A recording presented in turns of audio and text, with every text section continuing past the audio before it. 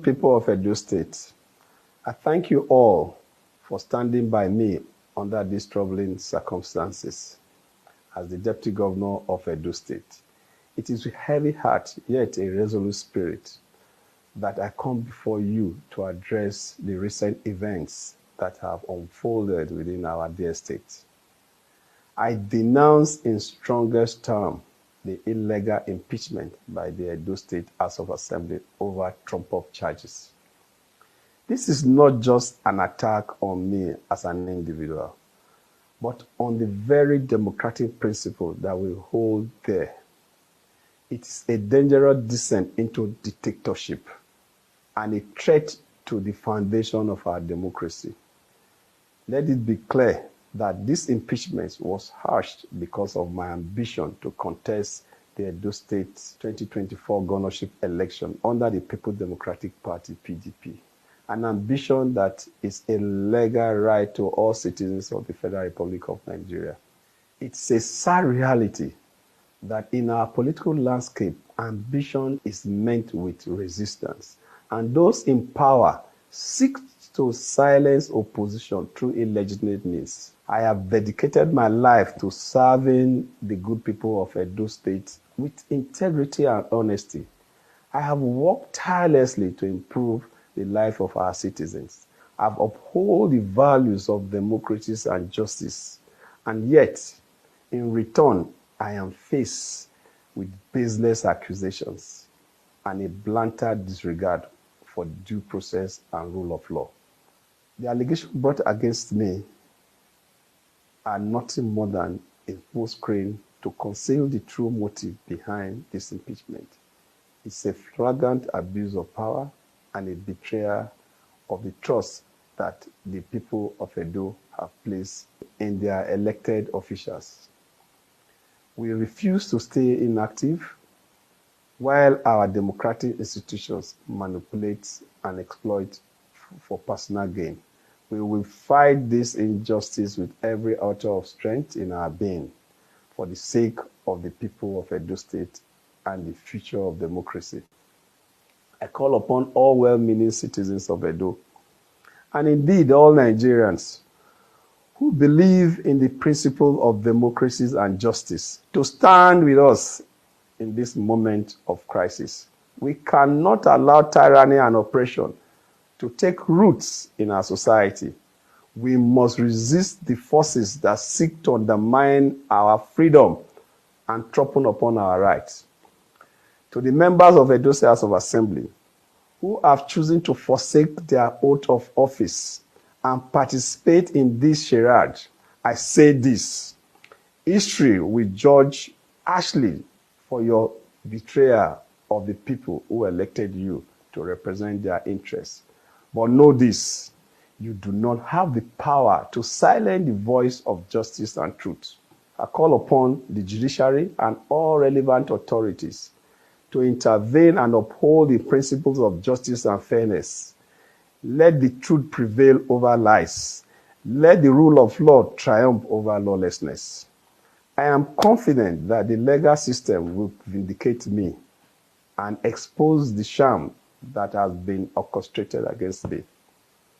I want to reaffirm my commitment to the people of Edo State, to the values that bind us together as a collective. I will not be deterred or intimidated by those who seek to subvert our democracy.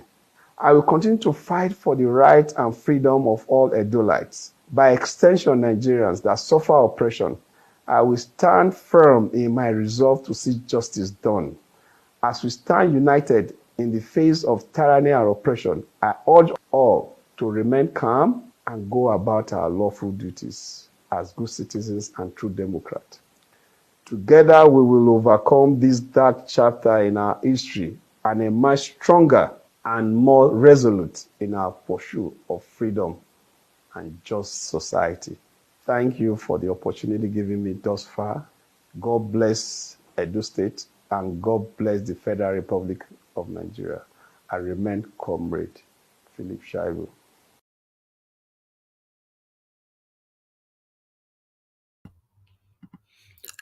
All right. Good morning, good afternoon, good evening to every one of you. Thank you very much for your time with us. Today is another day.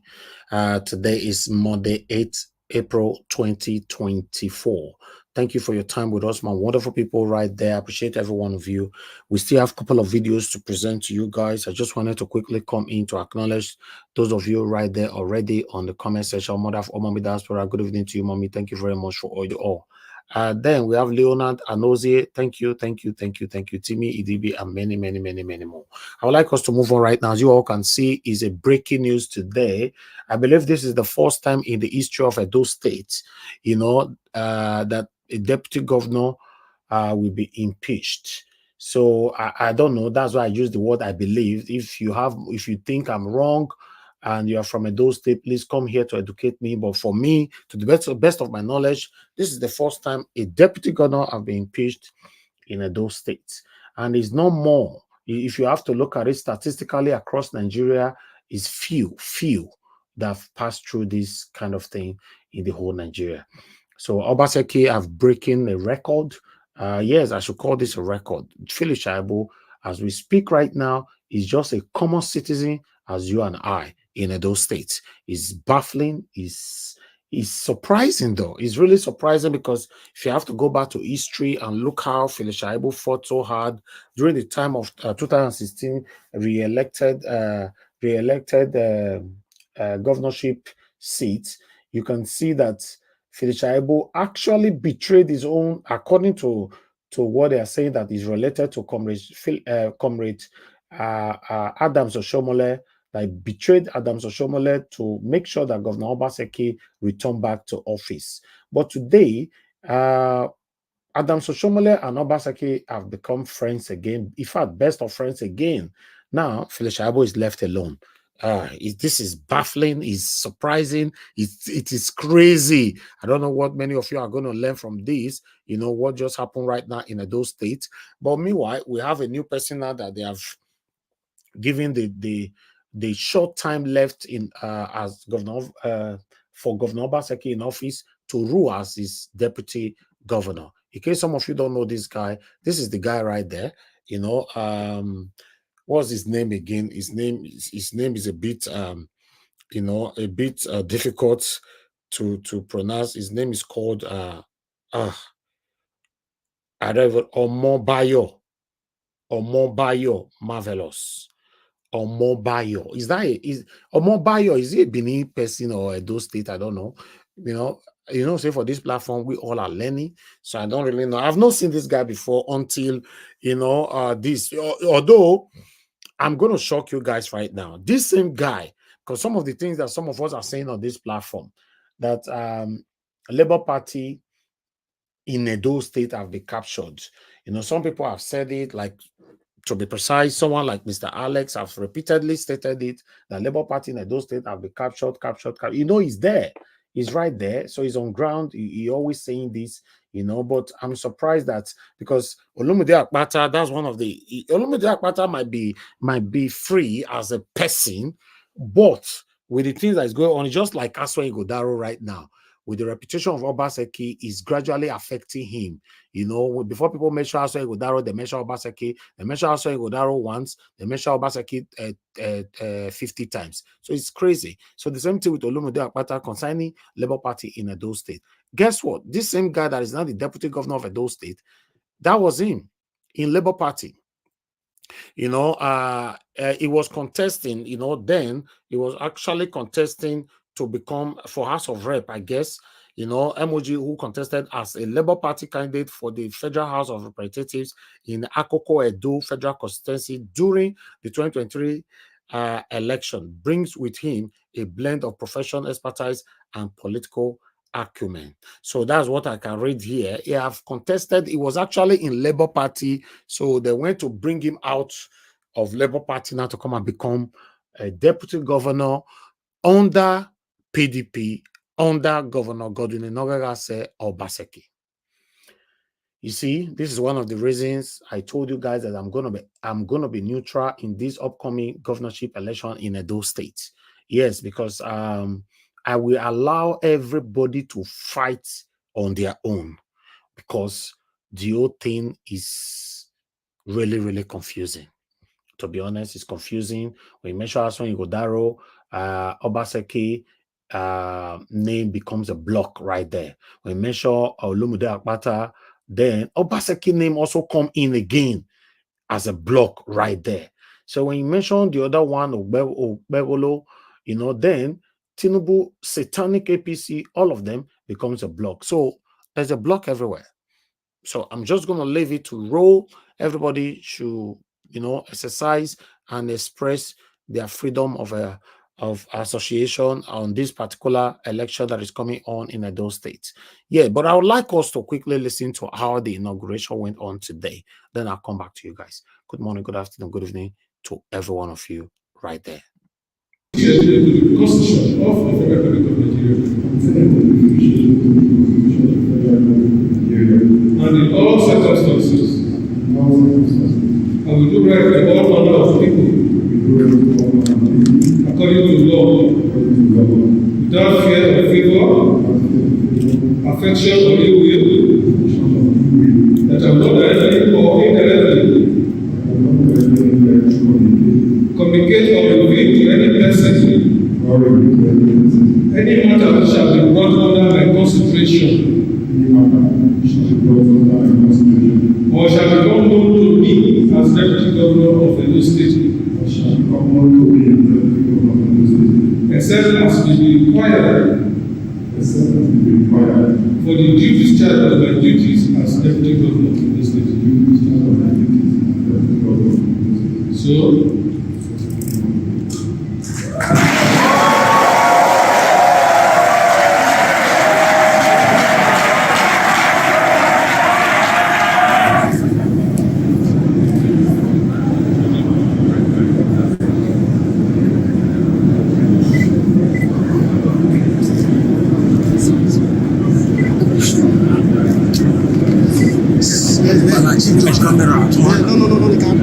like this.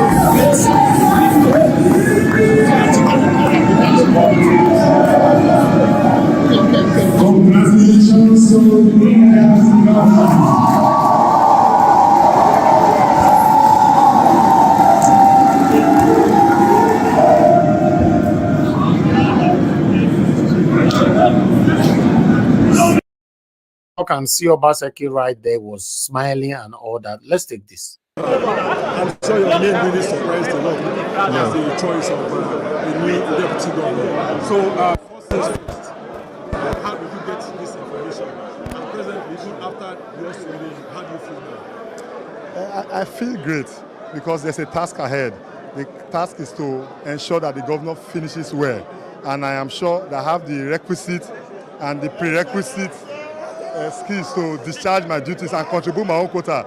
Leadership or governance or being given any political position is a privilege. So it is God's own plan. God is always interested in who even becomes a special assistant or a counselor, as small as you think it is. So I am privileged. It is just God and nothing more. But what I can tell you is I will do the best. It is only when I am done. It is not when I am tired. I will do my best and ensure that Edo is moved from where he has taken it to a more enviable height. Yeah. And looking at your local government, I'm sure the celebration will still be always. Oh, it's going to be like that for decades, because what happened just now is historic in the minds of our people.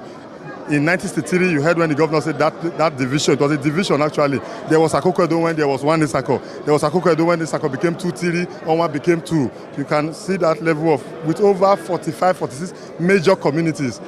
And we have so much natural resources underneath us. But what we needed was just one leadership, one leader who could just bring it close to the government and the people who benefit. So I think even I don't look at time, because man, they better serve with one day. You can meet your helper in one day. So forget all the story of 6 months, 8 months. it doesn't occur to me. I've already started working. I'm going to my office right now. Thank you very much.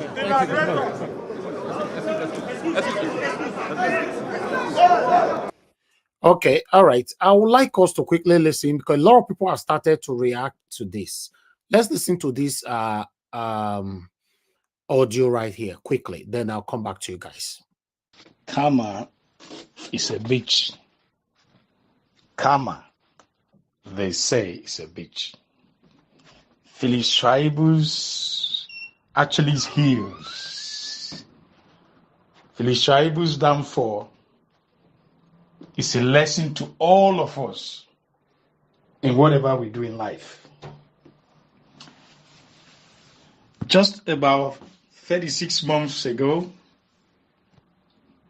Phyllis Shaibu went on air to castigate one of his greatest benefactors in life on a mainstream media. Join hands with a recurrent betrayer, with a traditional betrayer, with a professional betrayer, with the man whose betrayal runs through his veins. Join hands to bring his benefactor down. That show of shame was like a renaissance or a reminder of the myth and poetry, literature known as Macbeth. William Shakespeare, Macbeth.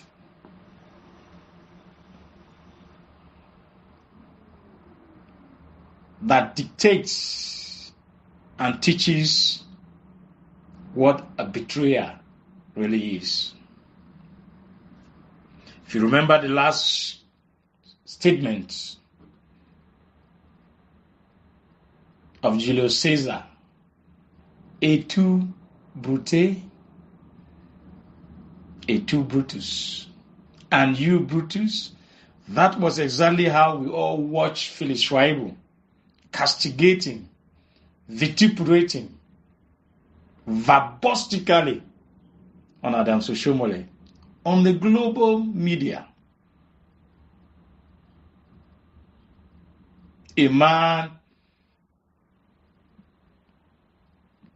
whose head was oiled by Adams Oshomole. At that point in time, I told everyone that cared to listen that karma is a bitch. I told everyone to watch and to think how our children and our progenies will feel when they look back into our histories, into our archives of activities that we conduct here on earth. Just barely a few months ago today, just before our eyes, 100 years to come, this story will be written in historical books that our children will learn from. We might not value what we are witnessing today, but our children, when these are documented, will look back and say, what a betrayer and what a karma on Phyllis Shaibu. Where will Shaibu run to now? Where will be his pride? Where will be his values?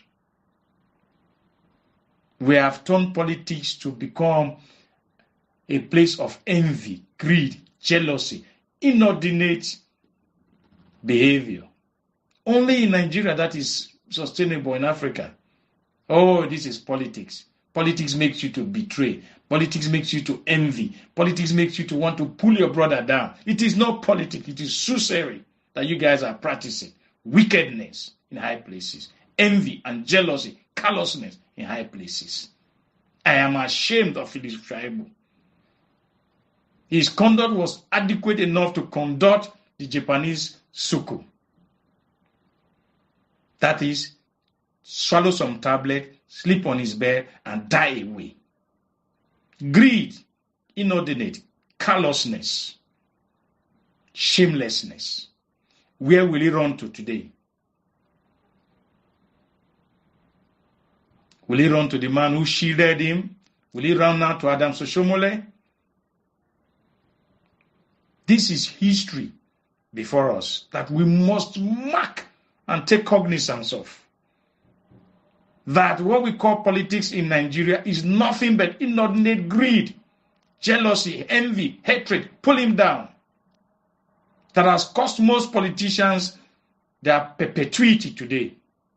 Most people did not grow in politics because of their innate wickedness to see others grow, innate envy to respect and honor who has oiled their heads. Where will Philip Shaibu and people that behaves like him run to today?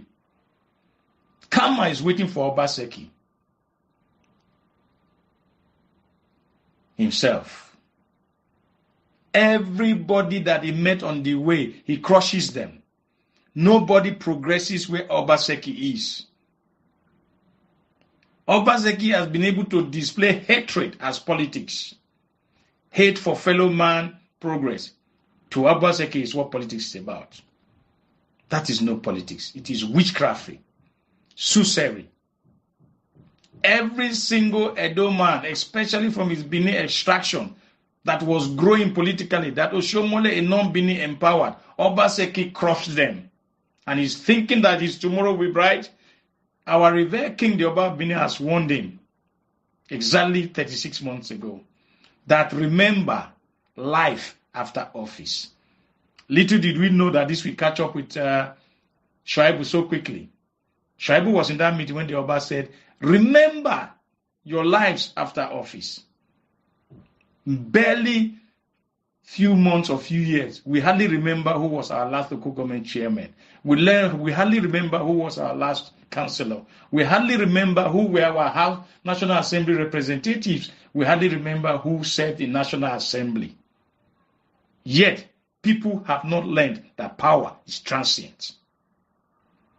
Many got into offices, never remember their fellow friends, never remember their brothers, never remember their communities until they're out of that office before they now say, oh, vanity.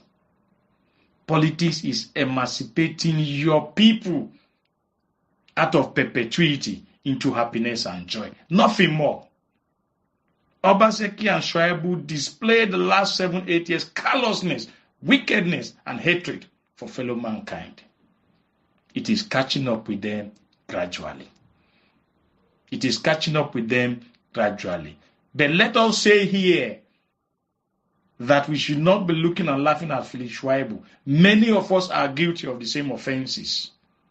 We believe that office and political powers that we get temporarily, we forget that it is given for us to emancipate our fellow human beings, not to push them into objectivity. Where will Philip Shaibu run to now? Where will he run to today? A man who destroyed his benefactor, a man who destroyed a father figure in his life. He stripped Adam Oshomole naked before the whole world, shamelessly. Like the prodigal son, where will he run to today? As you today start laughing at Philip Shaibu, think about your own life now politically. Have you done well for your fellow mankind? Did you remember your benefactors? Did you ever think or thought that that power is transient when you were a local government chairman, when you were in the state assembly, when you were in the national assembly, when you served in various government capacity? Did you look back that this will be temporal? Shaibu may be today. If we don't learn, tomorrow may be ours. It is shameful, despicable, what we have witnessed in this generation. I wish you all well. Okay. Thank you very much, guys, for listening to that. But I would like to, even though we know that power is transient, yes, I know that. But that particular person talking there is actually blaming Phyllis Shaibu for betraying Oshomole, right? Now, I want to pass my own question to you all. What is different between Oshomole and Obaseki? Or what is different between Phyllis Shaibu that some are blaming right now and Oshomole? Listen, I don't know. It looks like that particular person is fighting for Oshomole. You know, Oshomole is part of the satanic people that destroyed those states. Oshomole brought Obaseki. Obaseki brought Phyllis Shaibu. Oshomole gave birth to, politically, to Phyllis Shaibu. So all of them are the same. So power is transient, we understand. I would have been happy if maybe, the man was using words like karma have visited these guys, but affected just one at the moment. That's what he's supposed to be saying. No, power is transient. You have beaten the figure that fed you. Are we talking about the figure that fed you politically? Godfatherism, satanically. So it's crazy. Because for me, what is different between Obaseki and Oshomole? Is it the same Oshomole that some of you are celebrating today that stole 30 billion water storm project in Edo State that Obaseki promised to probe and he failed woefully for not probing him? Is it the same Oshomole that you people are insulting Phyllis Shaibu for today that Obaseki and Oshomole have become best of friends as we speak right now? Just to pepper Shaibu. Have you guys heard of the popular saying that your enemies can gather, or rather, your enemies can gather all because of you?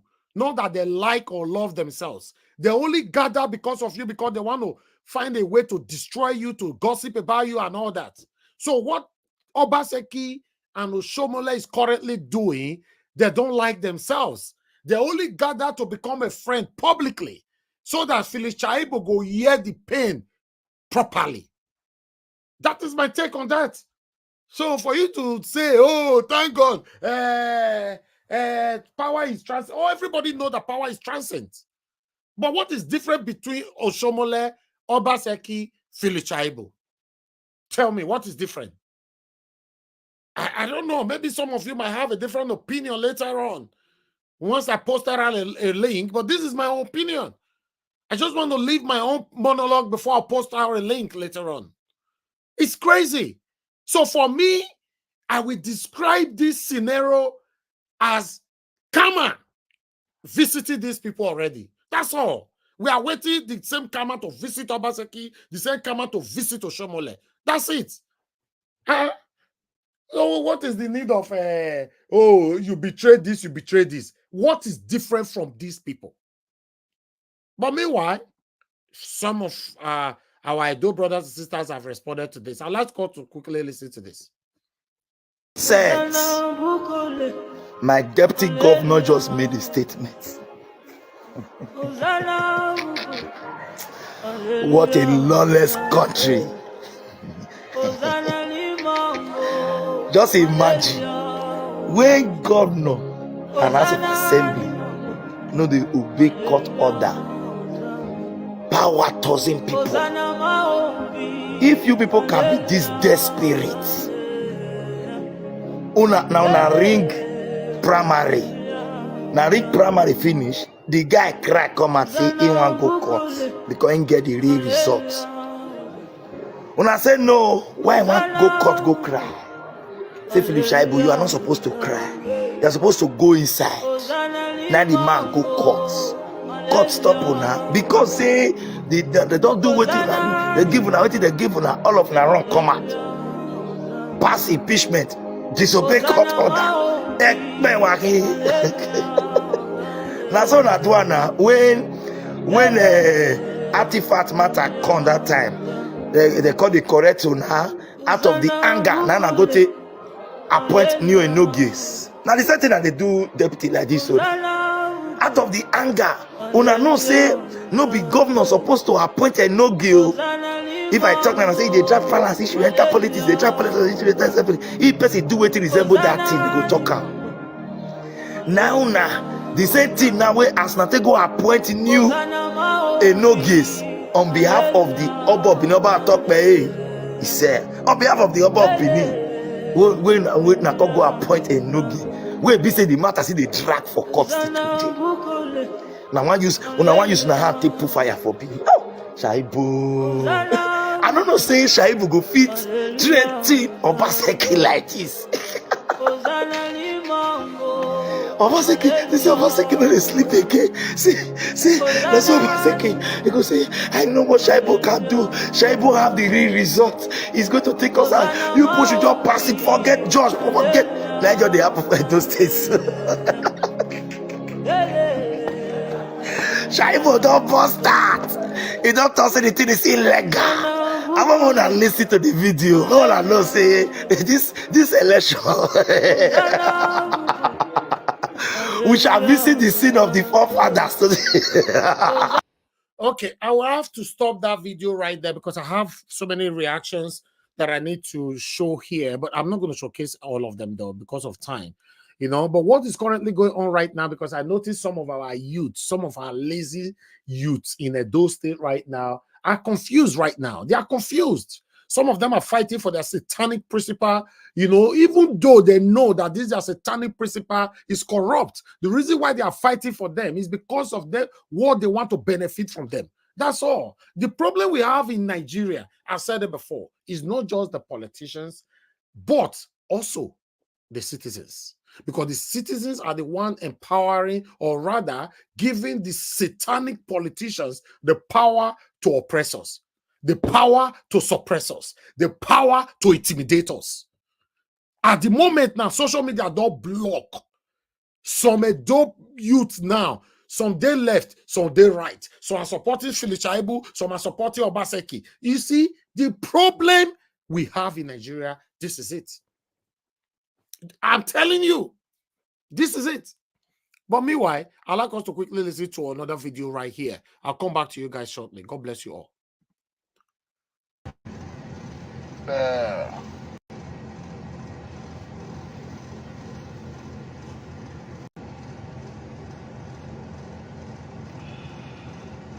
Where you are,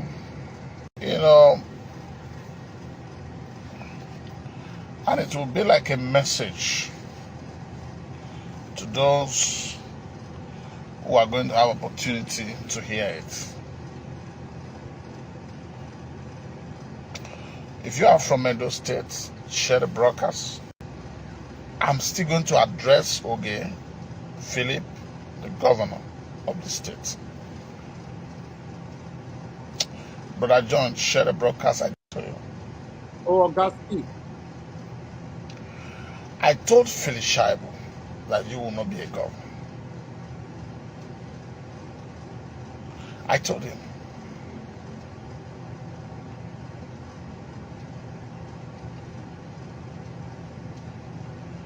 You cannot underrate the prophetic. You cannot underrate the anointed person. I think that you will enjoy it. PDP has failed. They impeached Philip Shaibu, for sure. They impeached him. But PDP has failed in Edo. Edo, PDP has failed. I'm telling you. One or two videos for you guys here, but time is not permissible at this particular time. Let me see if I can bring just one more in. Okay, let's listen to this one quickly. Next document, the second time. I hereby on my receipt pronounce that the deputy governor of Edo State, Right Honorable Philip Shaibu, is hereby impeached.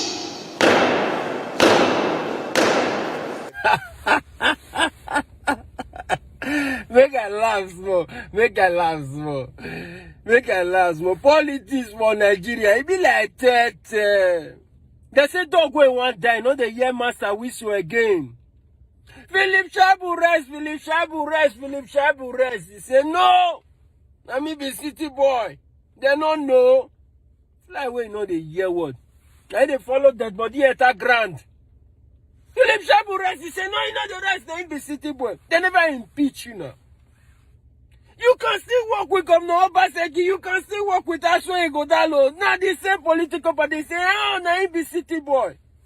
Use your brain before you lose it. Have you not lost the brain now? Your politics in Edo State, your career is gone. It's finished. That's of assembly now. They don't impeach you.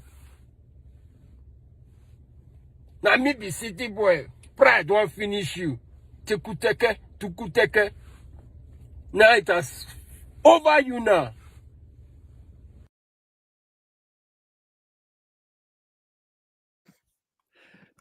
Thank you very much, my people, for that. That is the end of the presentation on the matter we concern those states. So I'd like us to quickly move on right now. Although there are a lot of reactions, but because of time, I can't present all this. Maybe we might have episode 1, 2, 3, 4, 5 to 20 on this particular issue, you know, to see how it goes. Although Philip Shaibu said he's not just going to give up like that, he's still going to continue to pursue this whole thing and take it to the court and all that. I don't know how that is going to work because, you know, when person will pass you for this our country, Nigeria, when he hold you for hand, he must pay you. And I be the thing. So I don't know the kind of court where you want to go where you will defeat someone like Obaseki. It's not possible.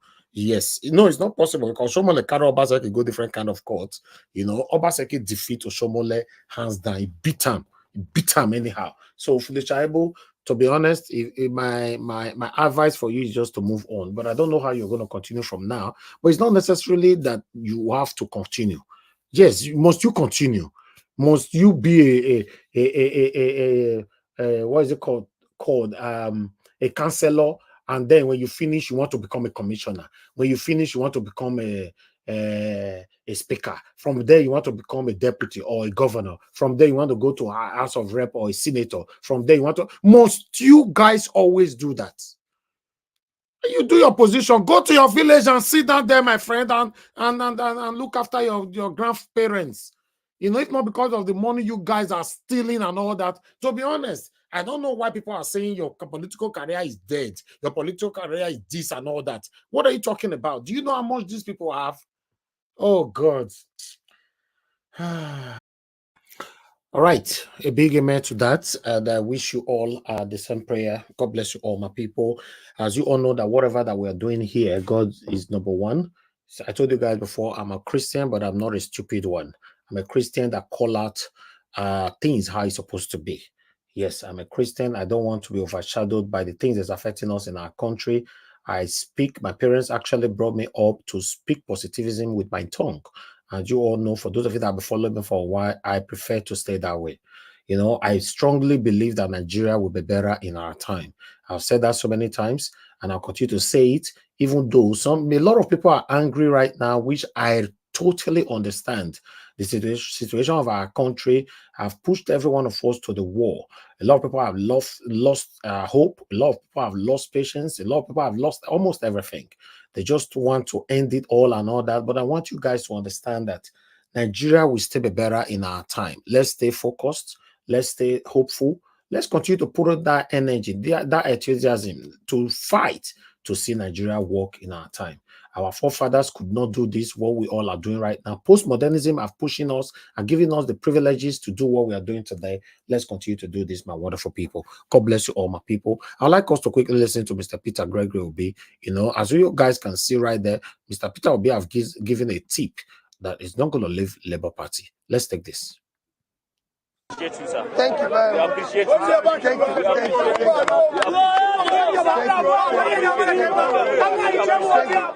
I've been going around the country trying to, in various communities, support areas of need.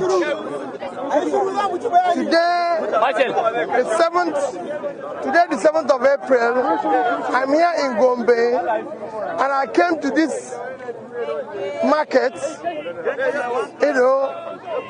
Pantami market, to be able to help them in area of water supply. That's the borehole I just commissioned.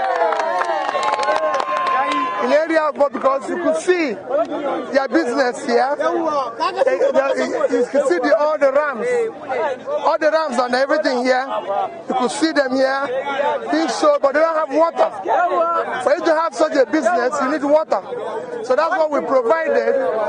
And we're also going to support some individuals that will do remotely and send them some little money to support them, about 100 of them.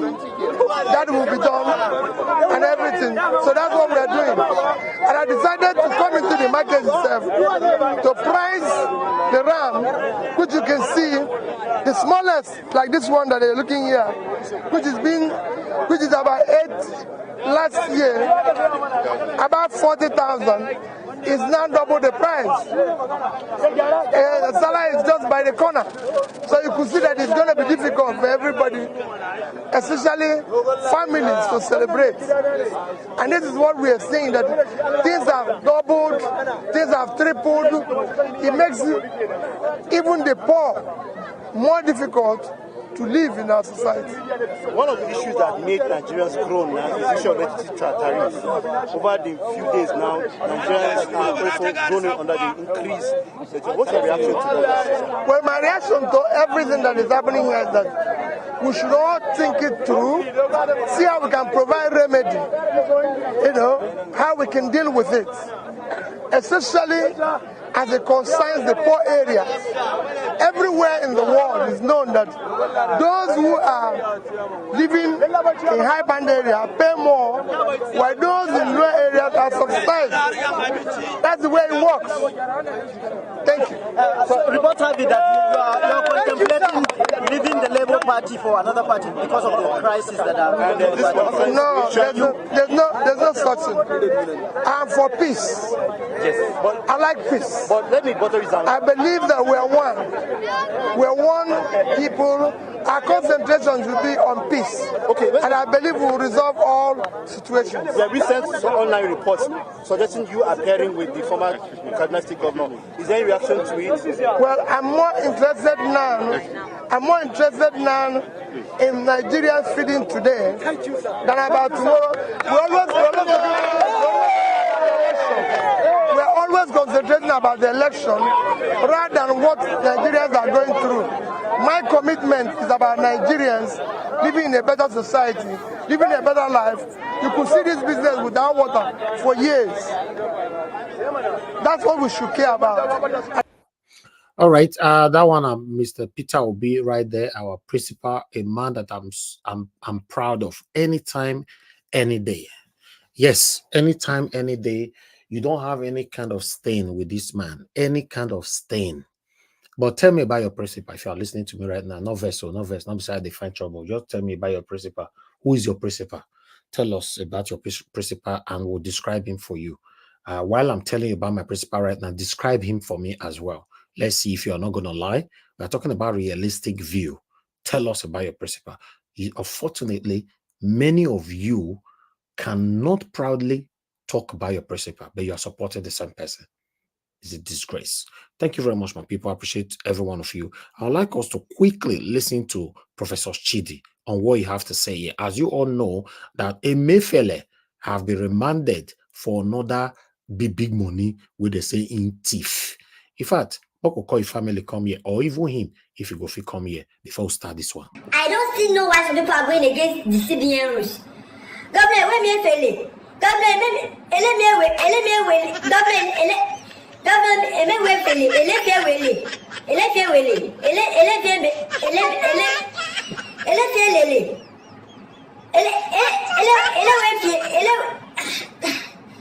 CBN governor give us the rules that we should go with, that we should abide with. Governor even said,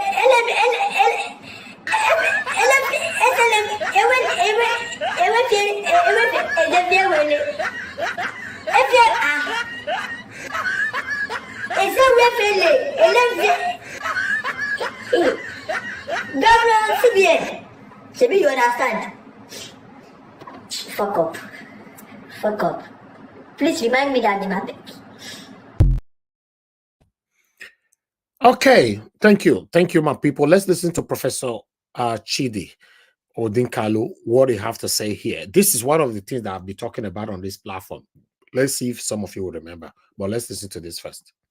So the question I've got, because the CBN governor by himself does not grant ways and means. It's got to be signed off on by the sovereign.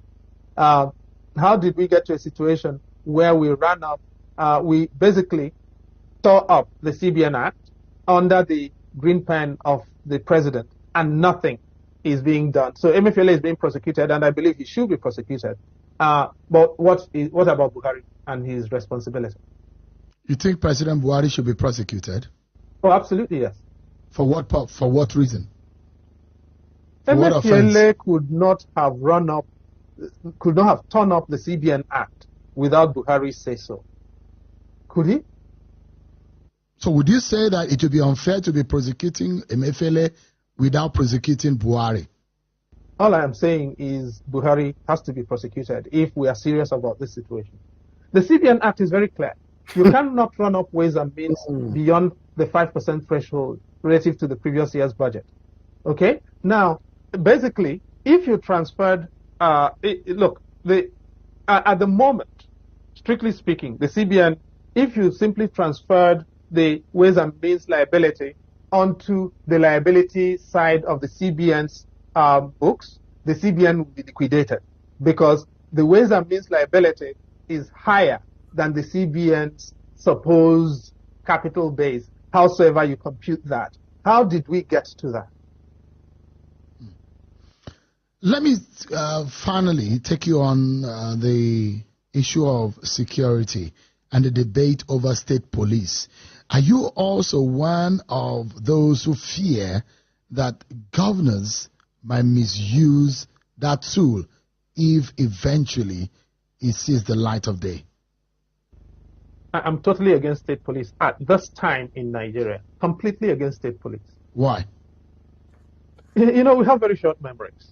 People will tell you, true federalism, it is done like that in America, it is done like... There are no two federalisms that are the same, right? Federalism is a principle that is adapted to local circumstances.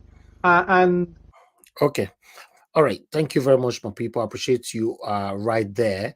Before I will take on this article here, I'd like to quickly appreciate Peggy Mondi. Thank you very much, madam, for all you do. I really do appreciate you, Mr. Elvis. No weapon fashioned against you and your family and your business shall prosper in Jesus' mighty name. I pray sincerely in Jesus' mighty name. Amen. And I say a big amen to that. Thank you very much, man. And I wish you the same prayer as well. Thank you very much for all you're doing, for your prayers, for your encouragement, for your consistency, for all that you're doing to see this platform move on well. I appreciate every one of you that is doing this as well. Now God bless you, now my people. On this platform, we are not a perfect people. Sometimes we might offend you. We always find a place in your heart to forgive us quickly, and let's move on. We are on the same course, fighting for a better Nigeria. If we are divided, we cannot achieve it. Now God bless you, now my people. I would like us to quickly move on now to this Emefiele issue. Because Emefiele, like I said before, I want Emefiele to rot in jail. Yes, what Tinubu is doing to Emefiele right now, I'm very, very happy. The only thing that I'm not happy about is that how come Emefiele is passing through all this and Buhari is using toothpick to eat ram for a village? Now that one, I mean, I understand. As you can see right there, court remand Emefiele over alleged $4.5 billion. My people, they say the money where one person the thief for Nigeria, one person. Then another 2.8 billion fraud, abuse of office. The year not be the 1 trillion or how many trillion way fair return. Oh. Remember, saying this Emefiele don't fair return some trillion. Say me they forgive him, he return them. Say the book can't believe, say okay, he don't return everything, but they can't still find out say no, the money never finish on your hand. In case you don't know, before you start to argue with me, you first go argue with your living room first. $4.5 billion. Not be joke. Not be joke, in case you're not aware. $4.5 billion will give every part of Nigeria a wonderful hospital all over Nigeria, every state. I'm telling you, in case you're not aware. One person go your thief this thing. Alex Imandu get thief on that time for PDP. People say, oh, it no matter. It no matter. You see, I will continue to believe my friend who told me that if we are lucky, if Nigeria were lucky to have good leaders, that within 10 years, Nigeria will be more developed than Dubai. My friend, my Arab friend, tell me this one when I visit Dubai. He said, you guys are very unlucky to have bad leaders since Nigeria was created. If you guys are lucky to have good leaders, you can have this development that you are seeing today, that you are raining praises on within 10 years across the whole Nigeria. I wish you know how much these people they thief. Then now some of us still support these people. You see, it's painful. Okay, let me dare some of our satanic listeners today. On the comment section, everybody listening to me right now that is on the comment section, just write who is your principal. Just put on there. Just say, for example, if now Peter Obi is my principal, no crime, no fraud or no corruption. Then just say if you be Tinubu, write Tinubu as well. You say Tinubu people will not go see there again. Now Atiku people will not go see there again because they support their people, but they are not proud of their people. Put it on the comment section. Make we see who will be proud. When I say they support thief, but you are not proud to bring out the thief in the public. Put on for comment section. Tell us who is your principal. Put on. We have a long way to go. It's painful. It's very, very sad. I'm not going to take on this anyway. Let me post out a link for those of you that want to join us today. I'm supposed to have done that even before starting my articles. I've totally forgot. But let me do that right now. Guys, click on the link. Join us here. Let's talk about everything that we've presented today. Although we still have 1 or 2 articles to present, but we are done with all the videos that we have for you guys today. Probably, click on the link and join us right here. I can see Dr. Alexander Gomez. Thank you very much, sir. God bless you. Good evening to you. Thanks for joining us. Say from one of the most renowned secondary school in Lagos, which I'm a student of, to probably the most corrupt official in the country's history. Sad. Yes, that's a Mefele, I believe you are referring to, sir. Yes. It's very, very sad. Very, very sad. A country where a lot of people are languishing away in poverty. One person, just one person, they thief billions. Billions. What a shame. What a shame. How did we get here? It's painful. Very, very painful. But meanwhile, I'd like us to move on. Let me take another one here for you guys quickly. Then we can start talking. I can see some of you trying to call in already as well. Just bear with us. Bear with us. I will be prioritizing callers first. But let me quickly take all my presentation here. Then we can move on. Yes, as you can see, the other one there, my 8 months in office surpasses your wasted 8 years. Kano governor fires back at Ganduje. Be small. They're saying a big fight they go on right now, But at the end of the day, you know how they say they settle themselves. After they don't fight small, they'll settle themselves, they'll enter house, and you and I go to talk, they go. But meanwhile, let's quickly take this one. Peter Obi will not present the video already. Tax the rich, subsidize electricity for the poor. Obi test federal government. So I'd like to take that one out. I'd like to quickly bring another one in just because of time so that we can take it from here. Thank you very much, my people that just joined us right now. And God bless you, my people. Yeah, Emefiele, we don't take that one already. Yes, we don't take this Emefiele already. So let me just take it out of my screen, Then Mr. Peter Obi also went on that Nigerian government must invest heavily in the northern side. Nigeria must invest heavily in the north to overcome insecurity, poverty.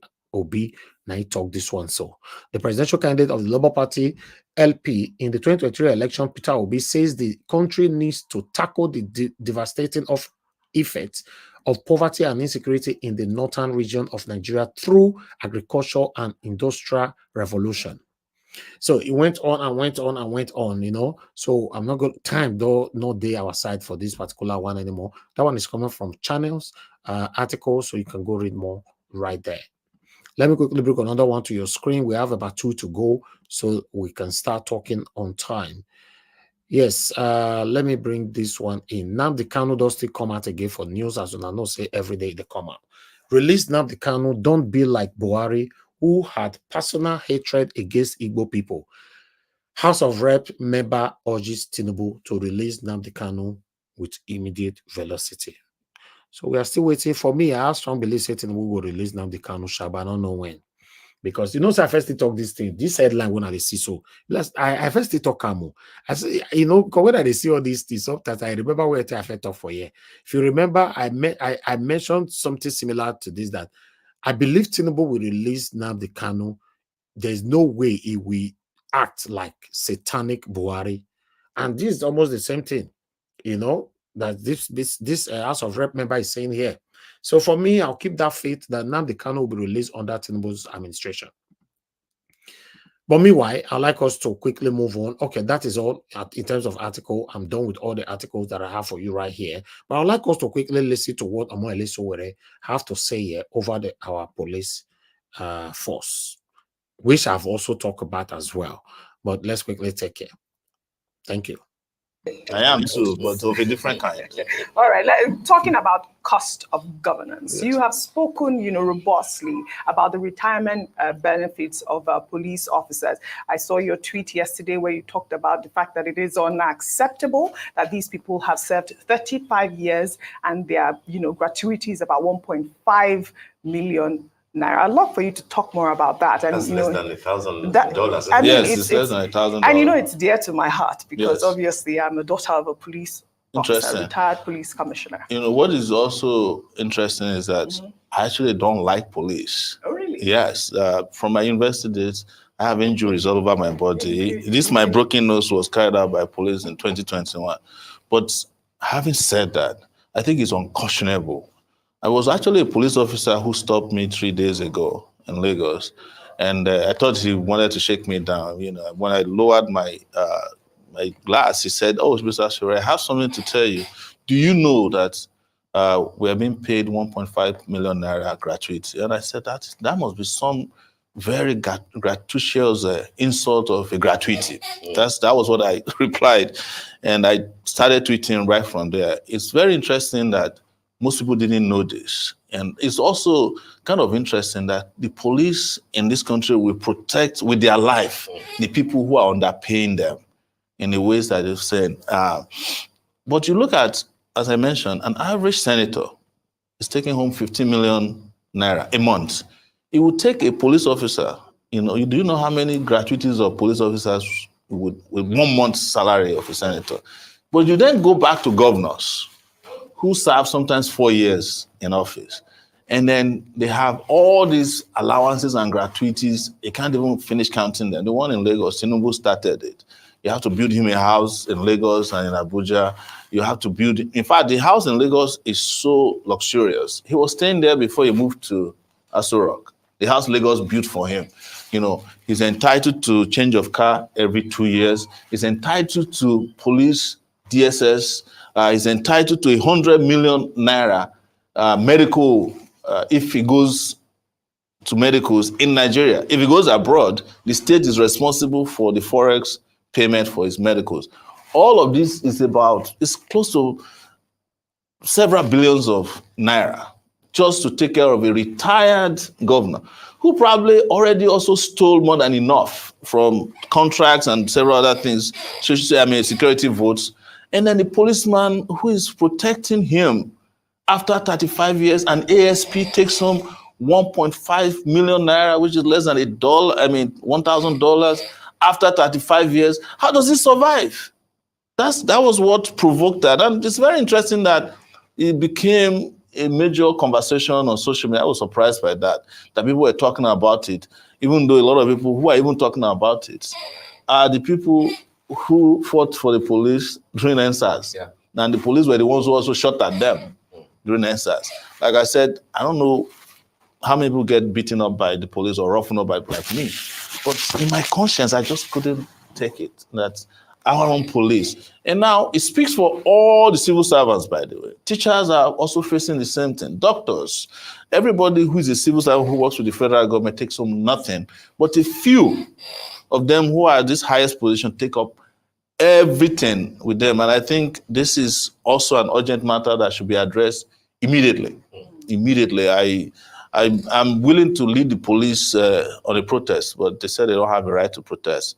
But I think it's our time they start thinking about this one has to do with their survivor. Absolutely, I agree with you. Before you go, okay. I think you did mention something about Mr. Orosanye's corruption charges. I just wanted to make it clear that the court has, yes. Yes, the court always clear them, no problem. Yes, just to make that clear. That's fine. Not that's our fine. stance Yeah, here on our I'm glad to hear that it got cleared and his report is now cleared too. Absolutely. All right. So staying with.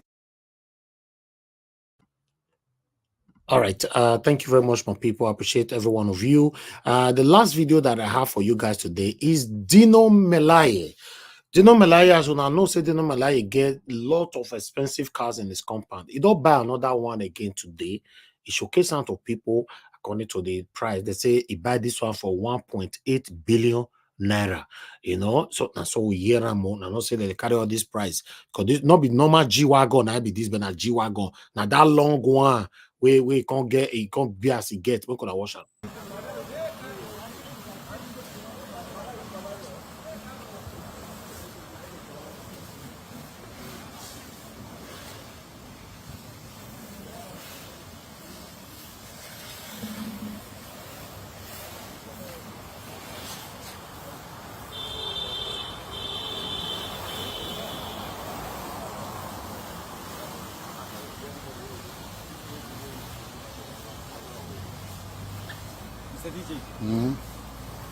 They give me contracts.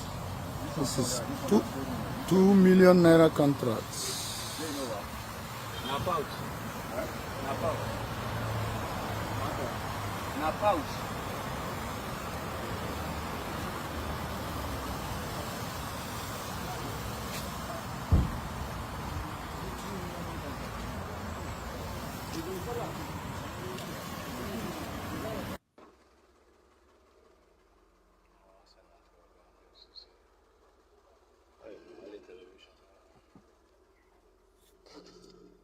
Customize. This one at Dino. I don't know whether at Dino number. I don't know Dino 8 or Dino 10 for plate number. I guess hold on, say okay, that is it. You know, Dino Melaye na be that. So you know, say some of us are very good in celebrating our politicians. So yes, thank you very much, my people. And then when I will talk and reach, I appreciate you all and God bless you now.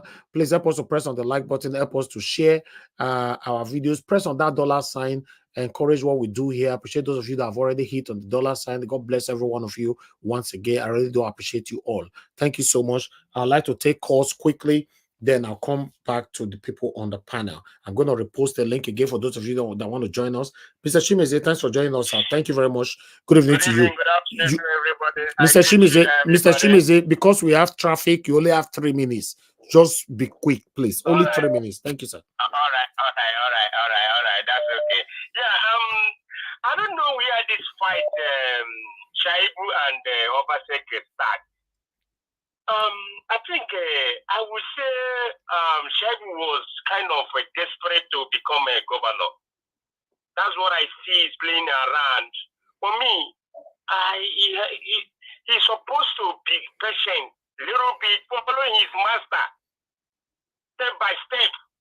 Though, I don't know, I heard that one time he leaked a secret of the government. I don't know what the secret. I know government have secret of the when they used to govern.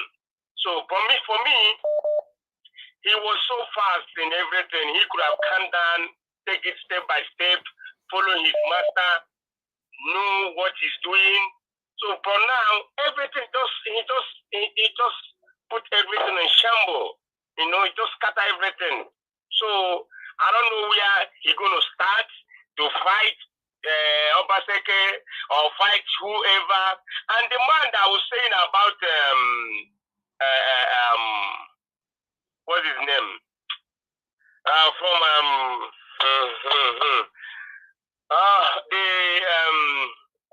Elvis, help me please. I'm trying to remember.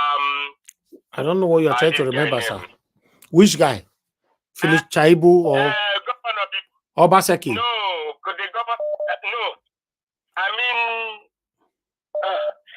the governor before. Shomole. Thank you, my brother. So I don't know, is he praising or Shomole? I don't get it. All of them are the same. All of them are the same place. They are the same corps. So I don't see the reason why. Obaseki, Oshomole did what he did. In fact, he did what he did in Edo State. He did bad. So I don't see the reason why that man will be coming out and try to say, oh, it's Kama. Oh, Kama, hold all of them. As you say, Kama. But he already catch up with Shaibu.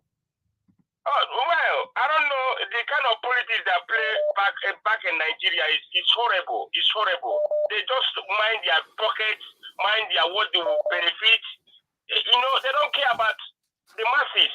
And that thing, they need to change it. Person, anybody that's coming in need to change it. Thank you. Let them focus upon the masses. Thank you, sir. Thank you, Niger Watch. God bless you, sir. Thank you very much. Thank you. All right, let me quickly take another call here as we have so much traffic right now. Mr. F.A., thanks for calling in. Good evening to you, sir. Please talk to us. You have 3 minutes. Can you hear me? Yes, sir. Go ahead. Talk to us. Okay, sir. Thank you very much. You know what, well done, bro. The matter about Phyllis Shaibu and Obaseki. See, we talk from now till next 20 years, sir. Wait till you're the apple now, oppression. You know, say me, sometimes anything with two rain or the two together for the talk about person too much, me, I know and I know all my friends, the same thing. And so everybody they talk for here. Now just oppression. And I know expect say Obaseki will they do this kind of thing. When Obaseki he forgets say Oshomole if you want to do the same thing to him. The last election when he do for Edo State. But see what they do for you guys. You know, this he get IP.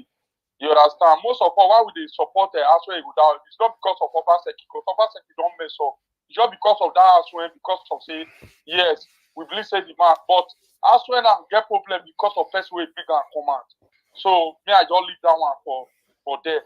Because now oppression now they happen so because this thing never happened for our state. One, it never happened before. This is just the first time in history. You understand? Okay. My people. So you see this governor Emefiele. You know, Nigerians, we sabi do one thing. Sometimes we go all know where the truth they go. We will first go Canada, go America, go Japan, go France, and where the problem then in Spain, will they beat around the bush? Will they beat around the bush? Sir, yes, they deal with a Emefiele. Now good thing, but what about the Oga where they in charge that time? Because you know why they not be people try to go that where that one they because of in a boy now they office so now be president so where are we going to? We talk from now. There's nothing they can do. Former president Buhari, Jubri, you understand, sir? They cannot do anything. There's nothing they can. They're not even there. Just trying because now they office so.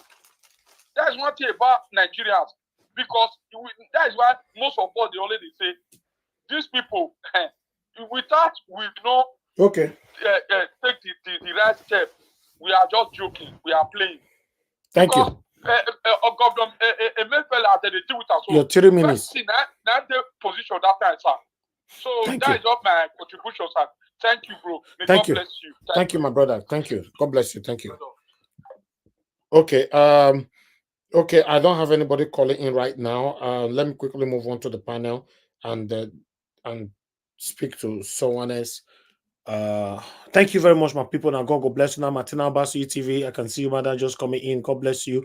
Thanks for joining us. Thank you very much, Amaka Fojabi. Thank you very much, madam, for the super chat. I appreciate you. God bless you too. Thank you very much, Dr. Lezola Gomez, and many others right there. And God bless you, now, my wonderful people.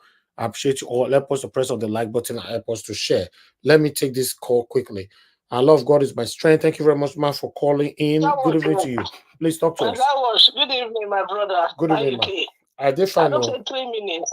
I'll just quickly talk. Okay, quickly. Right. Yeah, I will just refer to yesterday a bit. You know, when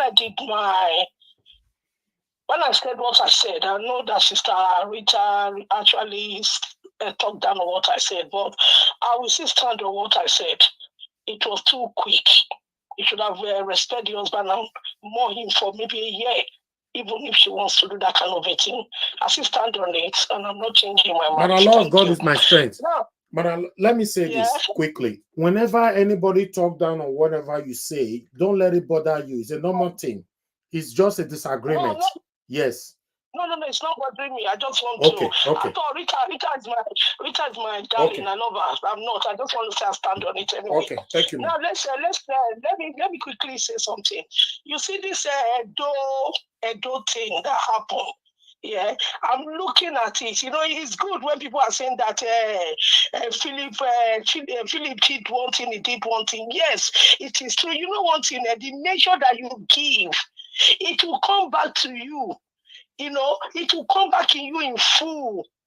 If true, Philip has actually did what he did to Shomole, it is coming back. Even Obaseki, he's not innocent. You know what I'm seeing in Edo State now? They are trying to set up godfatherism. That is what they want to do in Edo now. It's as if Obaseki is taking hold of that country, of that state, and is going to be under his control if he's not there. You know, and then the other man, please, if you can tell me the PDP man's name, I've forgotten his name. The PDP man, who's that? The one that is going to be contesting the new one. Okay, Aswen Godaro. Yes. When I went to the toilet this morning, I just stood up and I had his name in my heart. And what I'm seeing in the just happening is a kind of organization, a kind of thing that they all, even, I'm sorry, I will say this, even the man in Labour Party, I'm telling you people, let us open our eye. Something is going on. They are all together. And when the thing is going to happen, it's still going to fall back to PDP. So like what you said, I heard you. Just stay. Don't put yourself in this thing. This war that is happening in Edo is going to see go back to PDP because they are all in this clique. Labour Party in Edo State is not what we are looking at. So let me say 3 minutes. Let me leave it. Thank you. Thank you, man. Thank you very much. I know you, man. The law of God is my strength too. Now, so you say make you leave and later you go come complete them. You come back, come complete them. I know you. Yes, I love you. Yes, so you know this, madam. You go say, okay, 3 minutes that you talk, no wahala. Later she'll come back, come take another 3 minutes. You will come complete. Thank you very much, my people. I appreciate you all. God bless you now. Thanks for your time. Let me come to the panels quickly. Let me hear from our people. Mr. Alex, I'm going to start, although Mr. Alex is not the first. We have Mr. Jonathan as the first. As you all know, we'd like to prioritize our brother, Mr. Alex, because he joined us from Amagba, Benin City. In fact, he needs to talk on the situation that is going on right now, right there, because I present in the inside the hall where they impeach Shaibu today. Make it tell us how they impeach him. Mr. Alex, talk to us. Can you hear me, Mr. Najawas? Can you confirm my volume? Yes, I can hear you. Thank you, my brother. Thank you. Okay. Thank you, Mr. Najawas. I am very grateful for the opportunity of being prioritized. Thank you, my fellow panelists, for your understanding. I don't really like it, but it's a situation here sometimes. We are struggling to be on live programs from Africa. It's a struggle. It's a tussle. You have to struggle with network. You have to pray for network to be stable. You have to pray for your battery not to run down easily. You have to pray to be free to talk when you are called upon. It's a lot of struggle. So thank you for your understanding. And Mr. Najawash, I want to thank you. Those on the comment section, I thank you so much for your time. Our enemies amongst us, thank you for taking out time from your busy schedule. Of course, viewers worldwide, thank you. I'm very sober. I'm very sober, Najawash. It's like the black man leadership is cost. There is a cost on Nigeria when it comes to leadership. From the Martinonipos down to the Cinquano, down to the peripheral level, there is a cost. No love for the people. No love. It's all about how much can I get? What do you have for me? How much is going to be my account balance? How many houses will I buy at the end of the day? How many cars will I? We are spending money acquiring plastics and metals. People who are even making these cars don't even drive them. They just give it to you to collect your money from. Look at the money somebody put on a car, 1 point something billion. I don't understand. What is wrong with the black mind? Especially when you have no source of income to prove these things. My goodness, what is wrong with us? Coming back to Edo State, Mr. Najawash, it's just a sad situation. I'm not for Shaibu, I'm not for Baseki, but I'm so sober. Looking at the speed of the impeachment, the speed. My goodness, look at the way it was done so quickly. And we cannot fix one road, the common road for 8 years with that same speed. The speed of this impeachment really got me thinking how Nigerian politicians can be so wicked and so heartless. Looking at how they amass wealth with with reckless abandon. Being a political scientist for donkey years now, I've never read about this kind of wickedness in any area, in any enclave of the universe, like is happening in Nigeria. Look at the speed they impeached Shaibu. That's their problem. Obaseki should tell me how he has ruled those states for 7 years. Don't distract me with Shaibu saga. The $500 million Edo State is owing, how did you spend it? The 500 billion Edo State is owing, how did you spend it? How did you rule? How did you take care of the people when Fulani herdsmen were killing people? What was your response? How many roads did you construct? Not Shaibu's problem. So don't deceive me with that. It could be a plot between them to distract us from the real truth, from the nitty gritty. Look at the speed of the impeachment. Not up to 6 months. It's already done. And now our mothers are battling dilapidated structures in the marketplaces across the 18 local government on the daily basis, under the scorching heat and the unforgiving rain, every downpour on a daily basis, and they are still taxed. Taxes are still collected by the state government through the local governments, through the local councils.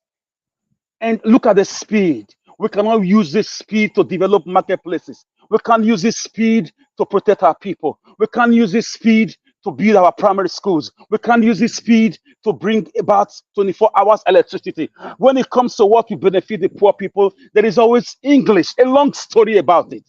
They will tell you federal government security belongs to federal government, police belong to federal government. The governor can't do anything. His hands are tied. But look at the speed. It's just like the same speed the governor was using to demolish houses. 1,230 houses were mapped. 5 communities in the name of claiming government land. Even Russia and Ukraine war, they've not bombed up to 1,230 buildings as at then.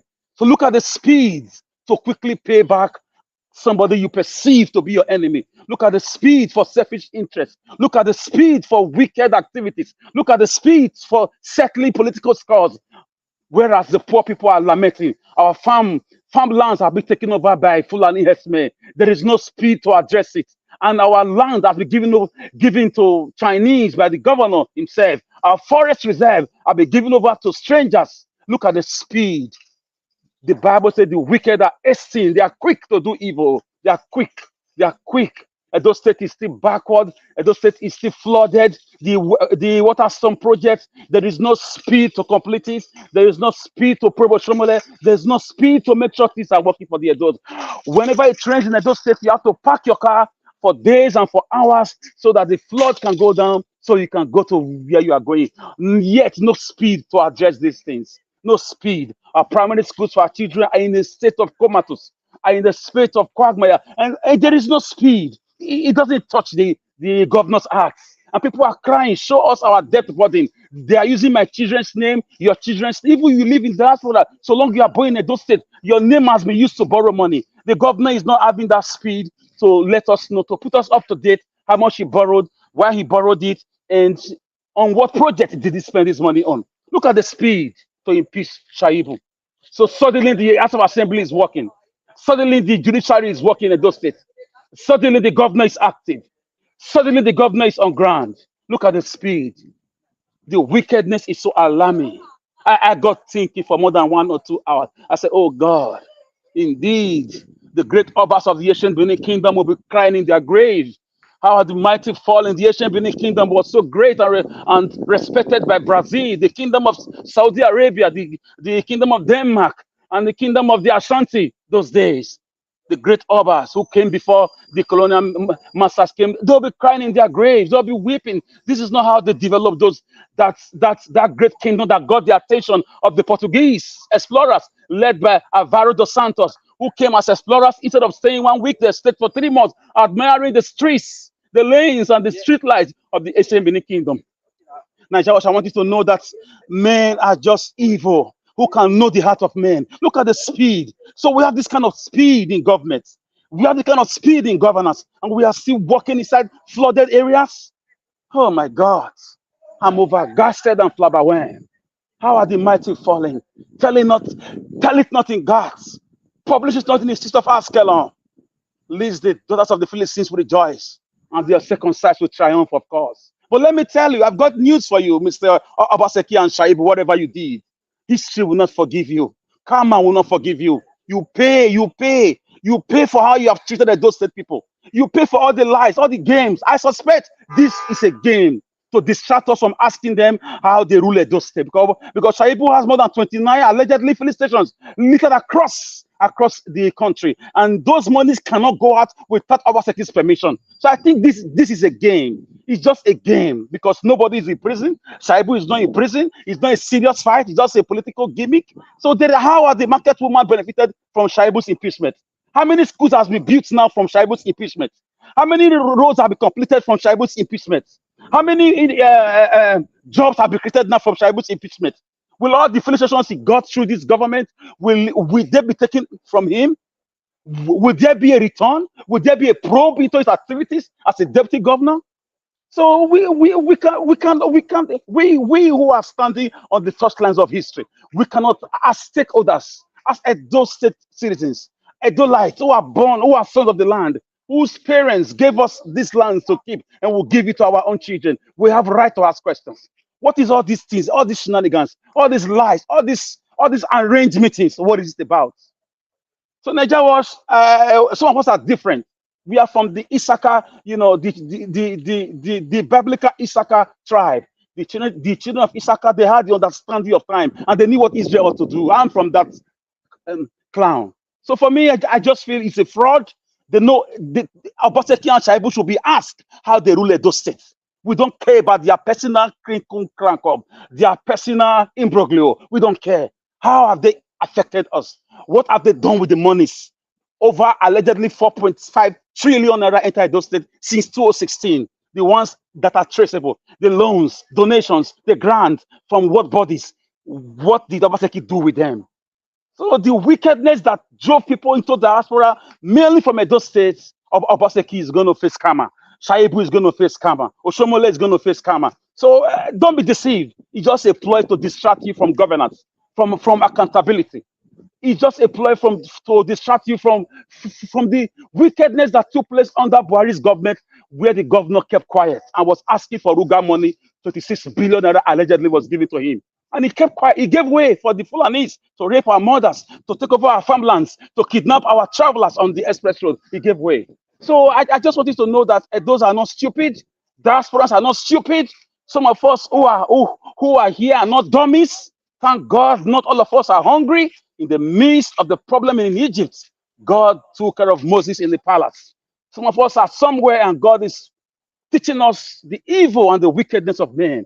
One would have been thinking that those states is like, is the only state in Nigeria now because of the technocrat is only comparable to the cities in London or Dubai and the rest of it.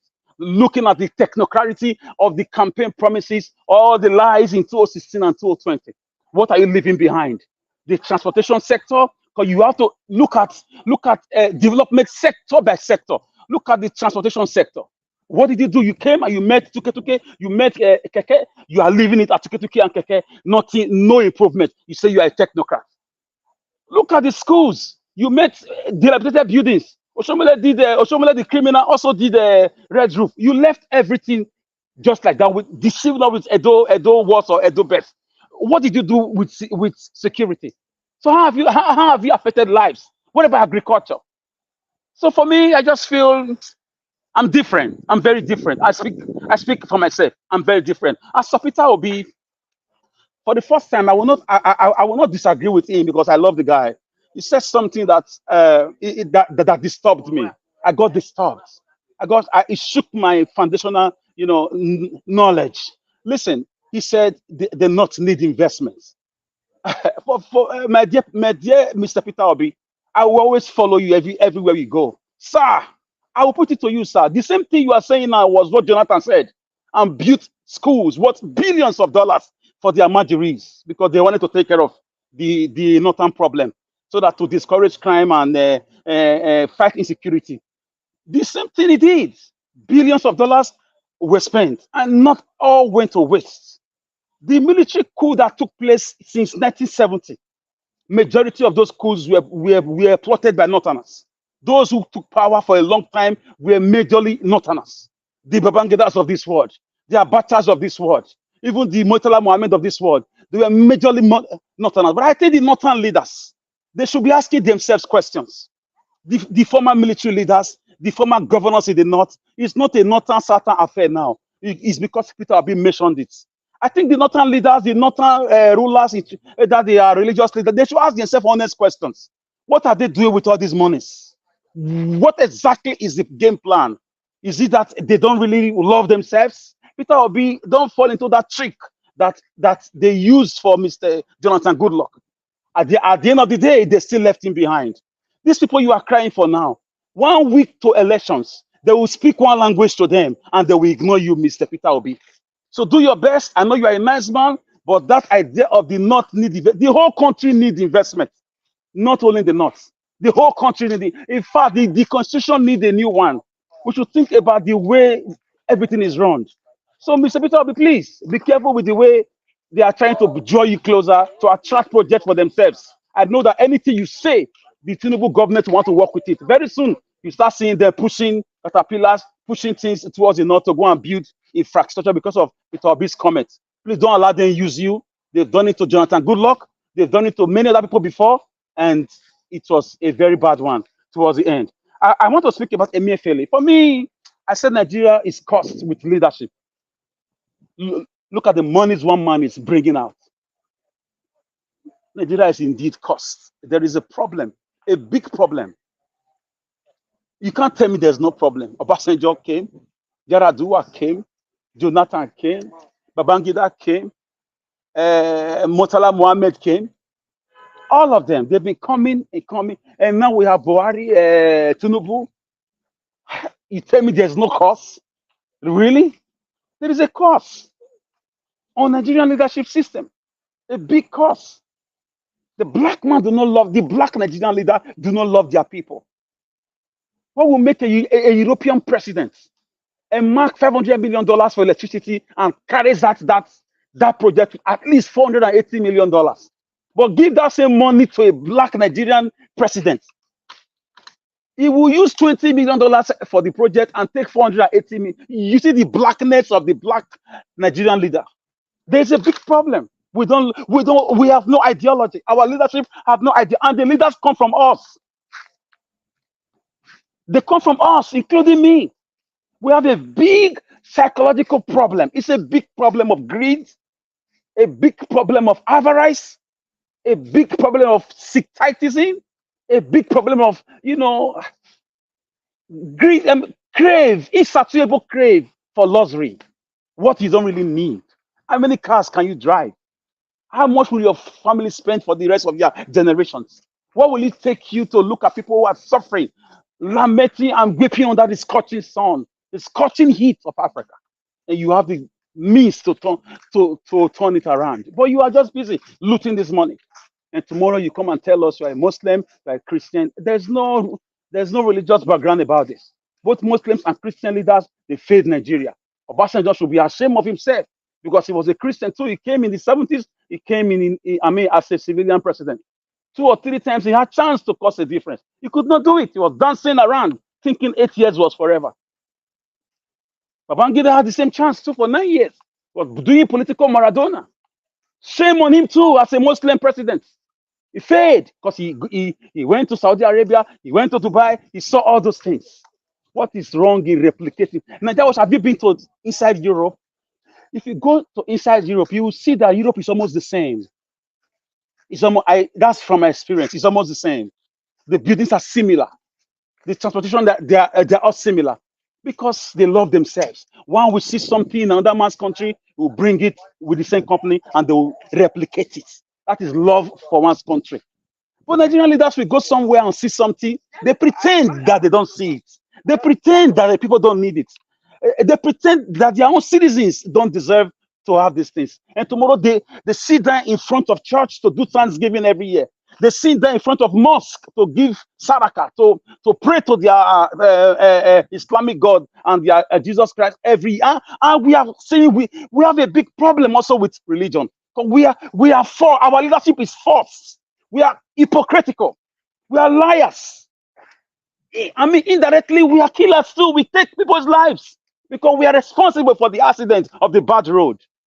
The deaths that happen at the hospital because no medication, no facility, and we are advertising our car of 1.8 billion naira. You see the black man's sickness. The black man is investing on plastics and metals. The white man is investing on discovering cure for future diseases. The black man is investing on trivialities. The white man is investing for the next 100 years of their citizens, people that are not biologically related to them, just because they live in the same country. They cry, they weep to make sure next 50 years is okay for their citizens. And you think we don't have a problem? When somebody becomes a political leader in Nigeria, he sees himself as an alien. He no longer wants to relate to the common citizens anymore. He no longer wants to use the road he normally used before. He no longer wants to greet those he normally greet before. He sees him. That is just the problem. It's a psychological disease. We must ask ourselves questions. And why do we clap for them when they are related to us? How do you feel to see all those women sweating? These are the people that owns the oil in the Niger Delta, sweating under that structure in the marketplaces. All those drivers fighting themselves for 15 naira, 100 naira, when you could have made life better for them by speaking truth to power. How do you even feel going to Dubai with people's money? Pregnant women would have had medicine, but you are taking those money to Dubai or to America to pay your children's school fees or to buy a house for your girlfriend as a political leader. How do you feel about those things? How do you feel to take people's future to buy cars?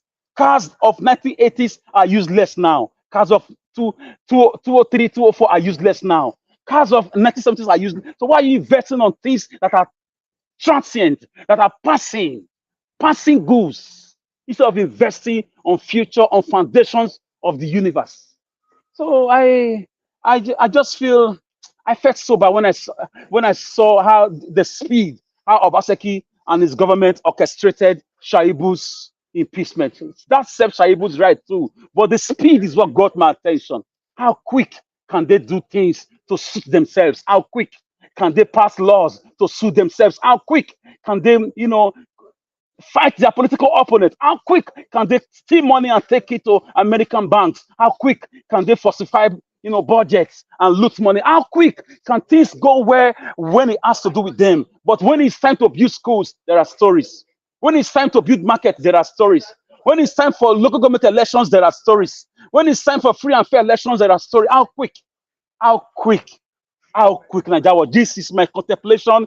This is my humble logomaki today. How quick it was. How quick to remove Shaibu. So it's possible for government to be this quick in everything they do. How quick it was. How quick. I'm wondering. I'm soliloquizing. I'm thinking loud. I'm thinking aloud at how quick. And yet there is no water board for any household. No government water system working in those states for 7 years of Obaseki's government. Yet how quick? How quick? Mr. Obaseki, how quick?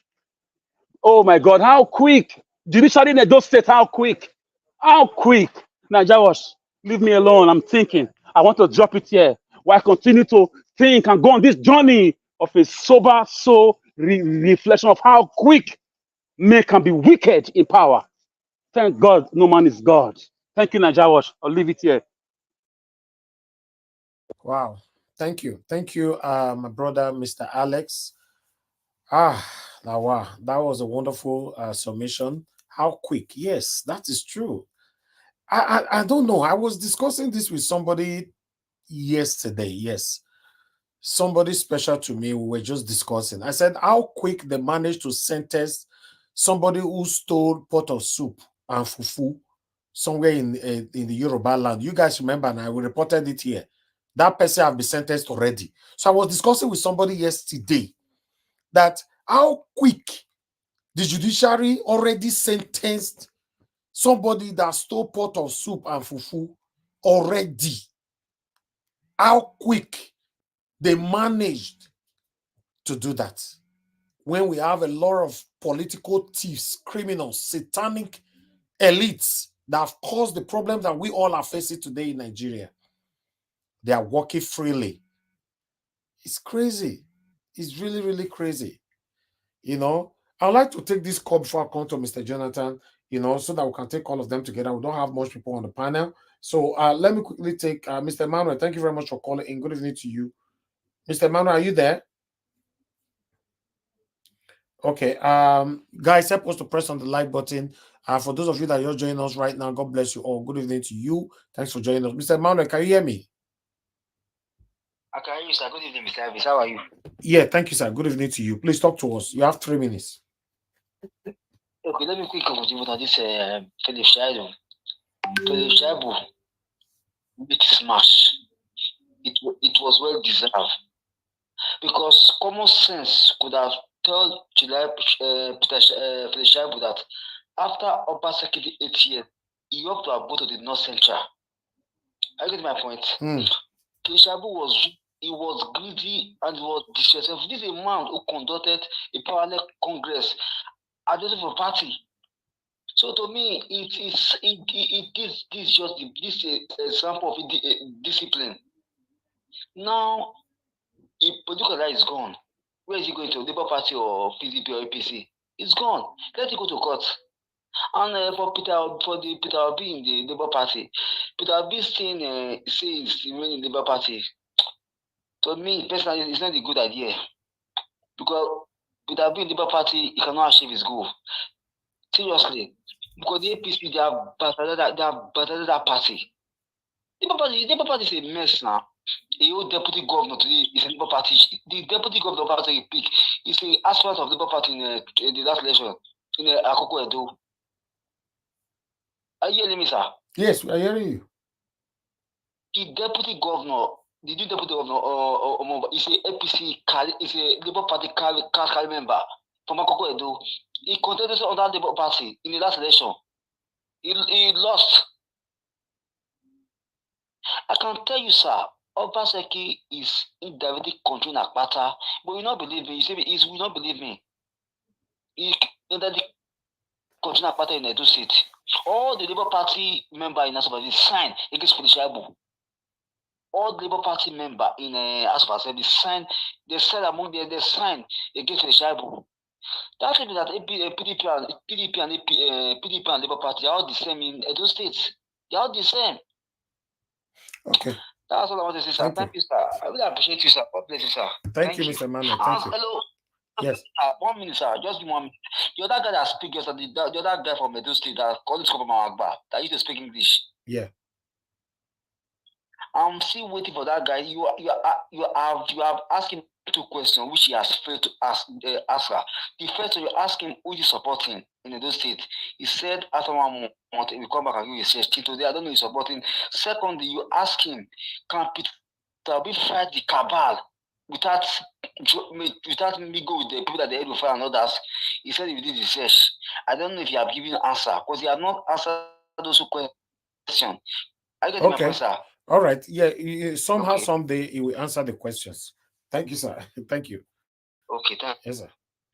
All right. Thank you very much, my people. I appreciate you all, and God bless you now for your time with us. Let me come to Mr. Jonathan.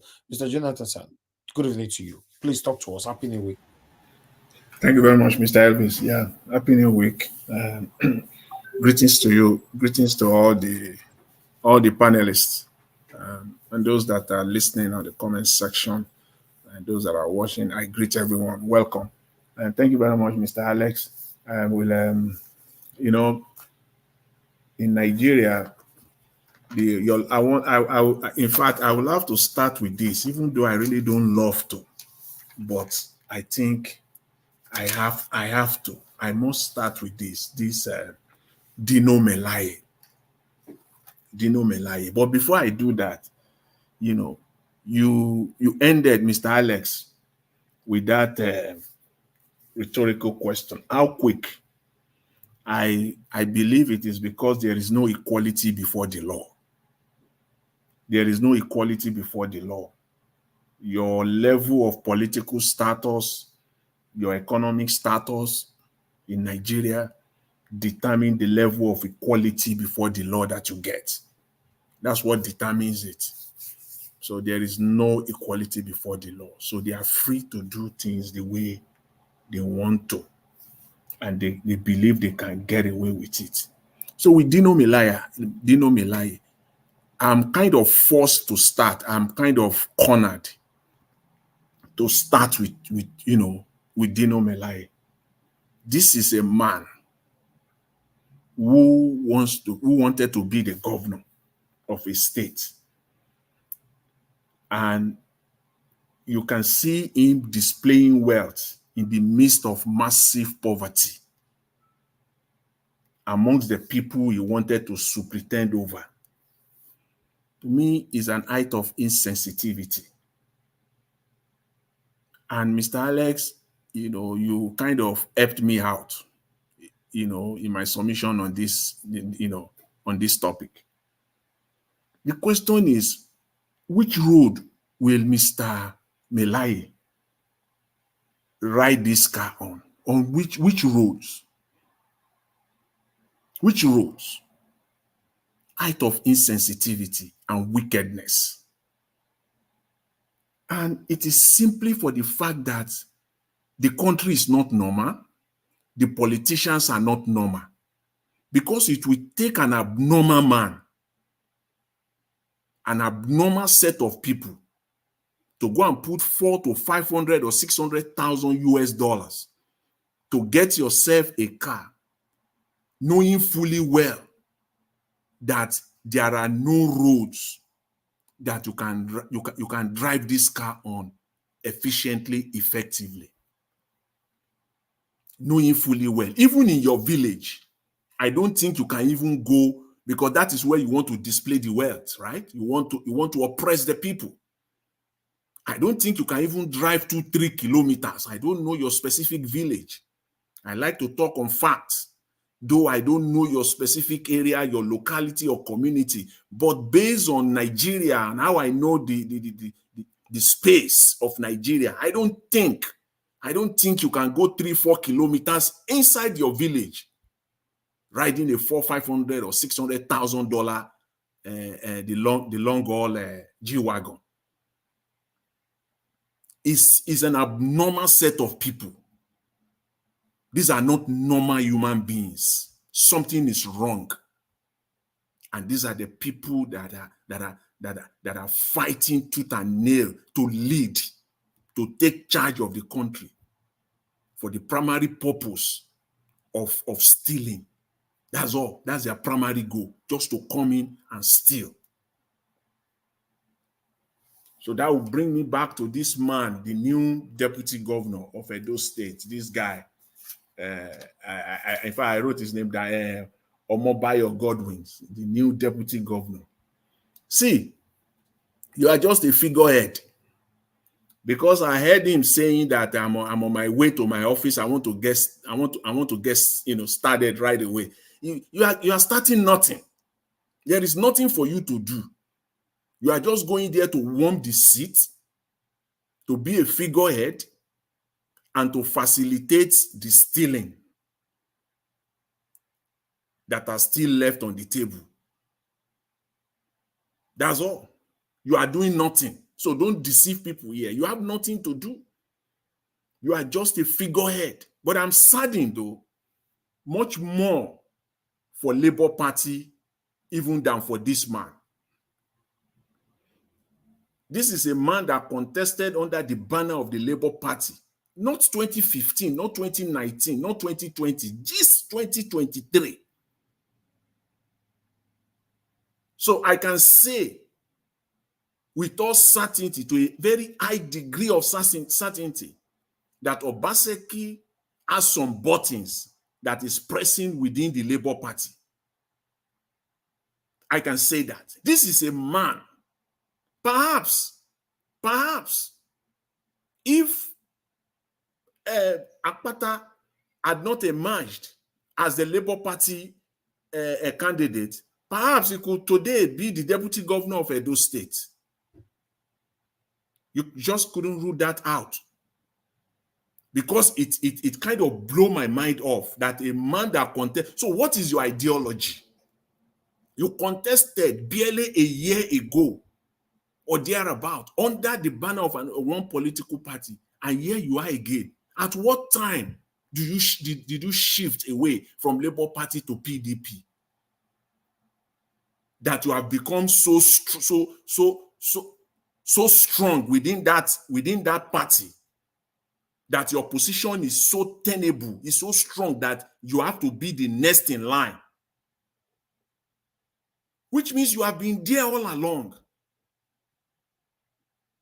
So I am paying for Labour Party because I've said it before. Labour Party is a franchise. It's a conduit. It's just a conduit that this busybody political jobbers are just looking. They are just using to get into political offices. That's all. Labour Party is just a conduit as it stands right now, unless something else is done by changing the entire leadership. But that's still Labour Party is just a conduit. It's a franchise. A charade. That's what it is right now. Unless we're just deceiving ourselves until something is done. This is a man that ran under the banner of Labour Party and now the deputy governor of Edo State. And somebody would tell me that this man has no direct link, as in one-on-one link with Obaseki. So you now think that if he had actually won the election and is now a House Rep member, you think this man will be running or will be singing Labour Party policies in the National Assembly today? Of course not. He will still remain the Obaseki boy.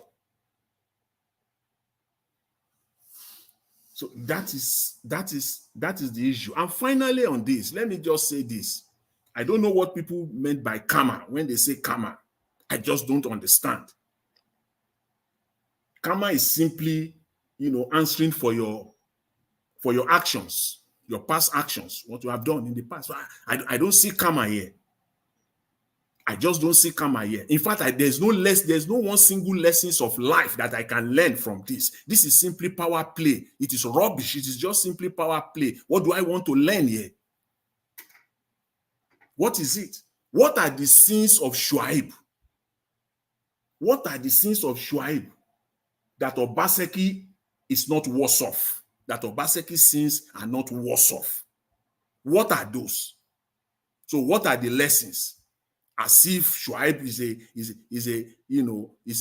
a devil incarnate. Then Obaseki is a saint. What life lessons I will stand and say I want to learn from these two? For me, absolutely none. It is simply power play. The lack of rule of law is a charade. That's all that happens today in Benin City. That's all. Nothing else. It is simply power play. What lessons of life do you want to learn from this? What is it that Obaseki has done? And today I'm calling on everyone that is supporting Obaseki. In fact, I can't wait now. Mr. Elvis, if you have the time, please set it up on this panel. I would like to have a conversational debate with those that are supporting Obaseki. And now let's talk. The die is cast. So let's talk now. On what basis you will continue to support him? On what basis you say you want to continue to support Obaseki or his candidate? Because when I say Obaseki, I'm referring to his candidate, Ighodalo. This is the time now. The die is cast. With this singular event, how Obaseki spent close to 600 billion naira in loan. Where is 600 billion naira in Edo State today? Where can you go in Edo State and you see even 10% of 600 billion, 60 billion naira? Where can you go in Edo State today and say this is 60 billion standing, 100 billion standing, or 200 billion standing? Where is the money? Where can you go? Can you point out in Edo State today? You want to be telling me about those shanty renovations that some people are touting all over the place? Let's talk about this. Let's talk about it. He has done nothing. Rather, he has looted the state to dry for the last 8 years. He has looted the state to dry, to nothing. The person that is coming in, when he does come in, is meeting an empty treasury. Is going to meet an empty treasury. It's going to start from zero. So is it not proper to know how he's going to do it? Is it not proper to know where he's going to get the funds that he will use to revitalize and resuscitate those states? Because I don't know. I don't know where he will get the money from. I just don't know. Somebody will have to help me out. I'm here. I'm all ears. Please, if you are supporting, I want to know. Unless they want to print money, of course they don't have the power. Please thank God for that. The governor does not. A state governor does not have the power to print naira. So I'll leave it. I'll leave that there. And then I want to talk on this Emefiele thing. See. If you want to go after Emefiele in Nigeria today, as they are already doing, Mr. Tinubu, you cannot, with your bold face, do that successfully without going after Buhari and his cohort, his finance minister, his budget and national planning minister. You cannot do that. You cannot go after Emefiele without going after the Attorney General of the Federation during Buhari's administration. It's all fallacy. You are just playing games with Nigeria and with Nigerians. This is all a game. This is just stupidity at its highest order. First of all, you are wasting the scarce resources to prosecute one man, Emefiele. And you are leaving the key players aside. How do you want to prosecute Emefiele successfully? Money printed by Emefiele was eaten up by Buhari's administration. The federal government used the money. After all, money cannot just show up in your account and you start spending it, knowing fully well that the money is not yours. So the federal government was just spending money. So Emefiele just printed, and then they just say, Mr. President, I've printed money for you. Here is 3 billion, the 3 trillion. Here's another 5 trillion, because the monies were printed in batches. Here's another 10 trillion, Mr. President. Please, they are just gifts because I'm the governor of the central bank. That's what they are telling us. It is stupid, because you have to say it as simple as the simplest way possible, because that is exactly what they are saying. Emefiele just enter into the meeting and printed 10 trillion and called Mr. President and said, Mr. President, I can see that the country is going through a lot of problems. Yes, 10 trillion, sir. Please, you can now give it to the finance ministry and then you people can spend it. Are you kidding me now? Buhari signed off. He signed off on everything. So there's no way you can hold Emefiele without Buhari and without these 3 key individuals, the finance minister, the national planning minister, and the attorney general. You cannot. You must call them.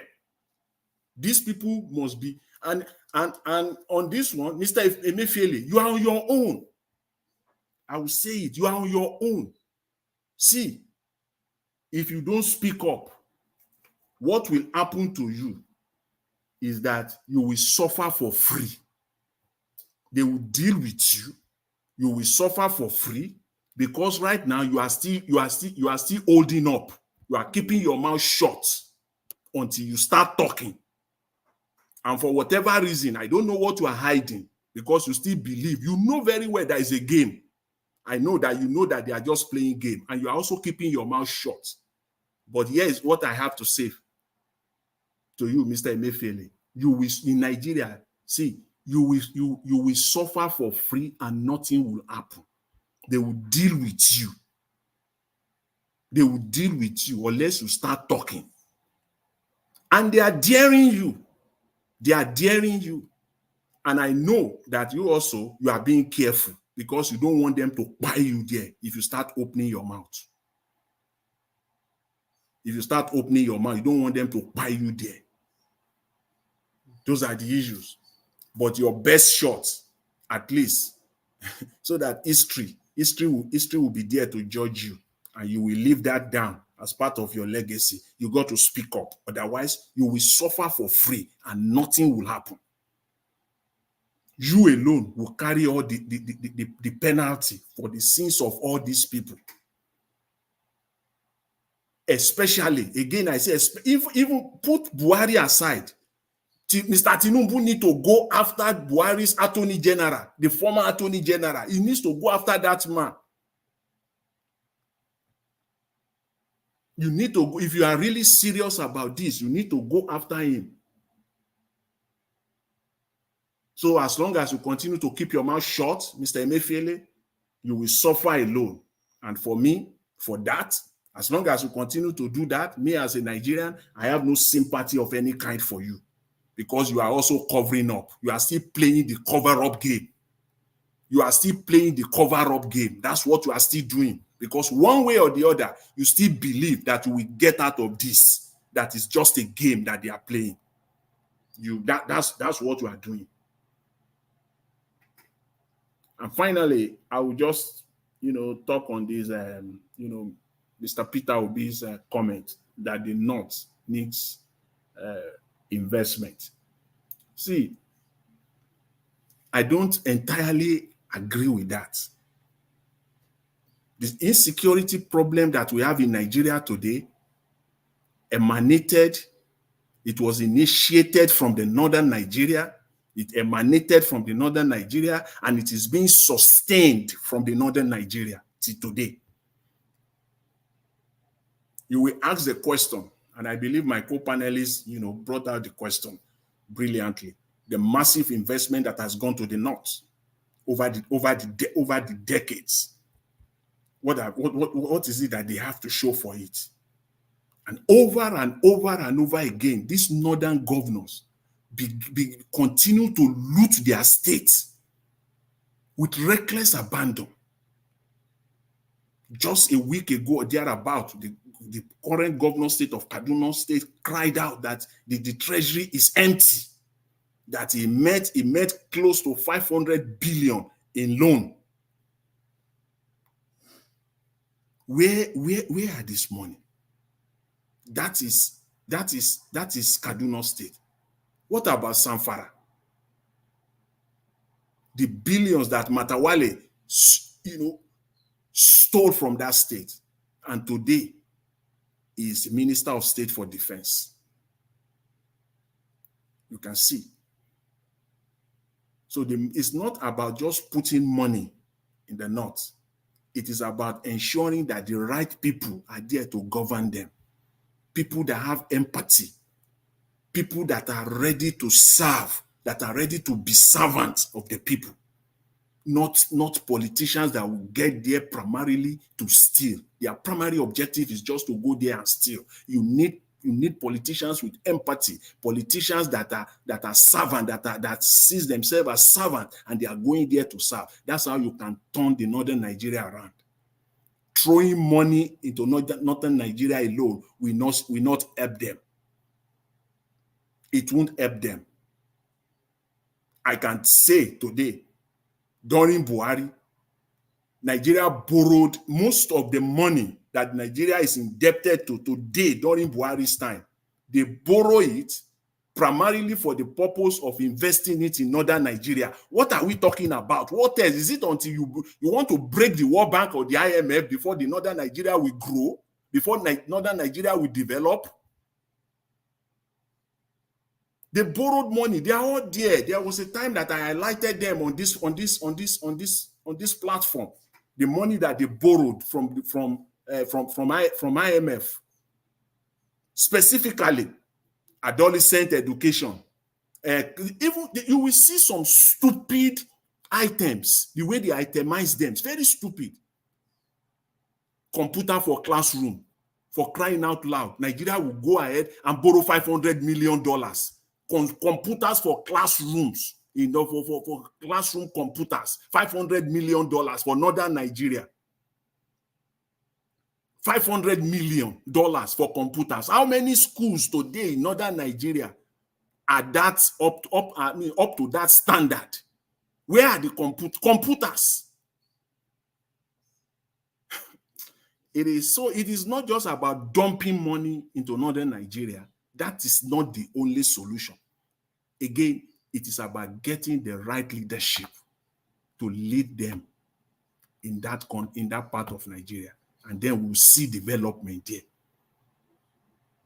Because that's why when they talk, when they have them, they are still there. They are not satisfied. They still want to loot more. The likes of Senator Ndume from Borno State still calling for security, calling for expansion of officers and all the rest of it. For what?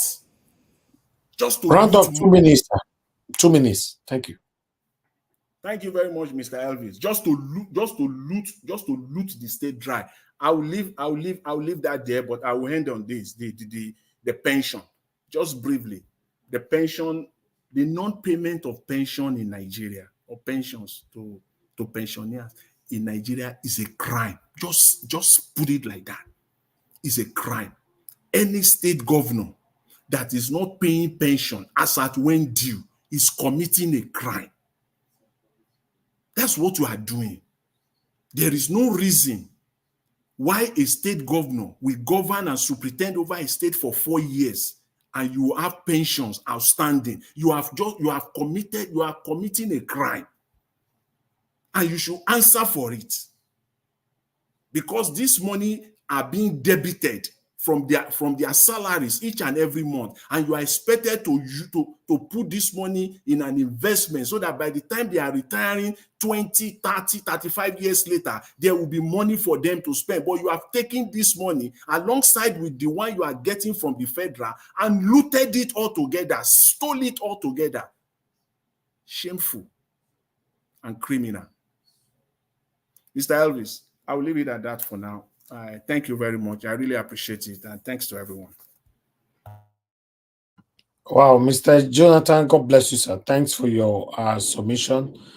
Wow, I'm always happy listening to you. God bless you, sir. Thank you very, very much, everyone, right there, listening to us. Okay, let's quickly go to Dr. Ken. Dr. Ken, thank you very much, sir, for your long wait. Then after we come to Oga CM, please talk to us, Dr. Ken. Good evening to you, sir. Hey, good evening to everyone. I was just listening to most of them, even though I was busy on my phone. But Nigeria matter is a matter that, like I said, we just keep going over the circle, which is also good, at least to make them know, say, people are still reminding them of what they are supposed to do as their job. But other than that, nothing new. We are really, really bringing out for them to see. They know all these things already. But let's just talk about Edo State elections and elections generally. For me, I don't believe that anything like being a party, like being a partisanship or being a partisan to any party, it's not the right road to go. Because if you say I support APC or I hate APC, I'm not sure that we might be wrong. We might be doing the right thing or the wrong thing at the same time. Because somebody might be a good person, one person might be a good person with good intention, like Peter will be inside APC that we already know as something that is looking negative as far as Nigerian political landscape and parties elections are concerned.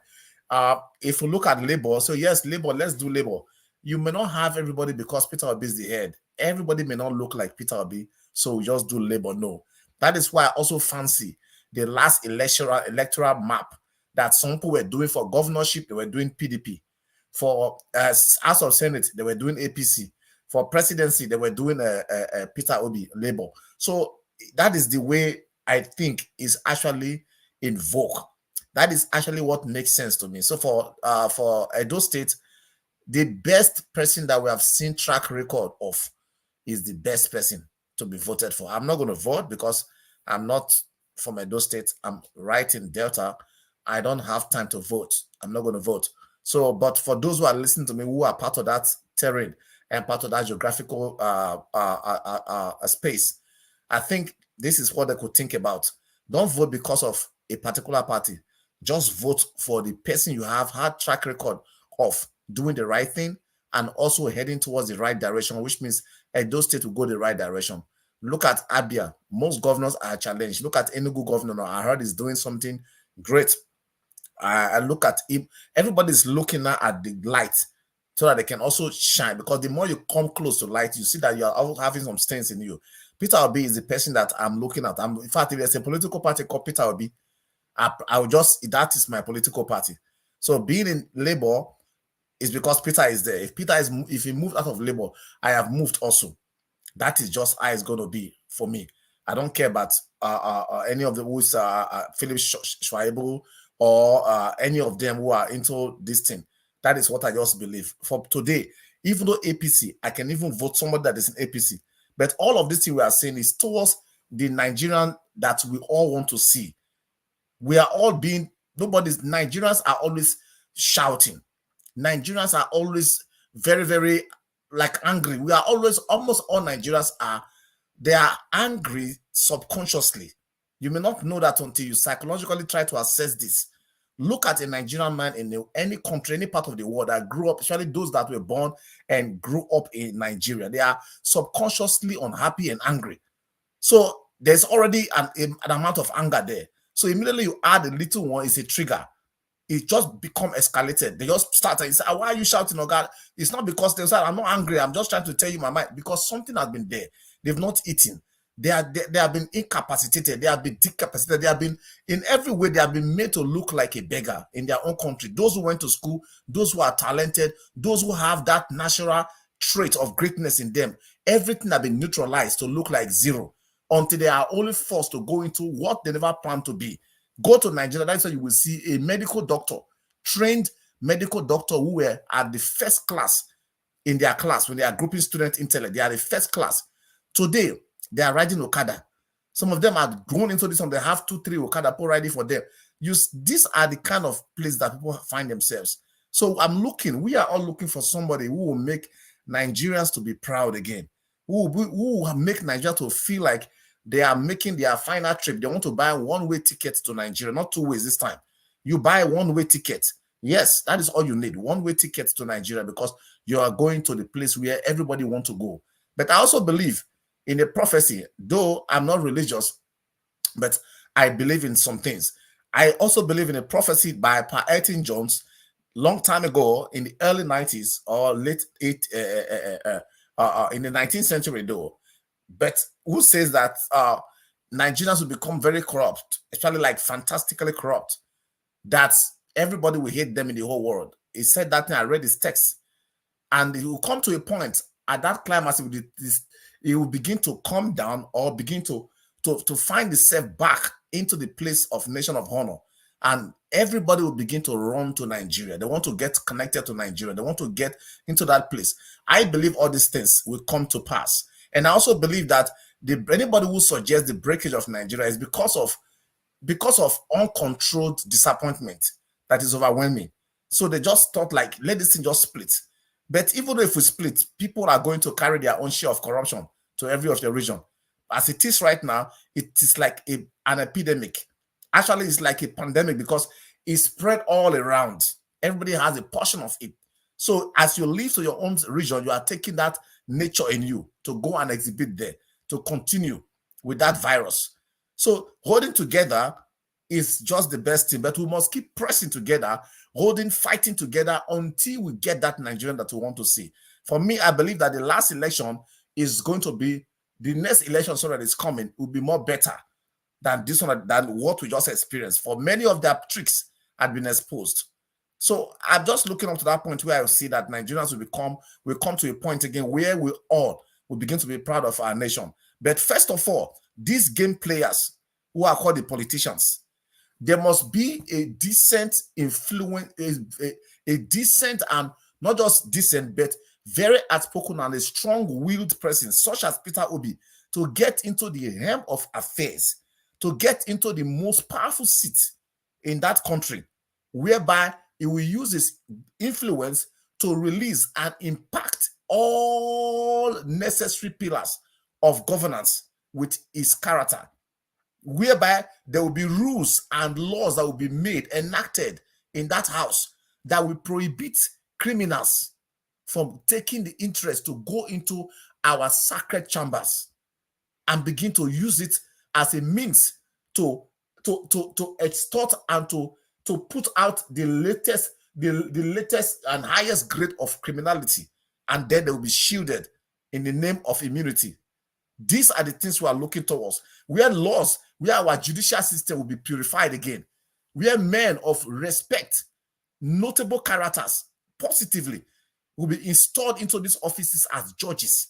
People that will look and they will be afraid of their conscience first, not because somebody was tracking them or there's a camera, but because of their conscience. They will say no to money. They will say no to powers. They will say no to what does not belong to them rightfully, even though it is the dream of every man to have such kind of a thing.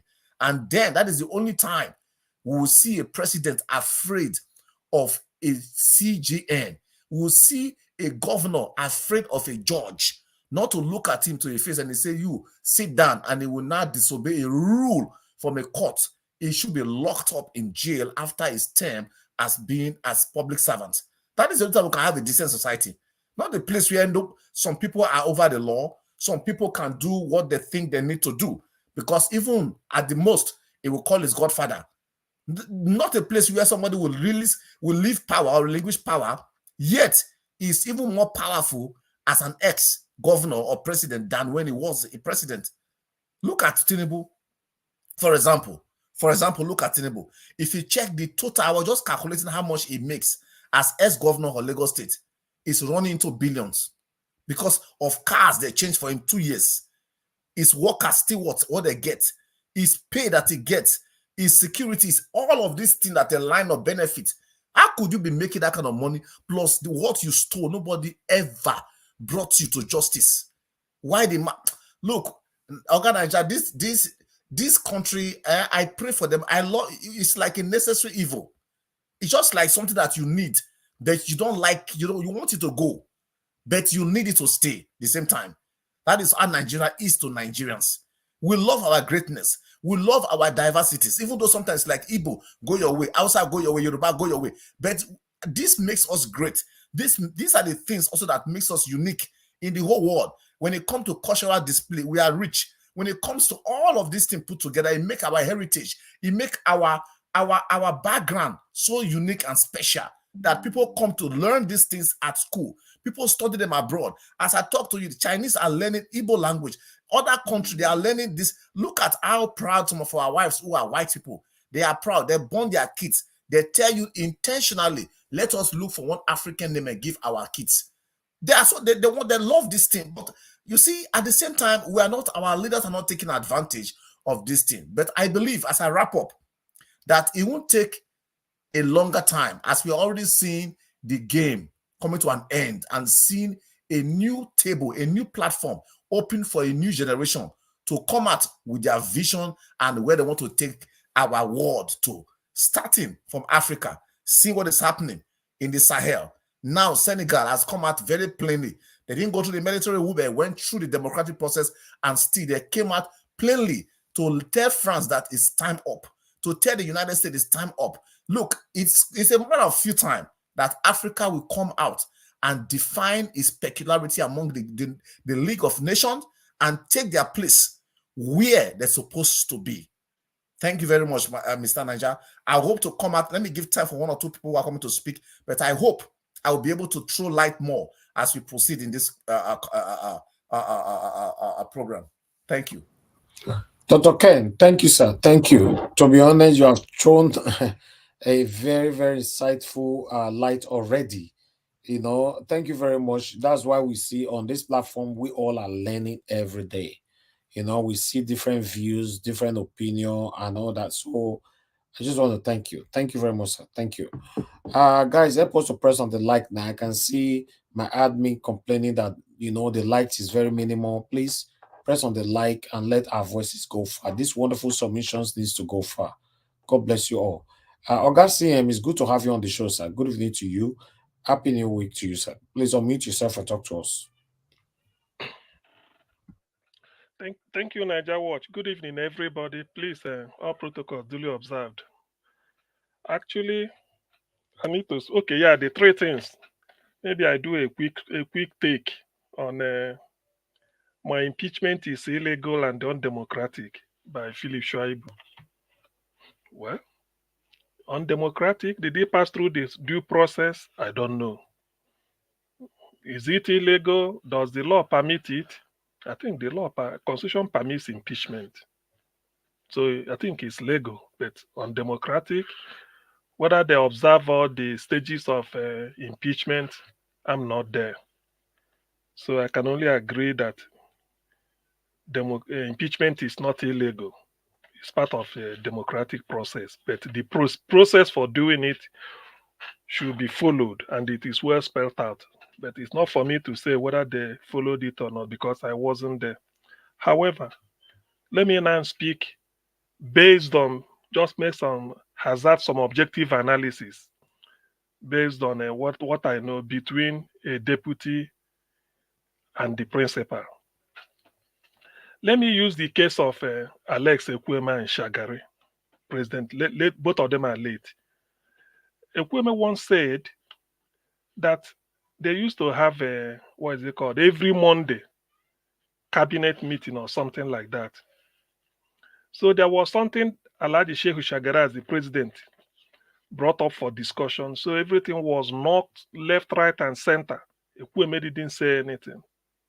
So eventually they couldn't agree. The entire cabinet also couldn't agree.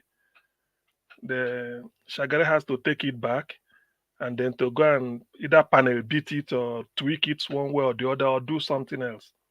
So when they came back, he called Ekwueme inside. He said, throughout this meeting, you never spoke any word when this thing came up. Why? Does it mean you don't have anything to say?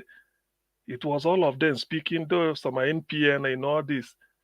Ekwueme said, no. if I should go there and be speaking against it, as much as there is merit in it, but it will mean that me and two of us, we are not united, that we don't communicate. After all, we should have presented it jointly, or even if it's you that is presenting it, I must have made my input so that when we go there, you will now know that at least two of us stood there. So Shagarelan tell something from it. He says since then, whenever they are going for their normal weekly cabinet briefing or all those things, before then, Ekweme will invite so many people, those that he knows that are also part of them. They debate it in-house after that, before they now go, so that it won't be defeated. It's like defeating a bill at the parliament in the UK. So why I say this is that there was a time Obaseki said something. I'm not holding forth for him anyway, but whatever I'm going to say is already in public domain. So nobody should think that somebody phoned me to say something or I have the ear of either Shaibu or Obaseki. No. Obaseki said they want to elect a speaker of the House of Edo State House of Assembly. It happens that the candidate they are agreeing as members of the cabinet with commissioners to help them because that is part of democracy. He says Shaibu was going behind to go and have another candidate, which is not what they thought of. So that is insubordination. You don't do that to your boss, no matter what.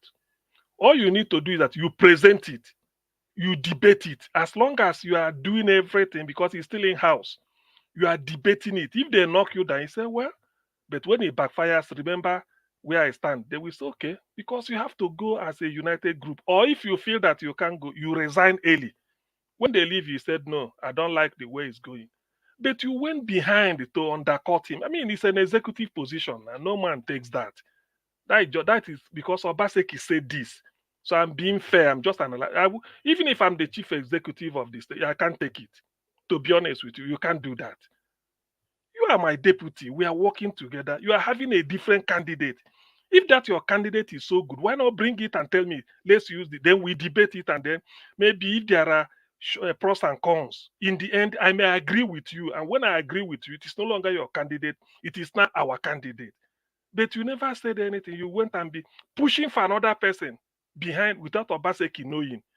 So that is insubordination. You don't do that in any way. That is one of the rules of power. When you're a deputy, you are answerable to him.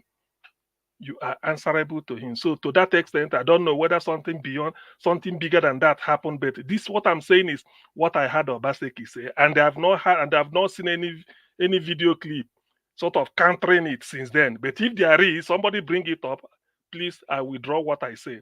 But based on that evidence, because it's pictorial, Obaseki was saying it, so I can use it to advance my claim. But having said that, that doesn't mean that Obaseki performed excellently well. The people in Edo State should be able to attest. But I'm only interested in why impeachment. So, and again, look at the primary held in PDP. It's a simple case. Even if I'm not in any political party. But I know that INEC rules specifies that for any party to hold a primary, and a member of INEC, a staff of INEC, should be there to observe it. A parallel primary that Shaibu held, which member of INEC came? These are part of the things to make what you did credible. I mean, it's no longer view versus. You can just say it openly. This is the person and the person. But in the primary you held, you say you held, INEC did not observe it. The one of Obaseki or the PDP executives organized, INEC chap came and observed it. So that satisfied the minimum requirement. So in your own case, that is again working against the party. That is anti-party activity. I'm not holding brief for anybody, but I'm only saying from the evidence before us, before the whole world, these are what transpired. So that is it. Whether it is enough, it does not constitute impeachment offense. It's not for me to decide. But if it's an offense to the party, it's also an offense to democracy. So let me leave it there. The other one, Buhari and the Emefiele should be prosecuted jointly and not only Emefiele. Yes, I agree. You see, the problem in Nigeria is that we tend to, I don't know, or let me still go back to Alex Ekwueme and Shagari again. When Fela said, motor get accident, they leave the driver, go there, put the conductor in jail. Shagari and Ekweme was deputy to President Alhaji Shehu Shagari. What happened? Shagari was under house arrest. Ekweme was in Kirikiri, in a small room with where you defecate and urinate. See, a vice president, he is the only number 2. And they were looking. So that is vindictiveness. So what they are doing here is they are repeating what happened in 1983. It's not supposed to be. If for any reason they feel that Emefiele means somebody appointed Emefiele, Emefiele is working under somebody's instruction. There is no way Emefiele can just decide on his own to go and change the color of the currency without getting a buy-in from Aso Rock. I doubt it. But in Nigeria, everything is up for. It depends on, our judgment is so biased and so warped that, in fact, sometimes you wonder if we are really human beings. Yes, ordinarily, Buhari should come and testify. If you run an economy, is it really something bad? Other countries are doing it. Jacob Zuma was on trial. From there, he went to prison, isn't it? I think there are others. What is it called? Zimbabwe of Ivory Coast and so many. There are, I mean, we can look around Africa. There are. But in Nigeria, nothing. Everything. Obasanjo was not even questioned. Jonathan, the way he was bundled out, Yaradua died, and then Buhari now. So nothing. It's just that go there and do your own and go. As if they, instead of them to hold you responsible, they will hold you a cleaner. Maybe the person you say you are the cleaner to my house. When something happens, how can you go and hold the cleaner when the boss is up there? So, but that is Nigeria. So I support Professor Denkalo for saying that. I believe other members of the human rights community should join him. It's unbecoming. Even if you are prosecuting Emefiele, allow the man, just be fair. I mean, be fair.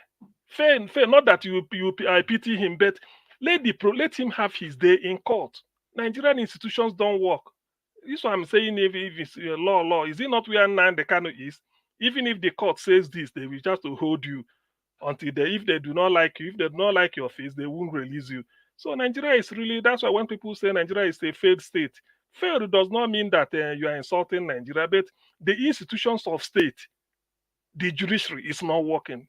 One of the major arms of government, the judiciary is not working. The legislature are just legislators, cash and carry. The president initiates everything. So really, when you say Nigeria is a failed state, it is. We can't even obey our own law. We can't. There's nothing, if you can accuse anybody of anything, put the person before let the court decide. There are law, because the person will now have opportunity of presenting his own case.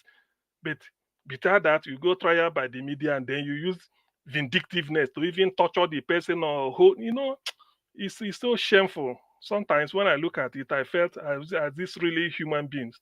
So Emefiele, your faith, not that you are, I wouldn't say you are guilty or not guilty, but I plead that you have your case, you have your day in court, and then Buhari should join. Two of them, they should be able to tell Nigerians what transpired, because I believe Emefiele cannot act without the say-so of the president. Now, let me leave it there. Then P2B's message for that the North needs investment. The entire Nigeria, I agree with Alex, entire Nigeria needs investment. But the thing about the North, the peculiarity of the North is that other areas of Nigeria, say mainly the Southeast, Southwest, they are trying their best. I mean, the people, not just the government now, to help their people. There are scholarship foundation. There are so many things like that. I mean, I remember Ganefa was his scholarship foundation when he was alive, and I believe so many Yorubas are doing it. In the South, yes, there are. In the Southeast, it's like a common thing. Not because people have money, but because of the fact that you need to give back to the society. In the North, they don't do it. Yet, if you take the census of people that control the resources of Nigeria, at least a good 60, 78 are in the North. Officially, because they are in government. Whether they are president or not, they dominate, even the ministries, parastatals everywhere. Then unofficially, they own the oil wells, which is the asset of the country. Are they not the people, are they not the people that control the oil wells? They have it, and these are the money comes in millions of dollars. somebody who is in my town, I mean, in my area, he was selling cement. The man is just a private businessman, cement seller. He buys from Dangote in 1 trailer, 2 trailer, keeps selling. But the man is giving, he has a foundation, giving scholarship to people, helping to train people, giving them money to start business. A popular one, let me use the one that everybody shouted. The chap called Obi Kubana from Anambra State. When he buried his mom, people were shouting, look at what he wasted. But he brought out millions, organized more than 30, 40 people, giving them 2, 2, 3, 3 here to start them up. Those people, so that it told with the intention that when it starts you up, you have to start. That is the Igbo man spirit. People can copy it. Everything cannot be government. But in the north is that because of that political undertone, what they want is to keep their people impoverished, keep them uneducated, so that during the election, like somebody said, they will go and speak one language to them, and then you see your next door neighbor now as an enemy. You must vote. You won't vote for them. Yet the poverty is domiciled there. And the economy, the real economic power, they hold it everywhere. Look at all the mess, all the looting that went under Buhari's regime. Which people are in the majority? Are they not them? What did they use it for? An average Igbo man controlling 50 million naira already have people he's paying school fees for. So many people he's helping. This business Igbo people do, some bring them to Lagos. So most of them somebody will just say, come, sleep in my house every day, go to the market, we look for you something to do. You help them, before you know it, they will start importing, giving him, oh yeah, go and sell. Can we send you to a lorry? Go there and see if you can make it. He goes to a lorry, canvas, and then establish there. You go to Mina, you go to Nasarawa. This is how they start. In the end, they want you to be busy so that you don't depend. But in their own is that they will have all this money, billions, all of them, oil wells. What are they using it for? You can't use it even if it is to invest in agriculture. By the time you gather 100 ewes, buy tractor, and they start cultivating and bringing out food stuff, they become millionaires with time. But they won't do it. All they want is everything is there. You bend hand, you are waiting for government. Even their people, in fact, what P2B should have been pointed by telling them that not that they need investment, but shame on northern politicians and their big men. They are millionaires because they have more of them. Although people claim that the southeast more, but they have, because if you have an oil well, you're a billionaire, and you know how many with 3, 4, 5 billion, you know how many millionaires you can make out of it. But they don't want to do it. It's just out of their own wickedness. They allow their people to impoverish them. Jonathan tried; he was stoned, which means they don't even want to liberate their people. That is the issue. So when we say this investment does not mean giving people money from the federal. They have more than enough. Let their people copy what other regions are doing. I mean, it's not bad if you're a billionaire. How many investments is Dangote, how many are they having in the north? Why not? It's okay to bring out maybe 200 million, 400 million. Invest it on them. Use it to establish something for them. Nothing is happening. But all you see is that the poverty every time. So people will be going to say it. Yes, investment should be up there, but by who? By their people. Let their people invest on them. You can't be owing oil well without doing something.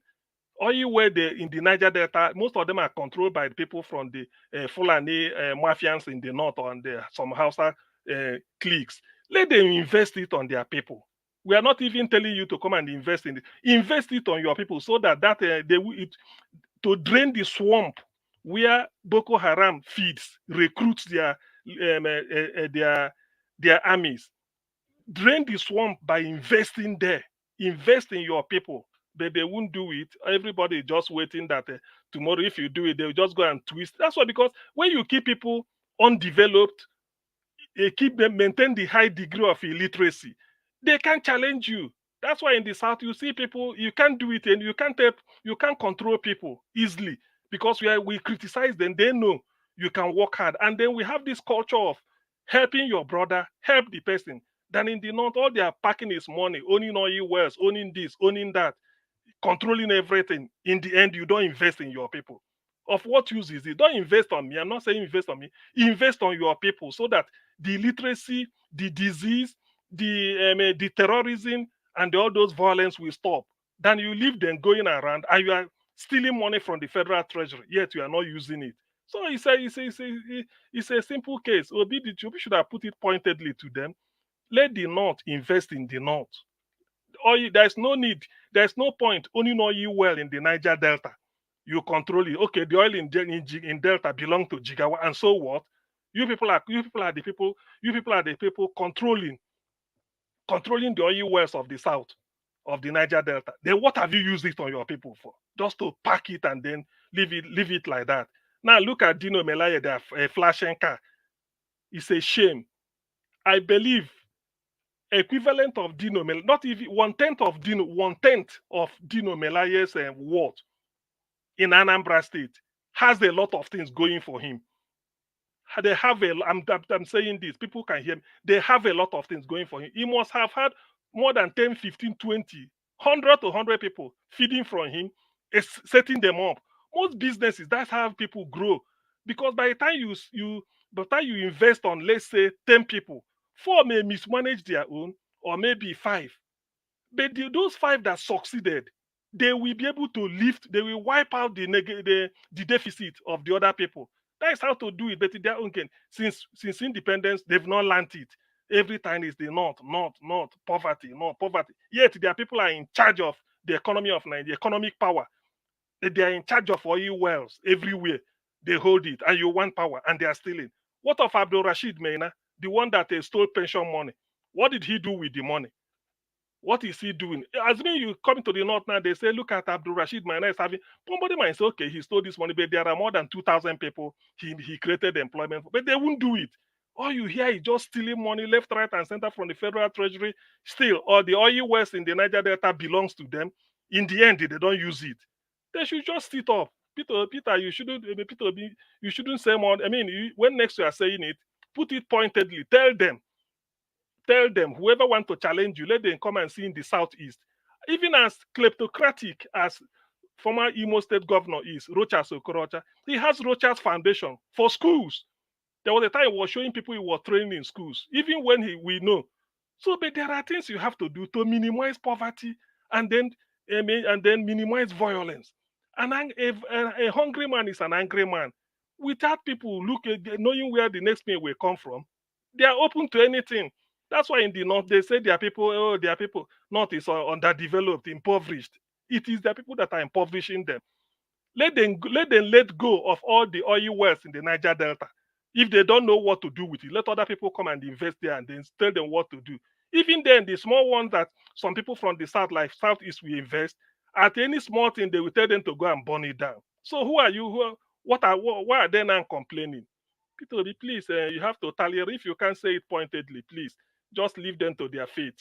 If you can't say it, because they know all this is deliberate. Poverty in the North is deliberate. They deliberately make them to impoverish them and use them as willing tools during the election time to unleash them. A place where you can say that every year they return, if you're doing a presidential election, over 1 million votes. But you will be finding it difficult to get more than 200 people writing West African school certificate examination. What sort of state is that? So please, it's terrible. But I'm not taken aback by it at all, because we know exactly what is going on. In summary, let their people let go of their ostentatious lifestyle. They've got the money because they control oil wells. So that is running into millions of dollars. One oil well, you're a billionaire in Naira, but a millionaire in dollar. So if you invest it wisely in your people, you will cut down on crime, cut down on unemployment, and they help to liberate them. But be careful that in the next 5 years, they can be challenging you for political posts because you've liberated them. That is what obtains in the South. That's why in the South, we don't vote one way. For instance, look at what is happening in Edo State now. See the way people are talking openly because they want to express their views. You don't feed anybody. But in the North, it might not be like that. Everything is rankadede. I rest my case here. Thank you. Niger Watch. Hello. Thank you very much, sir. Thank you, Augustine. Thank you very much for your submission. I appreciate you, sir. Mr. Oduwa, are you there with us? Yes, I'm here. Okay, good evening to you, sir. Thank you very much for joining us. Happy New Week to you. Please talk to us. Good evening, Mr. Najawash, all the panelists, commenters, listeners, and viewers. Happy New Week to all. Well, according to the topic or title here, Peter Obi said, "I'm not leaving Labour Party." We hope to see Labour Party put him forward in 2027. So 2027 is still a distance, although it's very close, but it's still a distance. So let us be hoping and seeing, watching and spying what will happen before then. So that is not a big deal for me. Then for the other one said my illegal impeachment as a deputy. Well, I believe it is the House of Assembly that are impeaching, or is it the people that sweep urban market that are impeaching? Because if it is the House of Assembly that are impeaching, I believe that it is legal. Except if it is those boys that collect ticket in Ring Road, then that is illegal. Because he did not explain to us where he was being impeached, but he only tell us that it is illegal. Well, that's good. Whether legal or illegal, he has to face the impeachment. Because first, when they came to PDP, they said it is only one tenure they have when they came to PDP, and the grant was given to them, so they were opportune to have the ticket. And right from that time, Obaseki said after him, the governorship will go to Edo Center, which is the ESA.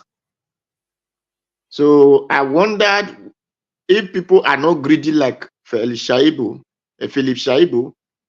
that Edo finish Afema, come back to Edo, they him the Afema wants to continue the same position. When Lucky Benedion was there, the deputy was from Afema. Then when Oshemole came in, the deputy came to Edo. When Obaseki came in, the deputy, the same Afema.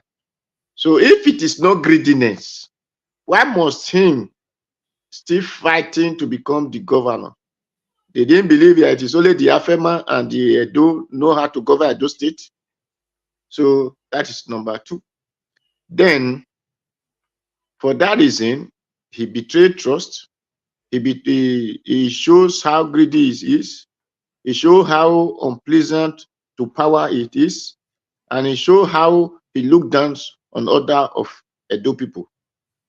So that is what I see in his attitude. And such person need to face impeachment so that his career of governorship or political career will become zero. So because I hate when people are so greedy and thinking that other people are not human like them. So that is why I love this impeachment they give to him, whether legal or illegal. And I believe it is House of Assembly that gave it to him. Whether it has a process or it did not have a process, I don't know. But I believe it was Barrow, they write on a book and a speaker voice it out for people to hear. Thank you. Then for the other one who said Buhari has to be in court with Emefiele. However, they express it is good. Buhari is supposed to be in the court with Emefiele. But I believe that they did not persecute Buhari. It is Emefiele they are persecuting. I know that when they will only carry a criminal who they saw in the feed as a criminal, except if him confess another person, then before they can go after that person.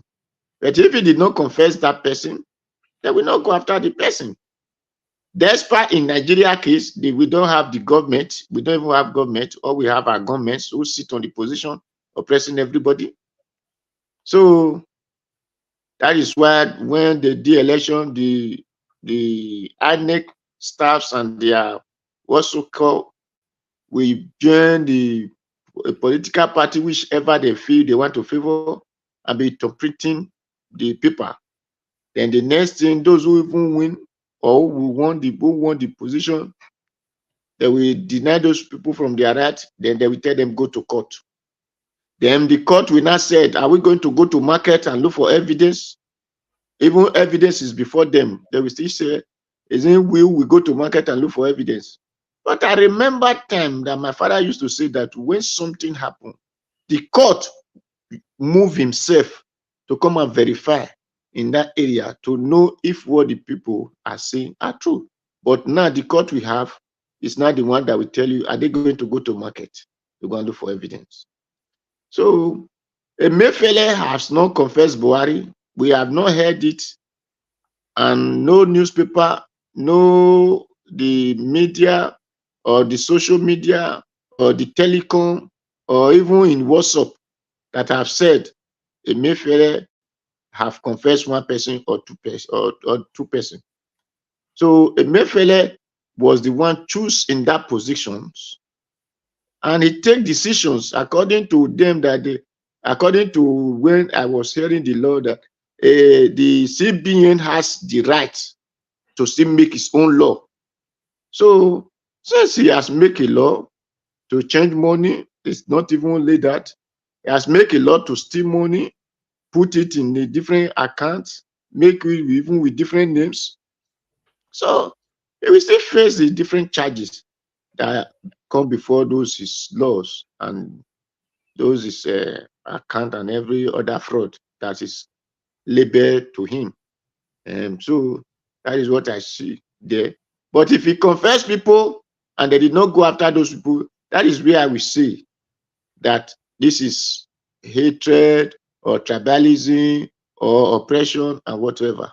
But since those things has not been proven that he confessed anybody, so for me, Emefiele has to face the consequence because the pain and suffering that Emefiele put everybody in Nigeria, telling them that the money will just expire under 6 months or 1 year.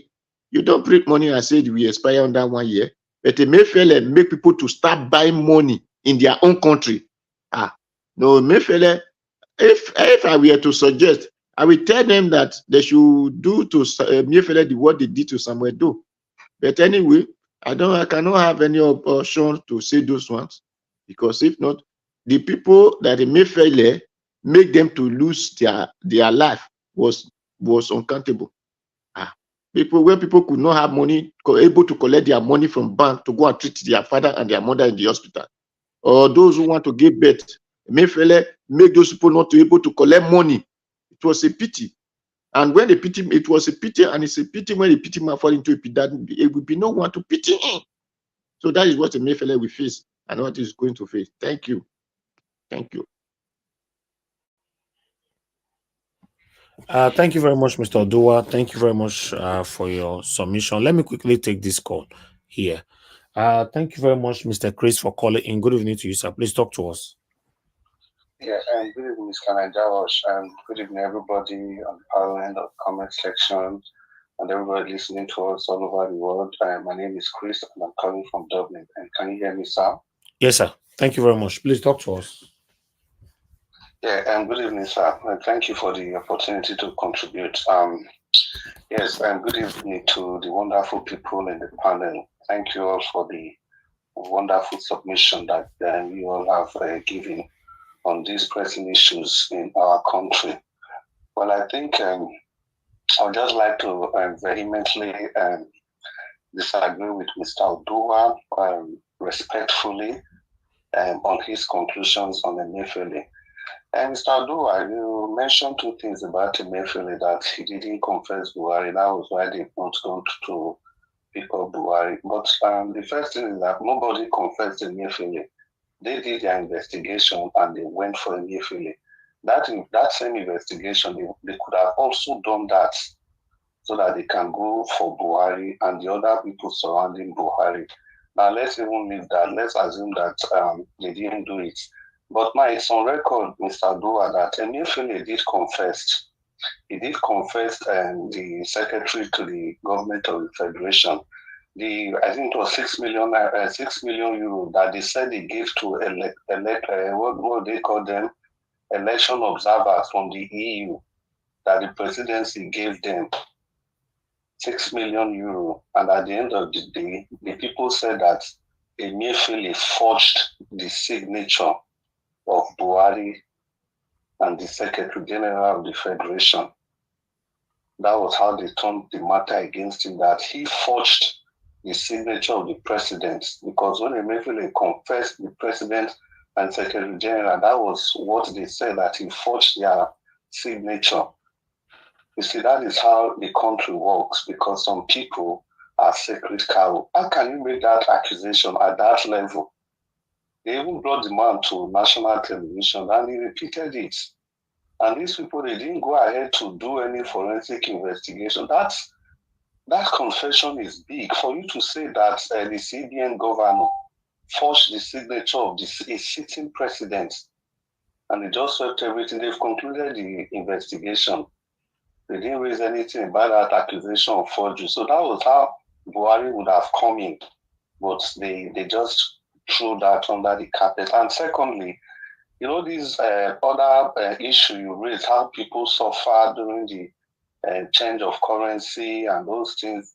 Now, Mr. Dua, it's on record. Buhari came out by himself when that suffering was going on. Buhari told the whole world that he gave Emefiele the order to do that Emefiele was not acting on his own, that it was his instruction to Emefiele to carry out the Naira change, that everything about that change of currency, he approved it for Emefiele, that he did it before when he first came to power. That was how he was able to curb the excess funds that people stole. You know, so there is no doubt whether Buhari is implicated or not. It's just the system that we have in our country, where some people are more powerful than the others. That is just how it is. The evidences are there. Now, Buhari's nephew, Tunde, the one that was selling recharge card before Buhari made him his personal assistant, there are billions of naira that was traced to that guy. But immediately Buhari left power, what did he do? He flew along with the guy to the UK. And he went to the UK and kept that guy there before Buhari came back to Nigeria. People also advised him. Initially, Emefiele went to UK. But he came back because apparently they said they had a meeting with Buhari and with Tinubu, and Tinubu promised that he was not going to do anything, that he would just let them be. That's why Emefiele came back. That Tunde boy is still in the UK. It was Buhari that took him along and left him there under protection. Because Buhari, he knew how this whole game worked. So that is the system we are using in Nigeria. How can you tell me, for example, Edu, that everybody, we are all shouting and shouting and shouting. Now, I don't want any person to tell me that this is a case of your thief better than my thief. No. How come it's only people from the south that they are using to do example? The guy in EFCC, the two of them, Magu was there. What happened? There was a panel of indictment that said Magu stole so much. And what did they do? Buhari they just removed Magu, and nobody heard of Magu again, and replaced him with the 6 years old Bawa. The same thing Bawa did. And where is Bawa today? He's schooling somewhere. Those were two EFCC people from the north. Nothing happens to them. What about the Accountant General of the Federation? 180 billion of our naira was traced to that guy alone. What happened to that guy? Was he probed? No. He was made a traditional ruler in the north. What about the person that was there before Beta Edu? The lady that shared 5 billion naira even when children were at home. She said she spent 5 billion naira on school feeding program while school children were during the COVID. During COVID, and nothing happened to that woman. It's all there. It's all there for us to see. But immediately they want to show example they are fighting corruption. It's either somebody from the southeast or somebody from the south-south. Easy target. And immediately those names are published. Then even the people from the south-south, they will even be the one that will be making the most noise. They will be the one that will be making the most noise. Because they always use your people to show example that they are fighting corruption. Whereas the thieves, everybody is around all of them. They do nothing to these people. Just imagine your fellow Nigerian that went to Ethiopia to go and paint an aircraft and flew that aircraft to Nigeria only in the name of national carrier. Nothing happened to that man. He came to national television and was still boasting. Nothing happened to him. Just to print the logo, to design the logo of that Nigerian Air Nigeria, it was $450,000. 450,000, and the logo was still cancelled. Nothing happened to him. How much did Bita do? How much did they trace to Bita do? And the thing of Bita was that she used a private account. But like they said on TVC and Arise, that it is not the first time a minister is using a private account. Other ministers have been doing it. Like I said before, let nobody tell me that it's a case, oh, are you not saying that because Bita? No, that is not what I'm saying. What I'm saying is that he who comes to equity, he who comes to equity must come with clean hands. You cannot have two laws. That is what I'm saying. You cannot have two laws for different set of people in the country. Tell me how many governors from the north are they used to show example? It's only EFCC. You hear them convicting one governor in the south, one governor in the east. Matawale, the man that just finished ruining Zamfara, how many vehicles they traced to him? And today is your Minister of Defense. That's the same man that superintended over the dying of his people, stealing of gold. And those goods are domiciled in Saudi Arabia as we speak. He has access for his wife all over the world, even in the US. But nothing usually happens to them. The only northern governors that even had problem with EFCC was even from Plateau State. All right. The man that was there, I can't remember his name, that was there before Joshua Darie. And what was his sin? His main thing was his role during the Fulani crisis then. And when Buhari came, they have to use him as an example. All right. And again, Mr. And let me just quickly round up on this. This thing we are saying, the North, they don't. I think Peter Obi should not fall into that trap of trying to say they should develop. The North, they know exactly what they are doing.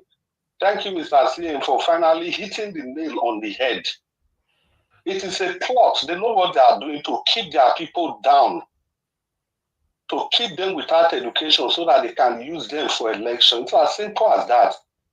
When Jonathan built over 300 elementary schools all over the north, what did Buhari do when all the schools, they all went into destruction? Tell me what any northern leaders did with those schools. Okay. They didn't renovate any of those schools. Jonathan left. They left everything like that. And lastly, let me just say this. Lastly, there is a certain Idimi. He has oil well. But the North is languishing. This man went to the US and donated over $250 million US dollars to a university in the North. That's Buhari's in-law. Please, let's be serious for once in the country. Senator, thank you for the opportunity to contribute. I'm sorry that I went over the time many times. Thank you, Mr. Chris. Thank you very much. God bless you, sir. Thank you. No, I have somebody on the phone, please. Mr. Shimizi, thanks for calling back, sir. Thank you.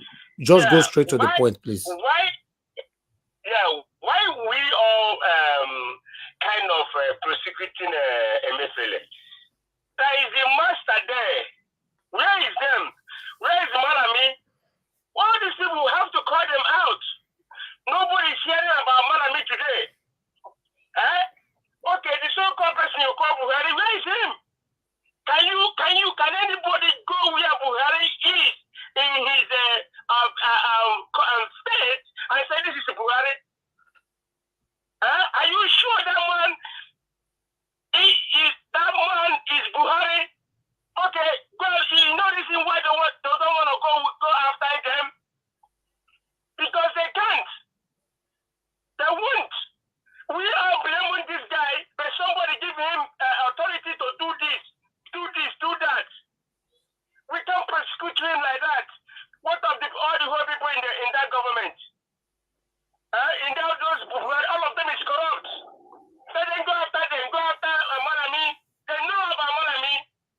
Okay. Why are we saying one person? Thank you, Naija Watch. Thank you, sir. Thank you. Okay. Somebody wanted to say something on the panel. Our guy Jonathan. Yes, Mr. Elvis, thank you. Yeah, I just wanted to, to add this. I think I mentioned it earlier, but let me just kind of bring it out or buttress it. For Emefiele, see, Emefiele is playing game. Let's get that clear. He's playing game. Because why? He believes that the system is corrupt. He knows that very well, that the system, and that one way or the other, he will get himself out. He's playing games. He's not serious. If Emefiele is serious, he will open his mouth like a parrot and start talking. Until he does that, maybe he never reached that time now. Maybe we are all here. We are all here. If they don't tie neck, they don't tie neck. Go tie Malami is there. I don't know how the central bank governor will sign a document for printing money that the Attorney General of the Federation his signature will not be there. I don't know. Maybe I don't understand. So when he's ready to talk, then he will start talking. If he wants to continue, no. At the moment, Tinubu they drill him. He go talk. We're still waiting. Let him continue. When he's ready, he will open his mouth. Listen.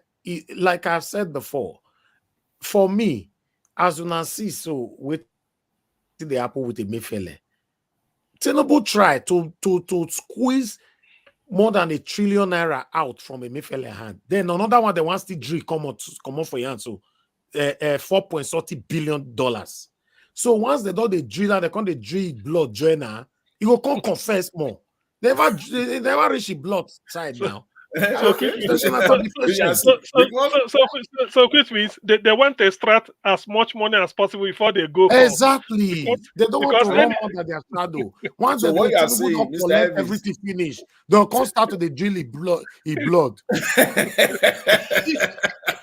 You see? They go talk.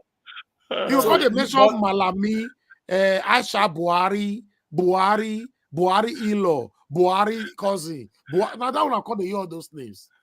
I'm gonna let them do their job. I'm waiting. We are all here. We shall see.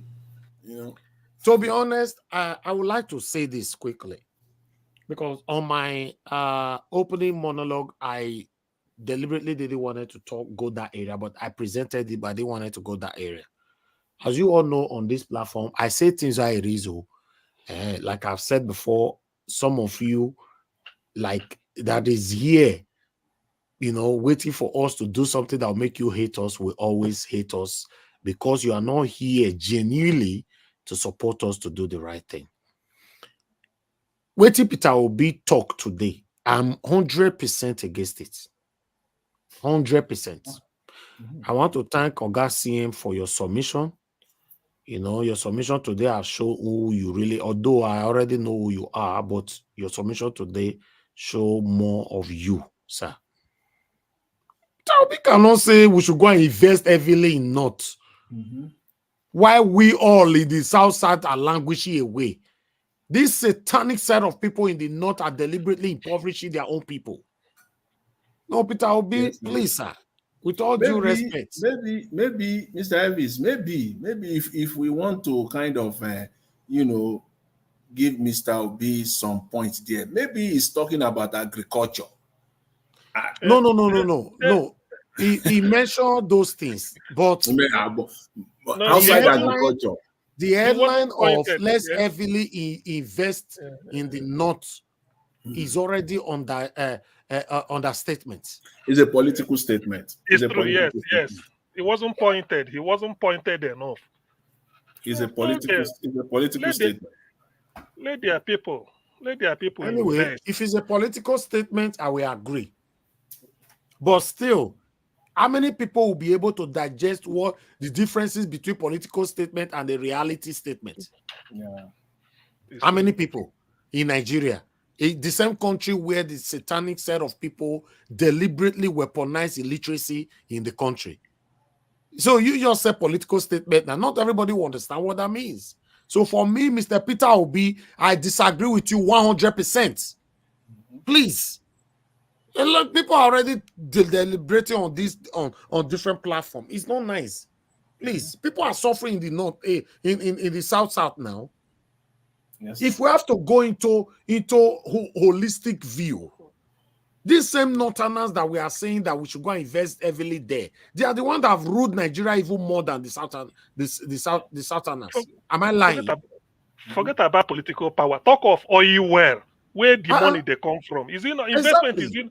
Investment means putting money. Without money, you can't invest. You can't invest fresh air. So the oil wells of Bayelsa, Edo, Delta, Akwa Ibom, and the rivers. Who are the people in charge? Exactly. Yeah, I've said that the idea is just to keep their people perpetually Exactly. poor. They are the one impoverishing their people, which is wrong. Exactly. It's wrong. And that's why they stone If Jonathan. Peter Obi emerges as the president of the Federal Republic of Nigeria, then he will balance it and invest everywhere in Nigeria. Everybody can swim equally. Equality will be properly embraced at that time. The way it's going on right now, these people know what they are doing. They are only enriching themselves and continuously impoverishing their own people. And everybody, I beg, Mr. Peter Obi, now everybody is suffer for Nigeria or more and no prioritize one particular area. I beg. Thank you. Let's move on. Let me everybody on the panel have given submission, you know. I would like us to give a final submission, but we have 4 heavyweights on the panel. So I'm going to give 4 of you, you know, time to just talk within yourself. But I'm here for the next 1 hour, then we can round up. Let me give you guys 1 hour. Okay, You know, okay, start. Okay, Jonathan, start. It's okay. Okay, Thank you. Thank you very much. Thank you very much, Mr. Elvis. Yeah, I appreciate that. Thanks to everyone. You see, where we've just ended now, the statement that I said, Mr. Obi is a political statement, though it can be kind of, you know, if you look at it deeply, you can say is one is just taking side, you know, with Mr. Peter Obi. Because for me, if any other politician have said the same thing, I probably, most likely, will not attribute it to being a political statement. I would just say it is wrong, it is wrong.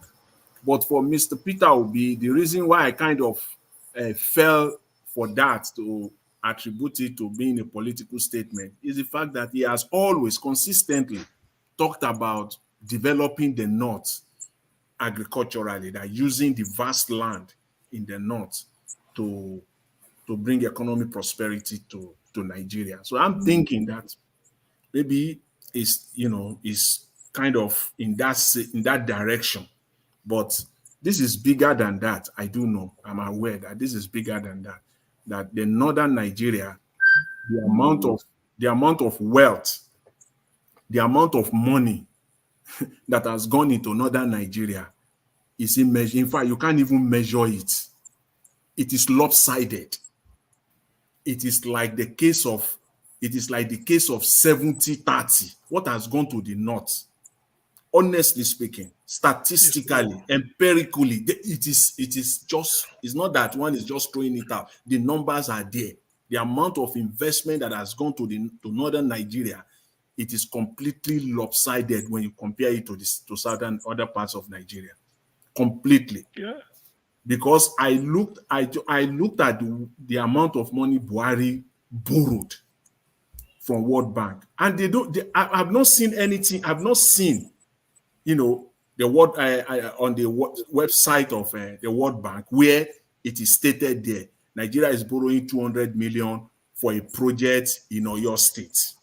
Nigeria is borrowing 250 million for a project in Delta State.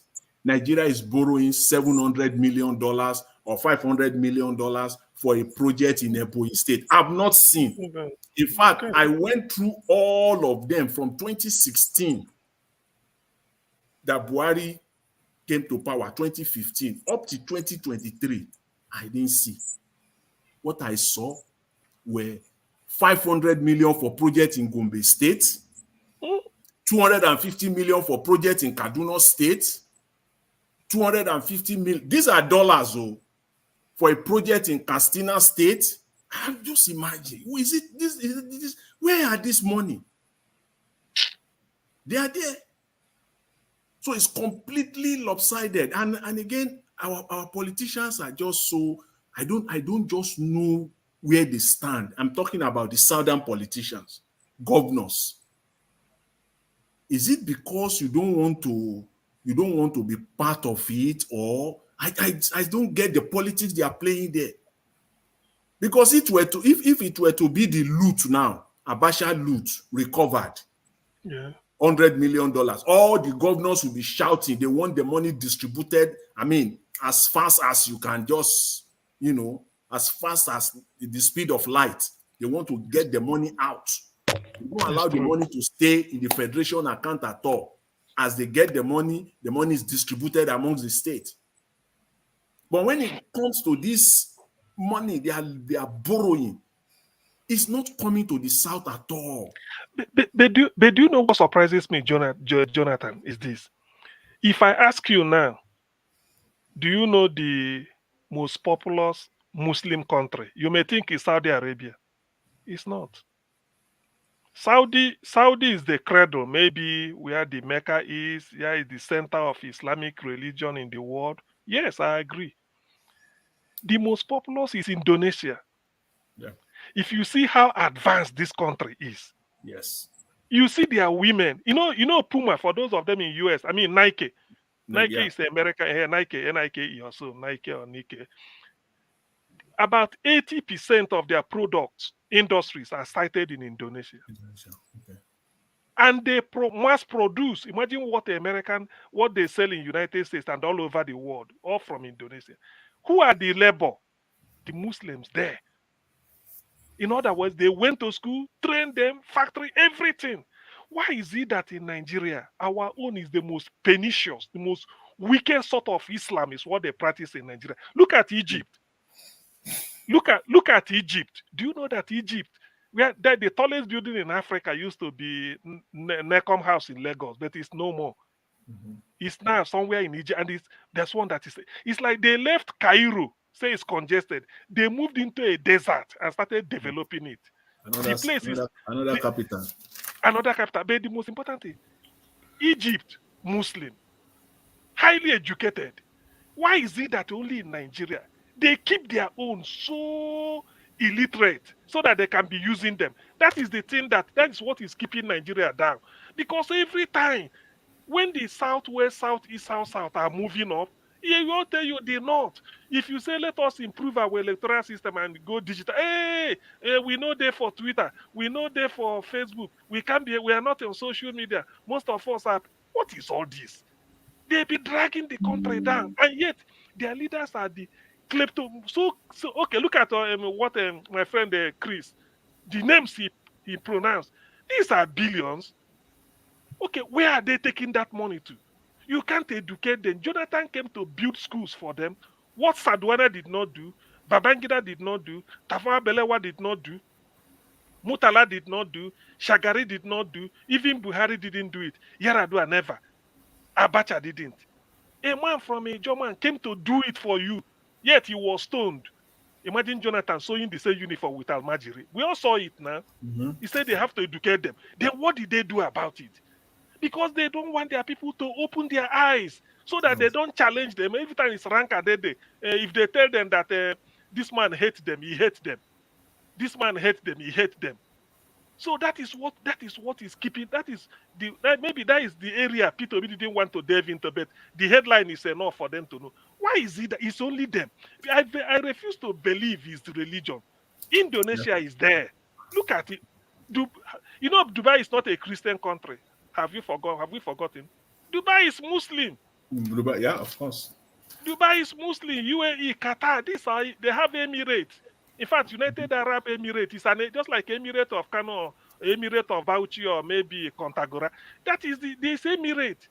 But their own type of Islam is they want to be educated. I don't understand. Oga CM, you were talking about Egypt, the new desert you are talking about. Remember, They started from Cairo, then Alexandria. Now they have gone to one complete new area. Is it not the same Islam that they are practicing there?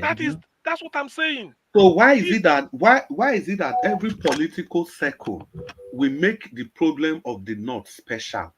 At every political circle, we want to give the North a special status. That's a fundamental question. I don't understand. Why do we always, even to the extent WHO or United Nations, they were coming to sites to do something in Nigeria? But wait, when I don't ask what to know what Peter Obi say, make them invest there heavily. What did they say? I know I don't listen because we never know whether we need to invest heavily agriculturally. You know, they talk more about this agriculture. Then education. Not be only when they say invest. Many people they think say maybe a monetary investment to put money there to build this one. My brother, the problem is that you see, whatever it is, I think there has to be a paradigm shift. We shouldn't give any special status to it because it seems that at every political circle, there's always this pandering to the North. Different thing they talk. So the response to that they talk. So the thing they say, if I be presidential aspirant, what Peter will be, I need to invest heavily in the North agriculture. They have the space, they have the platform. There is no space much like that you have in the North. No, the investment he was talking about. My brother, if you listen to his speech, what he was saying is that there is poverty in the North. Yes, this investment now is not about the way Nigeria is. The North, they has landmass. We have to invest in agriculture there to boost our foreign revenue. No, it wasn't from that angle. It was from the angle that the North needs help. The help when they talk is still within my conference. Help could be job productivity. It could be labor. It could be this is I never define. My brother, it is not in the concept. It is not in the concept of, for example, you say the North needs agriculture. They have to, then in the South we have to develop more ports in the South.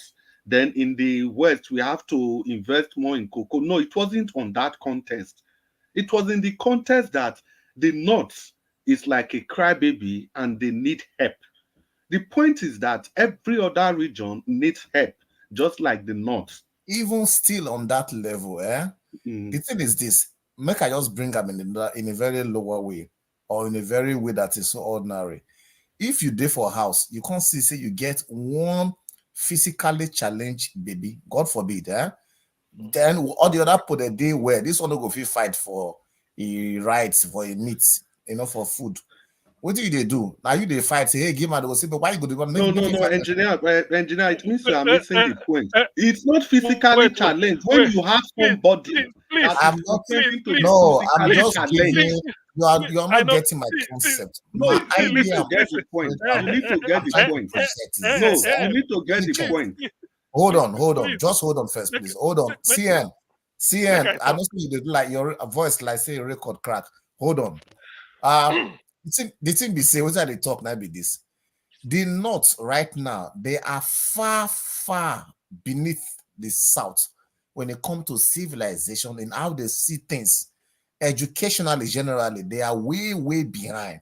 It's affecting their mind, and because they are tied to us, they are connected to our novel or our just with us. We are all the Nigerians together.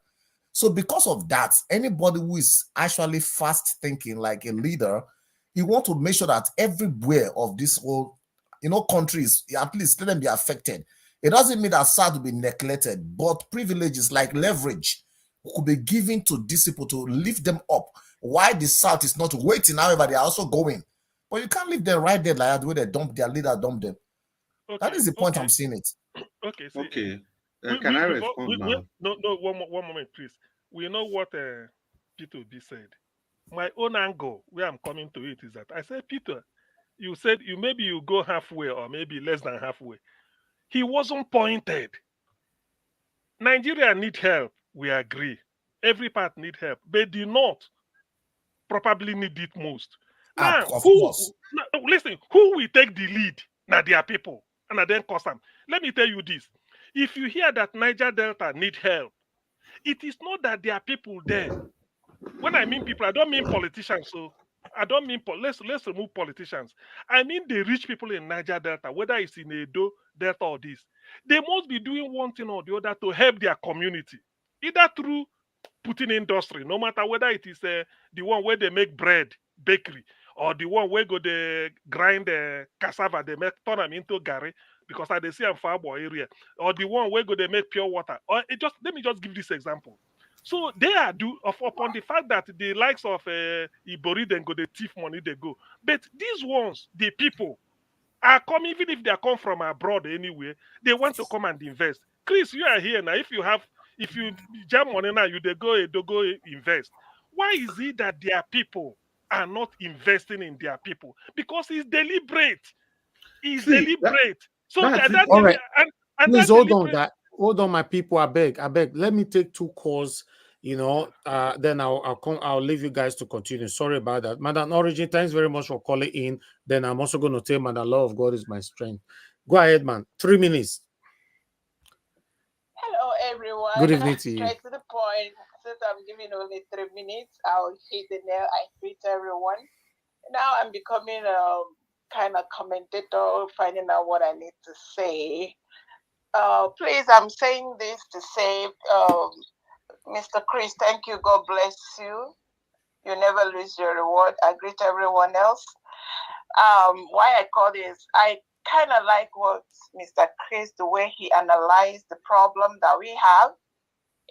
There is this thing that Madam Luke, I kind of want to memorize that because it wakes me up every day, remind me that, we have continued to play along with the gimmick and the games.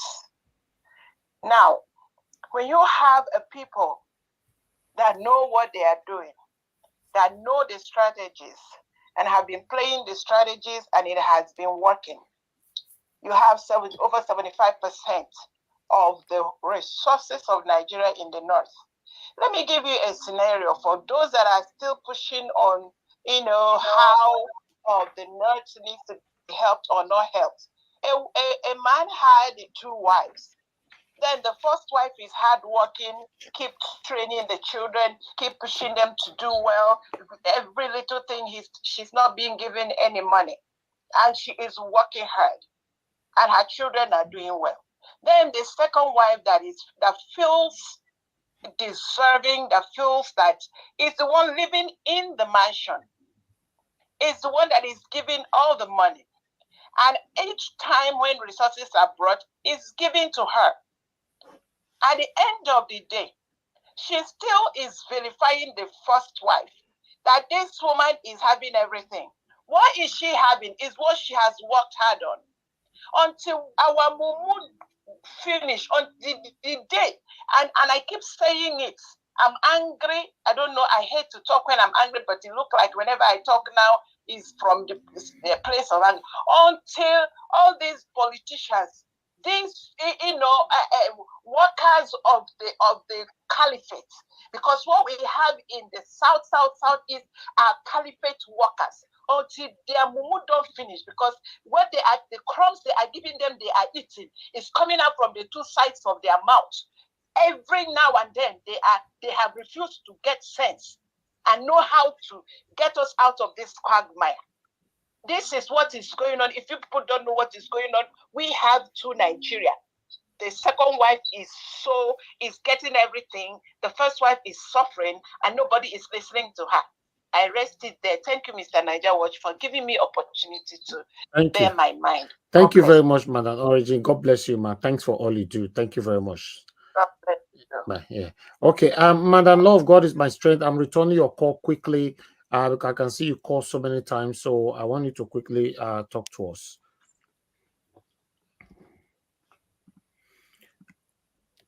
Hello, Madam Love, God is my strength. Look, be like say you don't enter Kishi, not the year again. Are you there, man? Okay, thank you. You called. Okay, please quickly talk to us. Thank you, man. I know not talk too much anyway.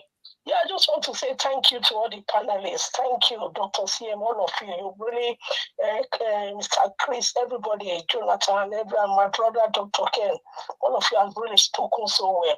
You know, I just want to particularly speak to our men. We need men who are going to stand up for us.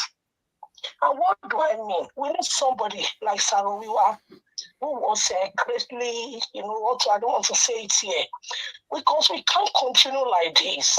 We can't continue when we have, God give us our own giving natural resources, and we cannot even get from it. We cannot do anything. Some people from another place, yes, there are people, they're enjoying it. We need men who will stand up, please. I'm not saying anything, but I remember Ken Seruwa in his time, what he went through, and everybody just forgot about this man. He fought for the Ogoni people. He fought for Niger Delta. So please, that is only what I want to say. We need people who can stand up and talk for us. Thank you. Thank you. Thank you very much, man. God bless you. All right. I appreciate every one of you. So I'd like to leave the platform for you guys to continue. Sorry about that. Augustine, thank you, sir. Okay, yeah. So just to round what I was saying off, you see, we don't understand what I'm particular about, because here people will say solution. Let their people copy from what they do in the South. It's not all the politicians. Politicians are even the people impoverishing the South, if we all agree. It's the individual we like to help. We are used to it. When you see a rich man in any community, we take students, give them scholarship, open businesses, employ people. But their own is that they deliberate until they understand that that wickedness should stop. They don't want to open their people's eyes. I read here one in the commentary, in the chat section. Somebody, Oriomi Oluwashego Abdul, yeah, he's a regular here. He said he did his NYC program in the north, that while teaching there properly in a school, he tell the students that in the afternoon you can come back for extra lesson at, just to help them. They were asking him, how much will you pay us? You don't, you can't compare it within the South. When people want to get their school cert in flying colors, get into university and move on, because nobody holds you. Their own is that deliberately they don't want their people to see the light. It's wickedness. And because they felt that the moment these people start maybe being educated like the South, and then leaving them to go to school, one day they will challenge you for any political position, or maybe try to tell you that, look, we can go it alone. So they only use them as tools when it is time to elect to INEC to do this, their rigmarole. They unleash them. Everybody will have a what is it called, a voter's card, whether you are underage or not. Everybody will have a voter. That's all they are interested in, and not to send them to school. And they will use them as a bargain when they get to office. Oh, the north is the underdeveloped. We have to do this thing. We have to invest in the north. What have we been investing? Let them do an audit. All the money since independence, since after the war, where has the money gone? Where has the money gone? Since after the Civil War, reconstruction, rehabilitation, and reconciliation, 3 hours in the East didn't take place. So where was the money spent? Okay, Lagos was being built up, and so in the North. So what are they talking about? Peter Obi should. In fact, Dr. Sia, you are even going too far. I need from 2015 to 2023. Exactly, yeah, during Buhari. And Buhari came because of rain for the North. In the end, what happened? Nothing. You see, the thing is that an average thief, let me put it this way, from the southern part, we steal, but somehow you will see him use it. Education is what can I say? It's like it's a deal breaker for all of them. Everybody wants it. In your community, you want to see how many people you educate. If you go to the southeast, that is what is reigning. Even a trader, these are not people in government, they are traders. They will come in, get money, and then train anybody. Say, look, we want to send people to school. I didn't go to school. I want my people. But in the north, it's not like happening like that. And I've been able, so before people come and defend them, it's their own religion. That's what I'm asking. Is it not the Islam they practice in Indonesia, in Dubai? Because Dubai, the most developed part of the world now, It's like Dubai. It's a Muslim country. Egypt in Africa. Look at Algeria. Look at Tunisia. Even Morocco. These are these are Arabs. Proper Muslim. But India, yes.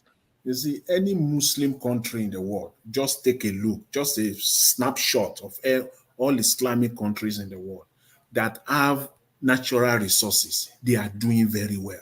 Exactly. That have anything at all, they are doing very well. They are really doing very well because they are practicing Islam.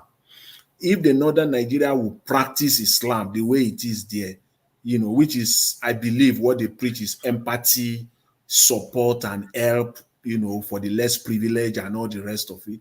Northern Nigeria will not be where it is today. Exactly. It won't be where it is. They are dragging Nigeria back. They are dragging us back. That is the issue. I think Dr. Ken is looking at it from a different angle. The angle we are talking about is that these people, they shouldn't be a subset of the country. Even if they are a subset, they are already getting enough. When we are giving an analogy of a handicapped child, the handicapped child is already getting enough. Even at that. See, there are so many examples that, take for example, the system in the Southeast. When you have somebody as a businessman is doing one trade, he goes to the village, pick one person, train that person, and set the person up for the future. But what do they do in the North? They like to give people handouts so that they will keep controlling these people and use them for whatever they want to do. At those states where I come from, just remove diaspora remittances. The amount of funds people from those states that lives overseas, the volume of funds they send home every day. Remove it from the state and you watch that state collapse. People are helping themselves. Why must the North be different? Like I was saying, when the UN people were coming, this is not the North Buhari directed them to go and help them as if there's no other person, no other people again in that country. How can a sitting president, a United Nations project is coming, you direct them to one section of the country? Apart from even that, their Abacha load, one of their Abacha load, where did they share the money? It was shared in the North. Buhari and his people, they said that the Swiss people instructed them to distribute the funds in the North. Chris, don't forget, structurally, they say they share Nigerian resources. That is the oil in Niger, the oil and the resources of Niger Delta. The one where that is federal government is controlling. They're not the ones that individuals are controlling. Mainly at least a good 70% are from the north. Now the ones that come to the federal pulse, they share it according to number of local governments. Bayelsa that has oil well, we bring the whole thing place on the table. Only 8 portions, 8 local government. Jigawa will take more than 30. No, Dr. Sim. Kasina will take, and when you go to Jigawa, you will never see the effect at the local government level. We've been there. This my youth service. Good day, my people. Before you say Jigawa will take 30, don't forget Lagos State and Kano State, they were both created the same time. Lagos still has how many local governments today? But that Kano State, Jigawa was carved out of Kano. I think Yobe was also carved out. Yet Kano has like 44 local governments. 44 now. Good day, everyone. The Black Panther, is that you? Yeah. I'm enjoying you guys. So. Yeah, I'll just round up now so that you come in. That Jigawa now, add the 30 local government from Old Kano to Jigawa. Then the other one from Yobe. You just realize that only one state from the north, Kano, the number of local government is almost more than the entire local government in the south or southeast. What else do these people want? If you are talking about quota system, how do you want to help the north again? Exactly. A child from the southeast, a child from the south side, a child from the southwest will have to score over 50. How many times are we going to say this? Especially children from Imo State and Anambra State, they have to crack their heads to get 60-something and above before they can even be considered for any federal school. The people from the north, you just need to attend the exam. And at the end of the day, when it is time for employment, they will still use the same quota system. These people that didn't do well in the first place, they will not still be the people in power. And yet that power, they are not using it to help their people. Oga Chris, no talk or finish now. No, wait, now you go talk. You go talk. Make I land. Let's you talk don't talk about all the the point social finish. intervention. Let's talk about the social intervention, Dr. Ken. For 8 years, that office was getting 500 billion as the budget. For 8 years. They said they used to share that money to the poorest people, 5,000 naira every month. If you can take your phone, call any person. I have called more than 100 people from Edo State. Nobody gets that money. Nobody gets that money. Yet Dr. Chris, that money not. Dr. Chris, hold on. But let me thank everybody for speaking eloquently well. And I want to thank Dr. I call you Dr. Chris now because you deserve that honorary doctorate, Chris. You deserve it. Dr. Ken and Dr. You now we go give you. We go give you before they give we go talk your before officially they go hand over and to you. Because Dr. Ken and Dr. CM, I be doctor here. You know, I want to thank the commenters. God bless every one of you. Another other protocol observed. Dr. Chris, I want to thank you. You know why I'm thanking you? I'm thanking you because you have gone into the heart of Nigeria and you have dug out the reality. And you were bold to say it. To say it to the entire Nigeria out there. And for this, may God bless you. Amen. And you too. Now, Mr. CM, you were lenient. You were a little bit lenient. You are pampering them with sugar, small sugar. Though you wanted to dig in, but you withdraw yourself. You are still pampering them. You are talking the small ones. But with everything, God bless you too. Our doctor, I want to ask you a question. Which place did you stay in Nigeria?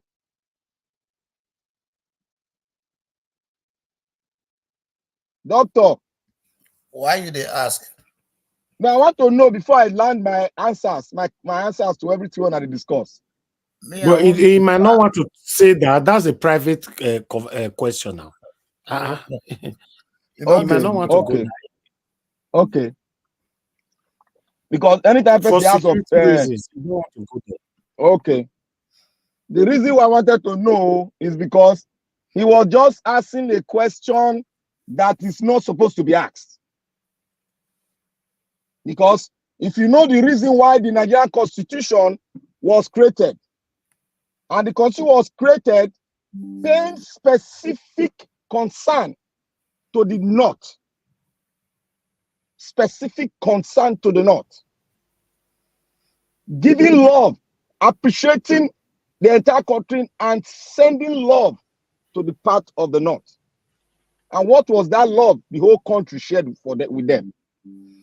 The whole country decided to wait for them so that they would run up well over 45 years, so that they will come up and meet us close to us, so that we all can build a formidable team and forge on. But what happened? They started balkanizing. After balkanizing, they started their religion, inculcating the whole system with religion, and finally telling the people that they don't need Western education, that they need Islamic education. Nigeria's system was built for the North. The reason why I'm saying this is that when the entire system says they want to stay and wait for our own brothers to come up, that system fundamentally was built for them. One, when they were creating the state, We gave more, our people yielded more local government to the North. All because we want the North to develop. Because during the system where the first system we are practicing what is the system? The system of regional system. They got a lot of food. They grew a lot of food, the granite pyramid. But what happened to the resources of the granite pyramid? That's a question mark. What happened? Nobody up to now has been able to tell Nigeria what happened to the wealth, to the resources of the granite pyramid, the pyramid in the North. Because that pyramid, the resources were not basically used for the entire country, but it was used for the northern region. But the question is, where did the money go to? If you ask the western region, where did the cocoa money go to? The science, the result is right there. Physical result, infrastructural development, water board structure, everything. Estate development, it's right there in the southeast. And if you look at this, the Midwestern region, which was carved out as a result of we went to a vote and we had our own region. The region has been selflessly developed by the Midwest, the Edo Bende region. We selflessly developed our region. And now the oil came. Who owns 65% of the oil rig? It is the North. If you want to debate who dig out fire, will bring their names out. It is the North that owns it. The United Nations said they should do projects all around the country. The federal government, who sat there in the person of Mr. Buhari, who sat there for 8 years, billions of dollars were brought into the country, and the president said they should go to the North and develop.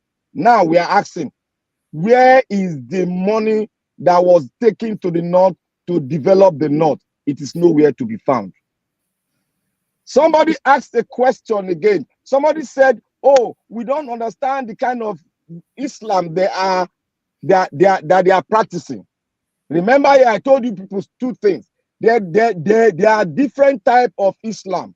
There are different kind of religion, Christianity. We have the Jehovah's Witness, we have the Pentecostal, we have the Catholic.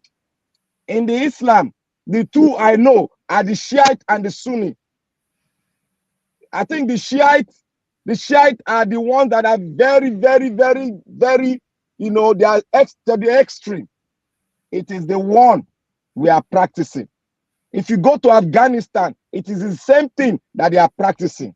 If you go to Pakistan, they are a little bit taking that into them too. If you go to Iran, that is what they are practicing. They don't want to educate their people. They even went to the extent that no woman should be educated.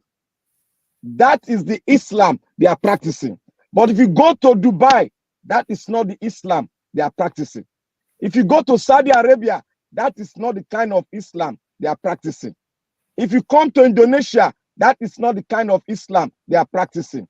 If you go to Syria, they are practicing that same Islam. Why do we have war all over the Middle East? It is the Islamic practice that is very volatile, that doesn't want Western education. They are the cause of the problem in the Middle East. Look at the entire Middle East. Look at where the problem is coming from. It is from the Shiites. So when Nigeria wanted to go and take one part, Nigeria took the part that will impoverish their people, that will make their people so down. It was not like this before. During the 60s, during the 70s, the North were not like this. But because somebody brought that kind of Islam into Nigeria, and that gave to an uprising in Boko Haram, who said Western education should be banned. Because the ideal of every nation is to make sure that education is like the birthright of every citizen. To have a good future, you must educate the generation that are coming up to take from the other generation. If you don't build that, the next generation will be wasted. Now, if you look at generation from the north, they are more or less be entrapped into a kind of religion that they did not desire, but their people have to wear them that regalia so that they will continue to practice it, and there is no room for escape. Now, should we continue to pay sacrifice to this kind of system? My answer is no. That is why we've been saying, let's practice true federalism. Their answer is no. Why? Because if you practice true federalism, remember, before I go there, if you practice true federalism, there will be a lot of development from the Eastern Bloc down to the South and to the entire South. The reason is because the South have paid more emphasis on educating their people.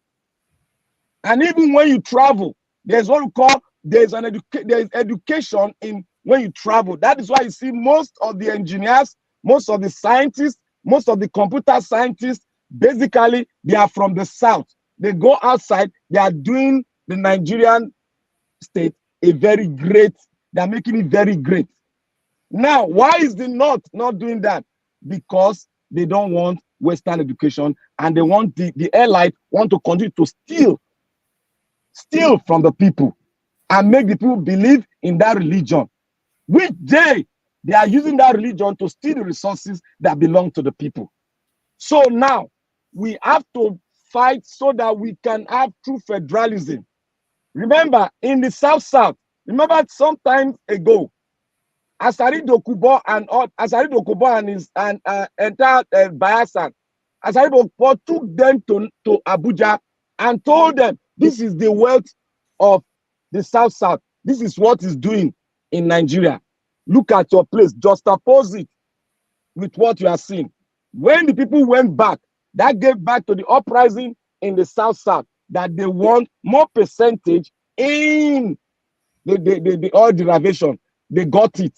They blew more money. They stopped oil drilling in the South. So the North, the elite, the people that love the North, they are the one that will develop the North. Because you don't expect the South to go and develop the North where they don't appreciate, where they don't want Western education, where they are practicing Islamic law, and when you go contrary to that law, which you will go contrary, which we will go contrary, and we'll be doing what? We'll face the wrath of the Islamic law. How do you expect me to come and develop that land? How do you expect me to go there? And if with that picture that I've painted, are we one Nigeria? The answer is no. Who has paid more sacrifice in the so-called Nigeria? Forget about what they are saying. It is the South that have been paying sacrifice for the North. Who is stealing the wealth of the country? It is generality. But who stole more? Who ruled more in Nigeria? It is from the North. They are good. The loot from Abacha is still being investigated up to today, and they are still getting more loot. A Accountant General of the state of the federal state stole 170 billion naira. He was pardoned, and some money was taken from him. The next, because to avoid prosecution, they made him an emir in one village. So they are untouchable. But to the South, even if they make you a king, you are touchable. You see the division. You see the division in the country. That is why we have been clamoring for us to come together so that we can apply that force of 1999 it's not division, conference. sir. It's not division. It is the Southern ignorance. No. There's no ignorance in the South. It is our own leaders that are picturing it, that are making us look like ignorant. It is complete ignorance. It is not ignorant. When your opponent is eating your own food, and you are saying we are one. Ignorant. We love ourselves. The South is paying love to them. But yes, sir. You said we love ourselves. Let me ask a question. I want to ask you a question. That's good. Have you been traveling in Nigerian route and you found a Nigeria soldier or a Nigeria police in checking point which come from the south, and that come from the north and find the same thing of the north. Did you know that the Nigeria police, which come from the south, will hold you, the Southerners start asking you for bribe, checking you here and there. But that one that came from the north, a moment you speak Senu Salam Aleikum, it will say Muje Muje. Hey, Epa, let me tell you one thing. We have traveled part of the north. The northern soldier, the southern soldier, they are the same thing. It has not gotten to this stage before. When we travel to the north, we were going for conference in the north. It was free. We meet soldiers and they will say, oh, these are students. Some of our students will speak Hausa. Some of us will speak Igbo. They'll say, oh, Igbo, correct people. We will just play among ourselves. When we went to the north, we came to the Amami market. They welcome us. We from the start, they gave us food. Look, we were together before. The average person in the north does not know all these things that they are doing. But when they infiltrated the people in the north with religious fanaticism, that made the entire north, making people to look at the entire north as bad, very bad and wicked. But when they were practicing the kind of Islam that other countries that are in peace now they were practicing, the north did not look like that. The police, especially the police in the north, I so much love them. I love them. In the south, I love them. They don't disturb you. Yes, sir. It's not to Nigeria. It's not to Nigeria. It is Black Panther. Black Panther. Okay. I think you have monotonized the whole system too much, or monopolized. Sorry. I think what we are talking from both sides, myself, yourself, we all look like we are getting this same thing from different angle. And I think the center is about, the whole thing is about going back to what Jonathan spent some money on, which is called for a confab, which was actually well dealt with. Submissions is still lying down in the executive mansion or the government house. Let me use that word. We are all playing, not we actually, because I'm part of the masses. Those in authority, each time we get there, we don't want to give it attention. But for me, I don't know why it's something very small, like 3% of 100%, way down inside of me, and it's giving me thoughts that are very unpopular. All right, it's against my school of thought for this election and this about Nigerian electoral season that we're in. That before this guy Bala Blue, before he leaves this office, he will do some strange things that will anger the North and favor those who are well-meaning Nigerians. It will make some kind of change and policy that many people will never thought were going to come to happen. He will do it. Something just tell me that just the way he play or he did his Maradona magic in electoral process, the same way he will do that thing, he will play the North. He will play them and they will feel that they've been fooled by this guy. Something just keep breathing inside, like way at the bottom of my heart. Like it's just way at the bottom there. The thing just determined that thing every time for some days now, almost about 9 days ago. I just stay on my own. I just begin. So are you talking of Mr. Tinubu? Yes. Now, who is he talking about? He's saying that Mr. Tinubu will make some moves that will anger the North. We are praying so. Let me tell you, this guy, he no go leave power without doing some things where it say he hide inside a heart. He not tell anybody, keep him. But anybody where they very close to the way they think from when he was small and when they young, they go no say those things, you respect those things inside heart. They don't want to talk about. That is for that side. But the main thing is that the only thing that I think right now that will make sense to me to even discuss now about Nigeria, the same will sit down and talk. They were there.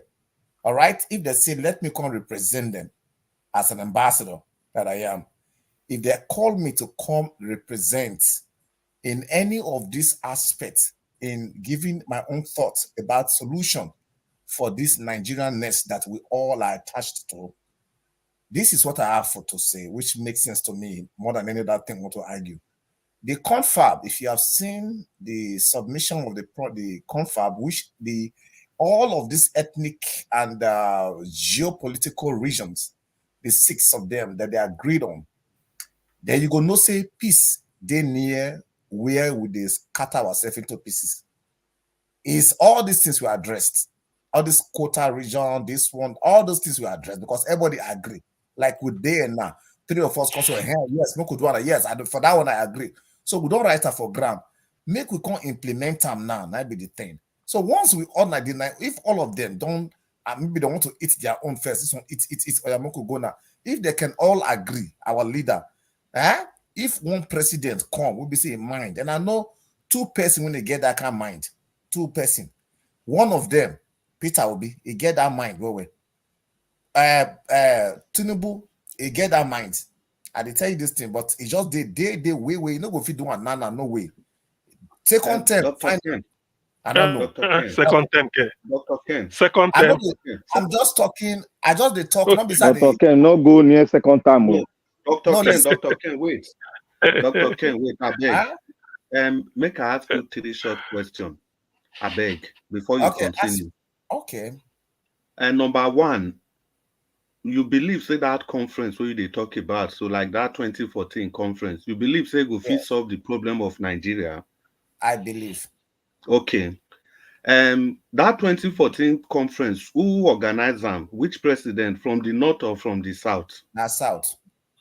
Okay. That 2014 conference, so after they don't do and finish, which president say send that conference, say send that this thing? They say the thing there is in the shelf, does go cover and there. Which president? We not say all preceding presidents. No, wait.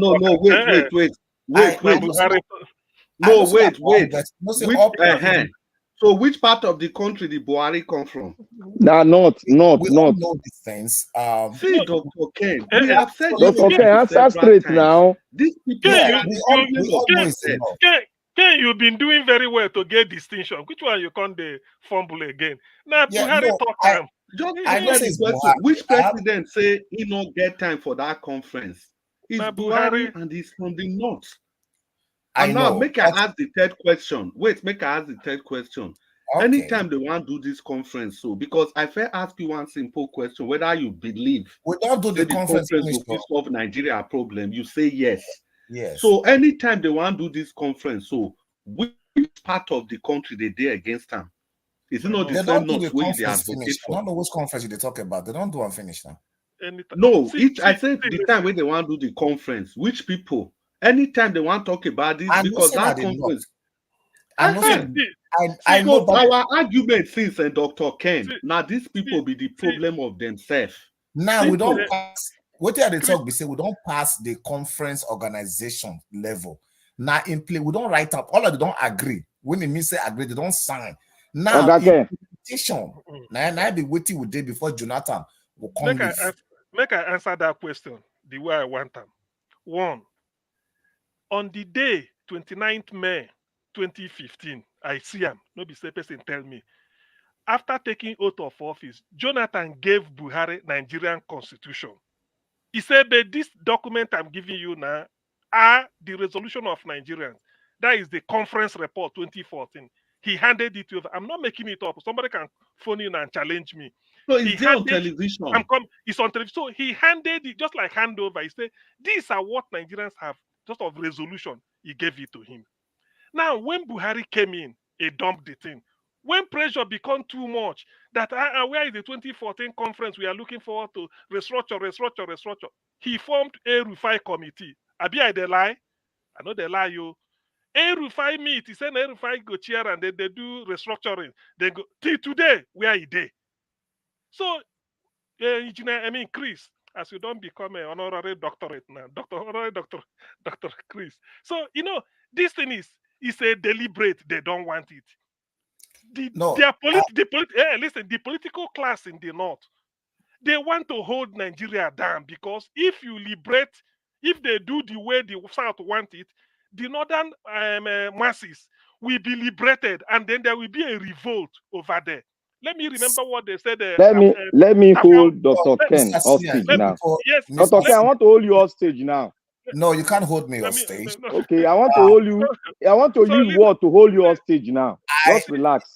Don't forget that people asked me 3 questions, then I should continue. So I'll be waiting for continuation. Okay, Nadiko, I think say you don't. Okay, yeah, continue. No, somebody interrupted and said that let me ask 3 questions and then continue. I said okay. So I don't know if it's changed, but what you had to talk now be this? Say that conference, that book, is still there. Listen, the thing be say we all know say no matter how everywhere bad the bad finish. Somewhere inside that where go there good when you go come outside. Nobody knows say there's gonna be a Peter Obi. You know, they never knew that. Nobody even believes it will ever happen. When they during the election, when they were quizzing him and he was answering say yes, and they go check behind the office, they say, I manage. So the thing be say, now the same way it could be, somebody go just rise like a Traore, for Niger, for Mali, for Burkina Faso, for Senegal. It could just say, now the place now day. It can be a northerner. It can be a typical Muslim person where they knock your head for ground anyhow. He go contact and say, look, this one, we don't carry and call religion thing. Now how they go. It go just go like that. When change don't reach, then they feel they stop them. When the time don't reach for change. As they see what they happen so for the whole of the world, even Africa, even BRICS forming, making their grounds right now, pushing forward. And then inside Africa, there's a split. France don't detach. Look, things don't they change. Nothing they remain constant. Make I ask you one question. May you continue? Change. It go change. Yes, my brother. Okay. Dr. Ken, when did you realize that we need to go back to the Constitution? Because this was not the tone you were playing before. When did you realize that we need to go back to the Constitution? No, before the election, each time I come on this platform and then there is a topic that relates to where we are, our situation in terms of Nigeria. I always talk about this confab that we should go back. I think even they listen to me. I said, we could go that is the book because the Constitution we get now, the whole problem of Nigeria, it dey inside the Constitution. The Constitution will be like evil book when it bedevil us. If anybody don't read that Constitution, you go see and say, now what it tie us for ground, I be that. Now that book, it did that book there. Go look at some kind of line. When you go tell you some kind of thing, you go fear. So so we have to get rid of that in the confab. Now be waiting the Nigerian people, the people who get the land, what they call Nigeria, all of them. Now waiting the aggressive make we live by. That is what is done in the UK. Dr. Ken, do you know why I asked you that question? I asked you that question so that you go refresh your memory again. So I want to see your consistency. You see, at the beginning of this whole hula baloo that we're going on, I have been saying it, that the only way is only 2 ways we have now to come out of the wilderness. One is we change the electoral law and be specific with the law that this is what, and it must be mandatory. And in trying into that electoral law, the Supreme Court must not be the one that will tell us who won the election.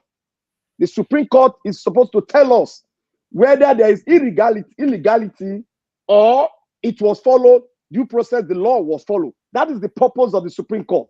The Supreme Court is not to declare that Tinubu won the election. That must be enshrined into the electoral law.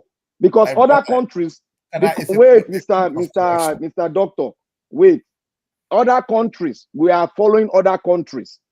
Supreme Court does not declare the winner of an election.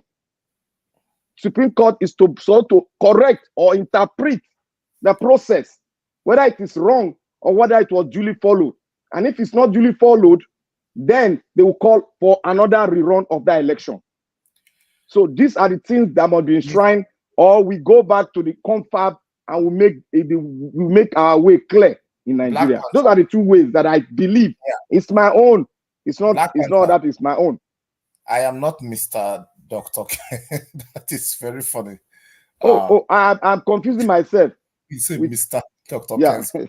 It looks like what this little kid can call Mr. Uncle Ken. They can call me something like that. So that's okay, but on loud. I think I just think that once the confab is implemented, it's a one-stop shop solution for every of Nigerians' problem. Not all, let me say not all, at least measure until it will be like there will be other insignificant, maybe peripherals, of course, but the cardinals would have been addressed to its roots. That is what the confab really cover and deal with. All this way of talking about, say, the oil, why you going to take oil from our bank is addressed there. And we know they get our own benefit and privileges as the producer, the goose, that the golden egg, who lays the goose that loads the golden egg. Why do we don't have, all those things were addressed there. The power that is ascertained, right? Privileges that will be enjoyed by a president is addressed there. All this rotation, all those things that way they cause mago now, where they go say, no, now this one, they are addressed. All these things about protest. Why we protest most time? Protestations around the country, major ones. There will be no need to do some kind of protest that we do. Because do you know one of the most that's the most critical thing I've seen in that 2014 conference report, because I have it, I downloaded it. Do you know Nigeria went to the extent of saying antitrust law that nobody will enjoy monopoly of any product? Absolutely, CN. Do you know that alone would have made Nigeria, that alone would have turned the economy around. That's why I say I've forgotten the session. I thought I would have, but go and check it. Antitrust in our constitution, that there will be antitrust law that even if Akara, everybody can do it as long as you want to do it. Fry Akara, so it can never be a case of say you give this monopoly to be doing. Hi God, you see that is why. You see that is why somebody Tinubu called them the other day. Before you know it, Dangote and the Bua cement, they said the thing went on the rise from 4,000, 5,000, 8,000, 9,000, 10,000, 11,000, 14. Before you know it, it don't crash, it don't come down. For what? Because now them, they just talk to them. Maybe they said, okay, we don't make so much money. Let us give them more. Monopoly. Monopoly. If you don't need me, then you don't need them. You don't need them. It's true. That thing alone, and this is part of the reason why when people see that's why if Buhari had put it into practice, but it would have turned the thing around. Really, the country is not really this rocket science. Just put the normal thing and let the people decide their fate. Let the people liberate themselves, because that antitrust law, that antitrust. Which time now? See it. You see, that is why anybody never read that book, that piece of information that is there. Panther, Mr. Panther and the other, anybody, if you never read that, I beg, take time, get a copy from the internet and just read through. You go see and say he addressed all this thing with the talk here. That's why the listeners say no. The confab, he addressed almost every wahala of these sections. Not almost every. Professor Zekome said over 1,000 issues was agreed on. 1,000. Agreed on. See, to the extent that they said any state we feel like they no fee stay alone, you can merge with another state. Yes. If you like, can you imagine? Local government you can merge. If you don't, I think they scrap local government. They scrap local government that is only the state and federal. And any state when if you carry himself, if you feel you can merge with the other state, you merge your service. And look at the flexibility of living a democratic life. See the way they make choice, so much optionals, in every aspect. That's why I say this one when they talk. I say it's just the confab. If the confab is implemented, brother, now you could all hear say this thing don't change like this. So you could all hear say this company don't come back. The one we did before. You could hear say this one they go. You could all hear say somebody that is. You could hear that some people become quiet forever. Who has been like a lion. in the political landscape. It's true. And that's why, because if I say all the problems, somebody may challenge me. That's why in my school of thought, I know that not everything is pure. There's always some kind of element of, impurity. So maybe 1% or 0.01. So that's why I say almost everything. But it does attend to every of our confusions that we are seeing now. When I hear some kind of confusion when they happen, I could just think about one section in the conflict. I say, if only they can implement this. But trust me, it's just about the executive. And you see, the confab also reduce some amount of abracadabra that is within that Aso Rock, where the president can just say, let there be light, or let there be no light, and it just be like that. Most power were taken from him. Yes, that's and true. give it. Look, you need to see the beauty. If that one, I don't believe that one day, one rascal man, his head may not be correct in many areas. That's why no president will feel bad forever. No, Say bad in Dr. every Ken, you know what happened? and just Let me do tell you. and I be that. Let me give you 1 minute story. You know what happened? When I made mention of the confab, some people almost shouted at the beginning, oh, this is not one more. Last year, when I made mention of the confab, some people were thinking that I was going back, that one won't work, they won't do. There was some things I saw on the confab that was addressed, that I knew with that one thing that was addressed, Nigeria will move forward. And that thing will change even a person, even Nigerians that are committing all this, it will change them. Because when you make good law, when you agree on, it's just like when we want to do a business, we agree, we sign. Then you now break it. What do you think will happen to you? That's it. So we have agreed. It's not the north and south. Everybody have agreed. And it addressed everything. I think we can start from that place to nurse a great nation. That is what I've been crying, because I've gone through a lot I'm still studying that constitution as it is now. I have gone through a lot of, because so plenty, it's very big. So you have to choose the portion that you read the first intro, then you go to the portion that you are interested. You go that place, you study that place before you cannot go back, because you cannot start from beginning down like that. You will just throw it off. That is how I went there. And even the state police itself, they addressed that issue right there. And it's so comfortable the way they addressed it. If you cannot, you can merge. You can form something that looks like regional, but it's not regional. You can merge. And the instruction was duly carved out how the federal will work with the states when they are policing the country. Black Panther. You see, say, say just now they talk about, say, all of us they talk, say, now the northern elite, now they suppress their own people. May they not get education, so that they don't go come, I know come open, they don't go come, they know what they do, all those kind of things we discuss. And our southern person will come go liberate, they will say no, Peter. So just imagine how beautiful it would be when they gave every state, every political jurisdiction their right to dictate and chart their own course, their own destiny. Then this northern state, maybe the only one or two of the northern state can decide to make their people to languish in poverty, illiteracy, and backwardness. Just see how it will be like, say, everywhere get light, for example. Only 1 or 3 places inside darkness. They can't create Sharia law. They all the company where they want to drink alcohol, they can't come south. They can't pay tax. The contact state can't they develop massively for the old things. They can't they leave their state to migrate to come live for southern states to abide by the rule there.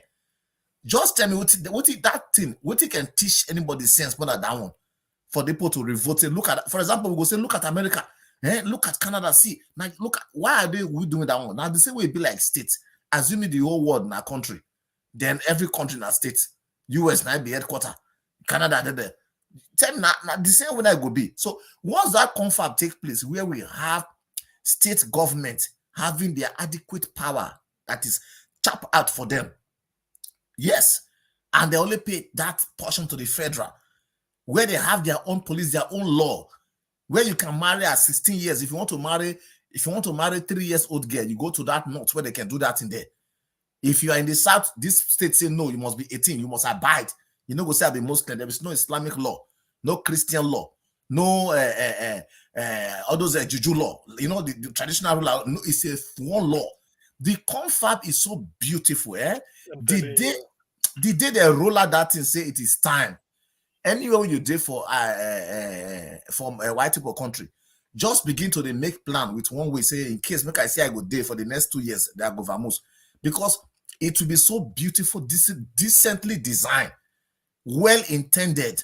The intentions are all well on point. You need to have a copy. If they bring that confab into limelight and we now vote on it and it's accepted, I don't begin to pack my load to come back. And you go waste more. In fact, if there is anybody who need a copy of it, I can email it to the person if I have the email, because the thing is big, but it's very, very detailed. They didn't leave out anything. Professor Zekome say it's more than 1,000 issues they agreed on. How can, telling a state that if you cannot cope with managing yourself, if the other state can agree, you can join. You can share service. That is the flexibility. That is how you know that you are now in charge of your affairs. It's not that too rigid. So many things, antitrust law in the constitution, that nobody can take monopoly of anything. As long as there's somebody interested in it, that person can venture into that. So that tells you all this Dangote all this the monopoly cement, monopoly sugar, monopoly salt. Haba, why can't you? If you give me monopoly my state to supply pure water, I go become billionaire in a year. Pure water, let me only the supply them for one state. No be water, I go become billionaire. So that is the issue. That is what is holding Nigeria, and that is why when this Buhari came in, Erufai, when people shouted, he go form a Erufai committee, they want to restructure. Till today, where is they? Shaibu Buhari don't go. Where is the committee? They didn't submit anything. You see, that's why when people say the North is dragging Nigeria down, this is what they mean. They don't want to liberate their people. They feel that holding their people in check, not to expose them, so that, because if you are not, when they deny you in fact, if you miss education, good education, you've forgotten the future. Yeah. If you miss the education, you've missed the future. So when they deliberately hold their people down, okay, like Chris observed, how else can the whole country help you when they say you must get 139 to get into unity school, but you with 7, 8, even 10, 11, 21%, 21 marks, yet you still cannot make it. So how else do you want? We step down so much for them, and because education is important, that's why they give them that low cutoff. So you can join. Even in the South, people are opening private universities, private secondary schools. It's everywhere. Everybody wants education. If you can't get job in Nigeria, you migrate abroad. Now look at, do you know that in my state, Anambra now, School of Nursing, if I count them, it go down, they reach 10. Because they're saying they need nurses abroad. Every diocese, every Catholic diocese now is opening School of Nursing. Everywhere. Every hospital, some big hospital, School of Nursing. They want to be writing Nigerian exam for nursing. So this is the way you liberate people. But in their own case, I don't know why. Their politicians deliberately add this one into your argument. Add this one. Hold them down. Okorocha built a lot of schools and gave scholarship to children in the north. A lot. I follow that guy well. Okay, yes. Even as kleptocratic as the man is, he still did something. But my problem with the northern, my problem with the northern politician is that they deliberately, I'm using the word deliberate, they know. Because if they've been doing this, that's why in the South, look at, people are free to discuss, do anything. I mean, you can't come and tell people that, oh, this is like this. But all it takes is to tell them that, you see, the South hate you people. They are saying you people are this, you people are that. They don't allow us. They don't allow this. They want to take all these things to themselves. Then you engineer them to go and start being violent. No, it's not. We want everybody to develop. That's why we say that opportunity, you establish Federal Polytechnic in South, you establish one in the North. So that all of us can be able to do, because without education, you'll be dragging everybody backwards. And you always feel cheated. Yet look at the opportunities in the North. Look at the resources. That gold they are digging in Zamfara, mining in Zamfara. Where is the money going? If it is in the south, at least you must see that somebody floated a scholar. I know there are thieves, so don't get me wrong, but everybody believe that you must educate somebody in your community. Then you can Thank you, Mr. CN. No, not lie. The cement in my state, where is the money going to? Did he educate anybody? Now who they steal am now? Who they steal am? Obaseki and Oshomole. Now you can't ask me. Now maybe you go ask. This guy said. Yeah, See but this one they call crayfish. So make a dog can't tell her how they teach your fish. Yeah, Not be your state you go ask. If we really want to face the truth, the poverty in the north is deliberate. It's true, man-made. No, not get poverty, because now that's that they get. Now make una say they get poverty. They have strategies. They can burn as many like ants, so they will pack them to the south. So it's not poverty. It is the ignorance in the north is deliberate. See, other people, young men from other part of the country, fear no go let them born more than 2-3 children.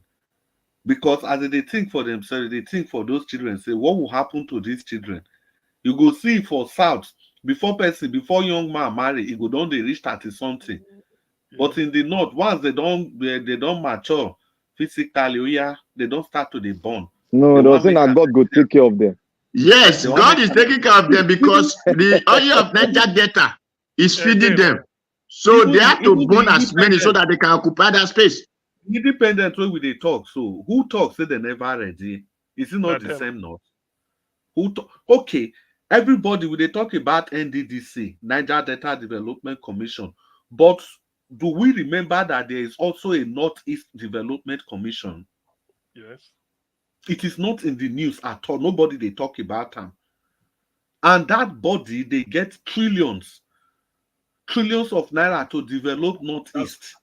That's correct. And nobody know where the money they go. And nobody know where the money. Nobody is even talking about that Northeast Development Commission. It just be like say no, they exist. And yet that commission for the past 8 years since Buhari dey power was getting trillions of naira every year. And nothing is said. If you still go down Northeast now, zero impact. I think it was likely the same thing with NDDC. Zero impact. They have been eating our money. The people that went there, are they developing anything? If they do road, 2 days they will wash away with the erosion. So the same thing. Yes, but the thing is that the point in all this is that Nigeria as an entity needs help. No part of Nigeria need any special attention. It's okay. Enough is enough. You have been in power for this long. You have everything. You leave your region. See the other Mufon was talking with his maggot-infested mouth. They say the oil in Niger Delta belong to Zamfara. But the gold from Zamfara yes, the Niger Delta oil, the Delta oil and the Bayelsa oil belong to Zamfara and Jigawa, and it's clear. It's clear. The demand is not apologetic of it. It is completely truth. Okay, why did the Abacha delete our brothers at the Wiwa? Is it not because of that oil? So why do they burn what do they call it the other day in Ugele? The people are saying it is because of that oil. That's so whatever we talk about it today. I want to remind you people that statement has been made. That statement has been made. He said as long as the courts don't convict him. Now what Buhari talk today. He still the defend Abacha. Till today, despite all the funds that have been refunded. No, but you see, what the funny thing, if you remember the thing, it was one governor, either in Bauchi or Gombe, lined the youths up, go marry for them. Yes, there was a time. That's empowerment, so that they might produce many children also. It's empowerment to get vote. It's not laughing matter. Today, they still do it. They still even Ganduje, the one that just left, Kwakwaso, they do it every time in Kano. Every time they just line up people, women, and line up men and marry them off to each other. till tomorrow. You know, the thing surprised me. I said, so the thing you can do for unemployed youths now to gather them, make them go look for wife. Then you pay the. I mean, the person think the governor Because they governor paid. need the population to keep doing what they want to do, to remain in Happen. power. I want to tell you, Jeremiah Motoff, he did the same thing. So everybody has strategies of life. The Northerners are they are elevating their people out of poverty by marrying for them. So since those one cannot marry themselves, the governor or whatever position who has the opportunity can marry for them. No, so the problem here is that it still bounce on. You don't take people out of poverty by marrying for them now. That is not. See, the problem there is that it's not that marrying for people, helping people out for them to marry is a bad thing. But the idea behind it is the problem. The idea behind those things are the issues.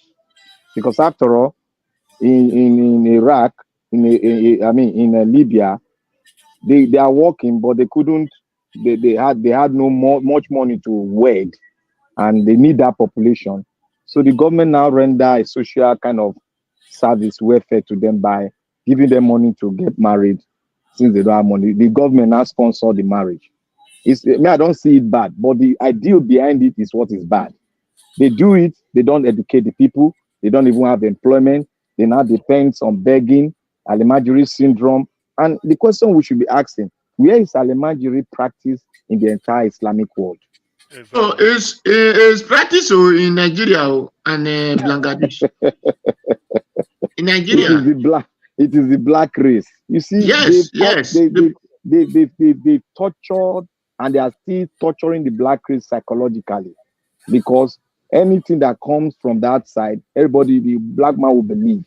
That is why the whole time that we have wasted in Nigeria, it is high time we govern Nigeria as a country, not as an entity whereby some people will benefiting.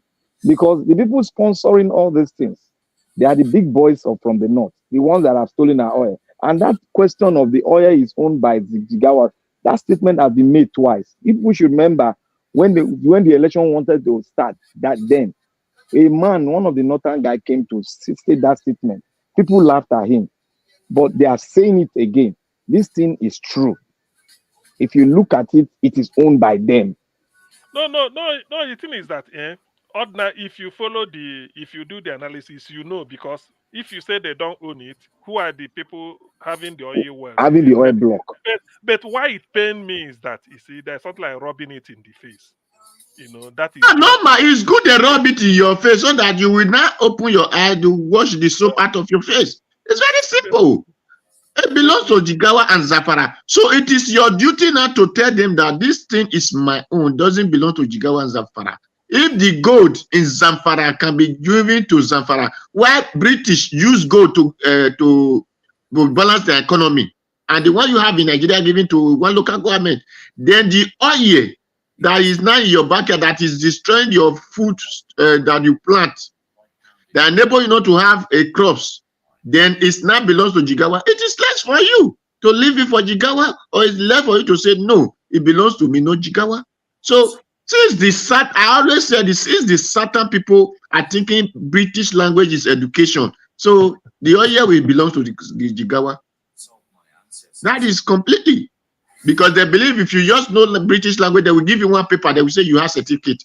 Then your oil will continue belongs to Jigawa, the other one will belong to Zamfara. Thank you.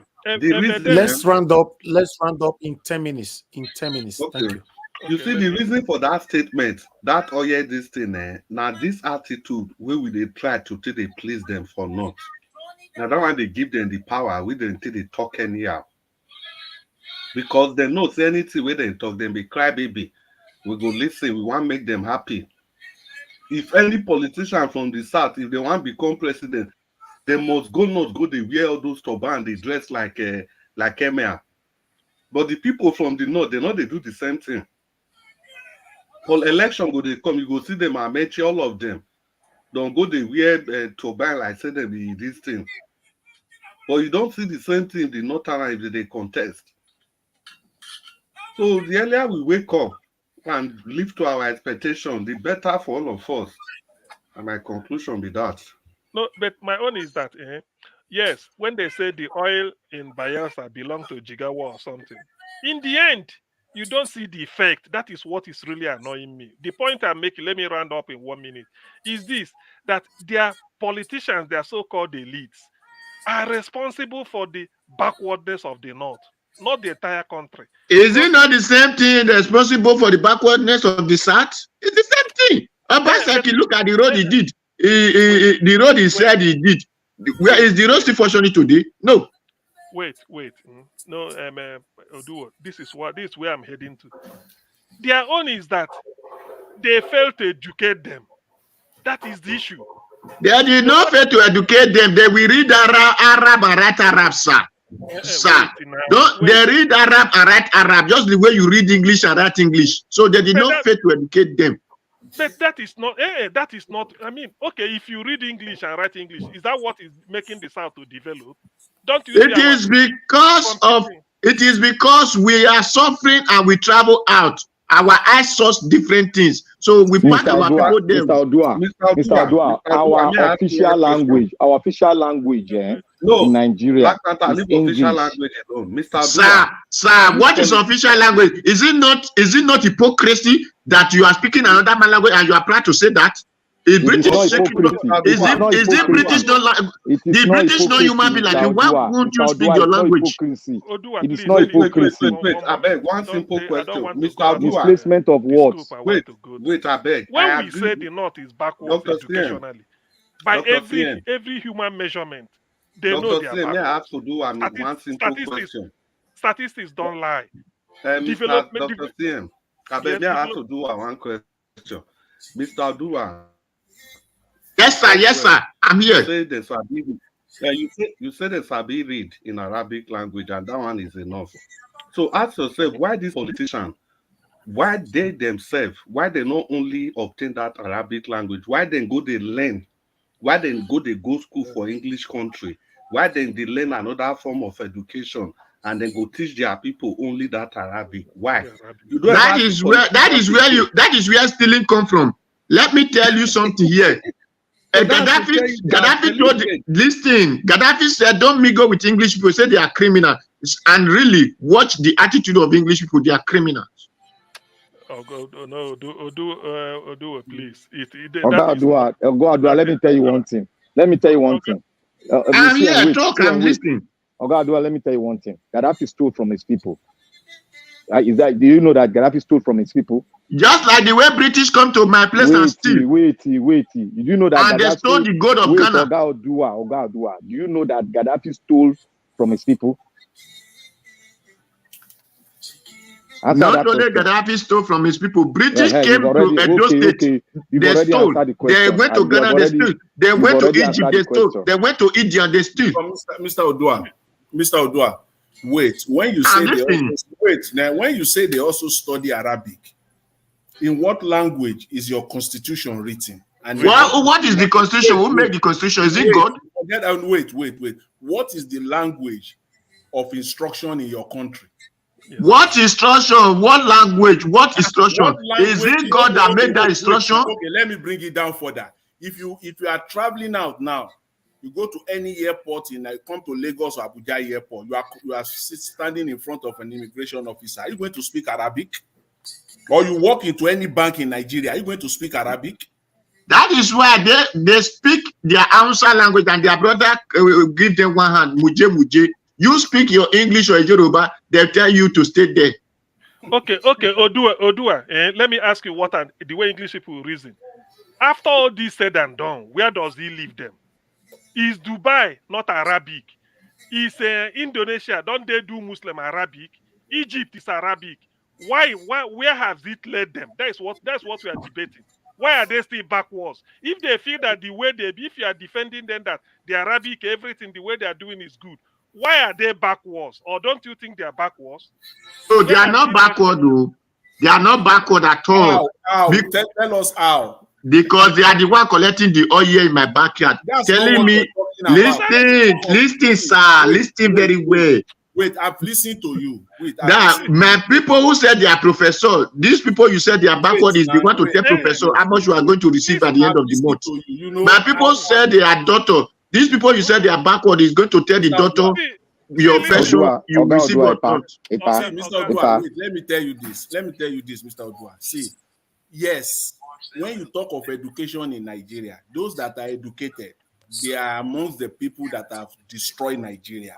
That is one side. That is the perspective, the lens at which you are looking at it, that the education does not matter. It is not taking us anywhere. That after all, those that are educated from southern Nigeria, after all, they have also messed up Nigeria. But we're talking of development, the physical things that you can see.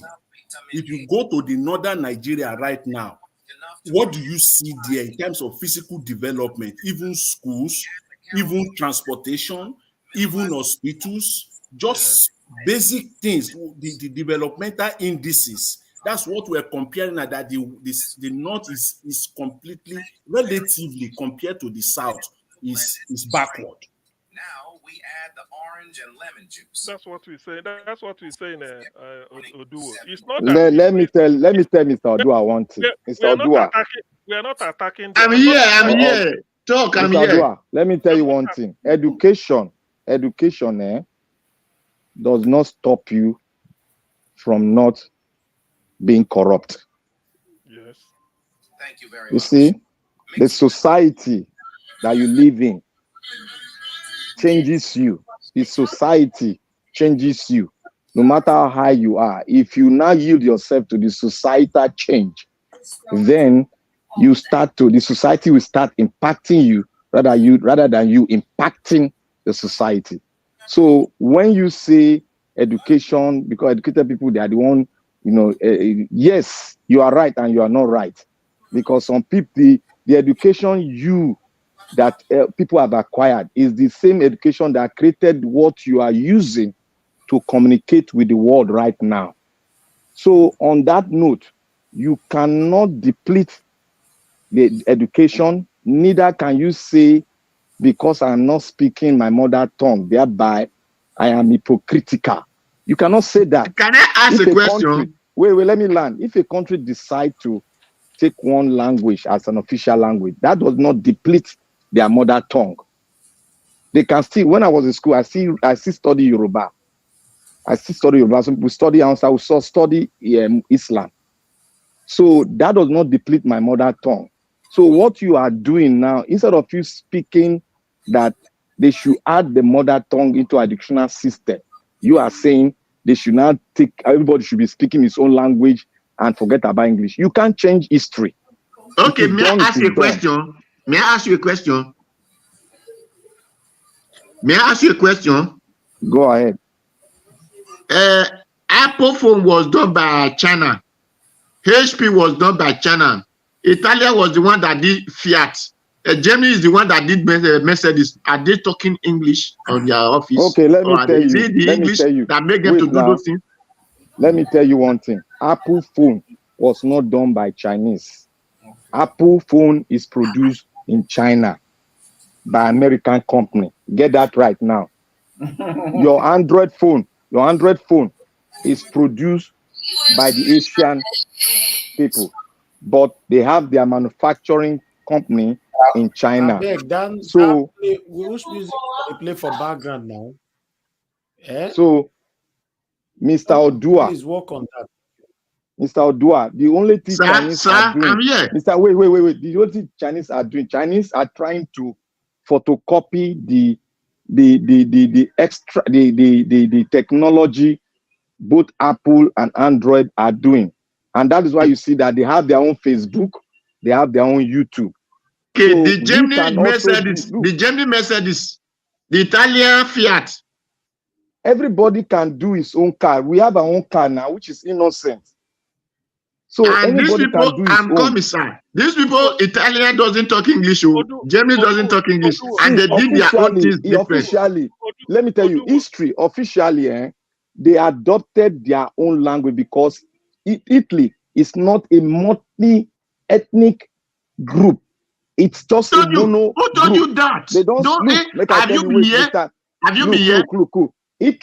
Italy, officially, the population of Italian, the people that are speaking that Italian, they are more than 85%. Go and check it. They are more than 85%. So they can adopt their own language. Don't say what you don't know. They can live adopt here. their look. French, I know French. how a place that this Italian, the language is of one region. This language you are saying that they are called Italian language is of one region. Mr. Odua, the other region that you want to refer to or you are referring to, which is the Swiss Alps. No. Listen, I want to tell you. I want to explain Italy for you. Something before you go. Okay. I know you live in Italy, but still, we know a little bit about it. I know that in Italy they have other languages like French, like Italian, like Spanish, and like German. It's a very tiny part of Italy, but majority of Italians, they speak Italian. That's a majority population in Italy. Thank you. Now let me explain it for you. Okay. In Calabria, they don't speak Italian language. They speak it Calabrese. Now in Piemonte, what's their population? All these areas you want to Listen, Piemonte speak Piemontese. Now Sicilia speak Sicily. Napoli speak Napoli. Where I am now, Friuli Julia, they speak their own. And in this Friuli Julia, it's just like the way Edo State. When you hear Esan speak, the other one will speak. This is how Italians are. It was one region that said, let us unify ourselves together. It was one region that now brought their own language and put it for them. And it now become their official language. So it is not till today, every region still have their own dialect. But did they not adopt it? Oduo, please. They adopted that language. Listen, everybody is free. Every civilization is free to. And what I'm telling you is that it is not by English that make people to do things. It is just the brain. Listen. Let's not deviate from what we are talking. What I'm saying is the question I want people to address is whether you speak A, B, C to Z or whatever. How has it helped you? That's what we are saying. Japanese can say they speak their own. They use it to manufacture and then become a IT giant in the world. Russia can say we speak our Russian. We are the best in what we do. Maybe what is it called? Portuguese can say their own. You, the one you are speaking, how has it helped your civilization? That's what we are saying. I don't care about language. In a way, that is an indictment on the fact that we are using foreign languages. No. Because no. Why I have to point this out is that when we say in Nigeria, because of what P2B said today, that the North needs an investment because they are backwards, we know, and the poverty is. Said did not need investment. It did not say they need education. It said they need investment. Listen, every region need investment. See. If you I don't keep quiet. You are setting a different question. Who is saying adopting that language is an indictment? Who is saying that? Say something. Wait. No, people shouldn't use something like that. I can't believe you, Black Panther. Are you seriously arguing for English language? That word is wrong. Are you seriously arguing for English language, Black Panther? That word is wrong. It's not an indictment. Your traitorous behavior never knows no end. For each other since to Nigeria beg. Muna, just give me 3 minutes. Now, let's not shy away from what Mr. Odua is saying, but he's just presenting it in a wrong context. See, if you teach me Galileo's law in Edo language, if you teach me Newton's law in Edo language, if you teach me Adam Smith's principle of economics in Edo language, if you teach me the law of gravity in Edo language, if you teach me Le Catalet's principle that we have referred to several times here in Edo language, I think I will understand it better than if I learn it in English language. I think that's just what Mr. Odua is trying to say. But Mr. Odua, the argument is even that, you see that language, whatever language they are learning in the north, it only begins and ends with the language. It's just to use that language to recite the Quran. They don't use it for any other thing apart from reciting. So that is what people are talking about. They don't use it to learn economics. They don't use it to learn trade or business or whatever or mathematics. It's just specifically so that they can recite the Quran. That is what people are talking about. But you have a very solid argument that if you All right. learn in your mother tongue, you can always become better in whatever you do. Yes. So I that's agree to just that. my own. I Okay. agree to that. I agree.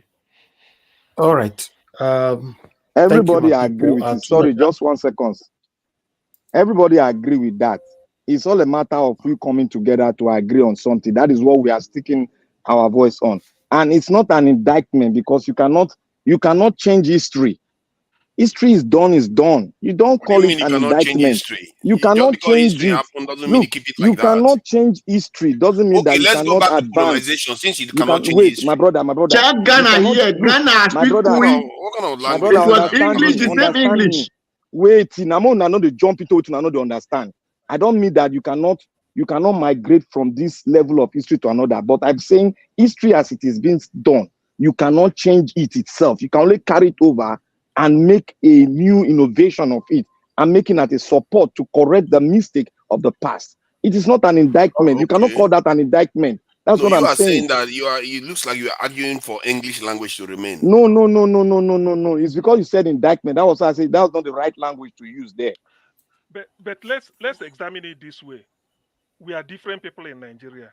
If we can't use English as common language, which other language can we use? See, South Africa has about 12 native language as the official language. We can function if the regions adopt their major languages and make them official languages and translate most English text into. You'll be surprised how quickly you can do it. In Somalia, their president wants. Let me just add this. Let me just add You this. can run it side by side. Hold on, let me just add this. So let you know how quickly it can happen. Hold on. Let me know how. I just wanted to give an idea to the viewers so they understand how quickly this can happen. In Somalia, their leader once asked them to transition from one language to another within 6 months, and they had to do it. All government institutions translate from one language to another within 6 months, and they did it. Wait. Don't say it on the surface. Don't say that on the surface. How do you think that happened, though? If you understand it very well. By telling the people to do it. I know what you are talking about. The way that happens, wait now. The way that happened is the fact that everybody stay in their region. If you say we can do that in Nigeria in 6 months, this is how it's going to happen. An Hausa man, policeman will be in the north because he doesn't understand Yoruba language. So he can't come to Yoruba. He can't come to the southwest. He cannot go to the east. So you can effect it even in 3 months. Everybody stays where they are. And that's part of what we have been talking about all along. It's not necessarily. That's the only way. Why is everything you talk about always goes to this one idea? Well, let everybody go on their own. I'm using the example you gave. And that is the only way. Yeah, but that's the example you used. You used it in that context. Let me say this. Okay. See, I live in Canada. Canada also is a multilingual country. Okay. So if you are someone who is living in Quebec where they speak French, so they will post him now. The federal government, working as a civil servant, will now ask him to come to British Columbia, where it is predominantly English. It doesn't work like that. He stays in Quebec there. That's where he stays, or in any other province where they still speak French. He cannot come to British Columbia. In fact, he cannot go to Alberta, where predominantly is English. So those places, they can do it. In fact, they can effect it in 3 months. Everybody see, these are it will work. Yeah, if you use your official, you can always speak English there, but as a kind of common language. This site will work still perfectly. Have regional languages. This site will work perfectly. You can use your official language in that locality to write your textbook to teach your people the basic courses as they advance in education. That does not deplete the English as a whole. They can learn it side by side. That will work perfectly. That's what they do in South Africa. For you to now cut off the official language of the country is not going to be possible because it will lead to so many things. No. those languages are also official language of the country. They have to be official language of the country too. I want us to consider this because I want to be practical, whether it is possible. We are just brainstorming, all of us. If you go to the southeast, if you want to Igbo, no problem. Southwest, the same. To the north, although there are many languages there, people might embrace Hausa. Already they are using Hausa as common language there. If you come to the south, which language would you think will be used so that others will be subsumed? They will use it, Joe. By the time you choose 12, you will get enough, or even 15 is more than enough. Okay. But it's more, there should be up to 50 languages in the south. I don't know, but I'm just saying. Then in the South Africa is 60 million and they have 12 official languages. Let me confirm it. Let me finish now. Don't worry. Let me. I'm coming. I want to ask you a question. Before the Igbos speak one general language today, do they not have different language in the Igbo land? Let me tell you. Listen. I will come to that. Let me say this. You know, in the north now, unconsciously, the moment you cross Enugu and get into Benue State, if you start speaking Hausa, people won't see you as being different. People will answer you. Then till you get to Kasena, and then till you get to this, do you know that the TV, if you go to Boko and speak Hausa, they will reply you. Boko is TV people. But the thing is that it's like unconsciously Hausa is being spoken widely. But if you now make it a policy that maybe in the north we should be speaking Hausa, people will tell you, oh, you now want me to lose my own language. Now, it will bring about minority talk again. That's what people don't know.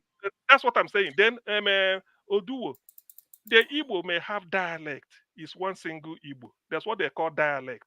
Yorubas can say that there's a way Ijebu people will be speaking. There's a way Ondo people speak. I think Jonathan is here, can help me. Ijesha area, like I understand, they have their own something like slight dialects, but it's the same thing. So if you come to Igbo land, the Ngwa people are Aba people. There's a way they speak. Abakaliki, they have their dialect. Onisha have their own. Newi, then you talk of Afi or Abakaliki. So, but it's still the same thing. That's what they call dialect. It's not different thing. So the same thing with Sasat. It is dialect we have. And if let me tell you guys about South Africa.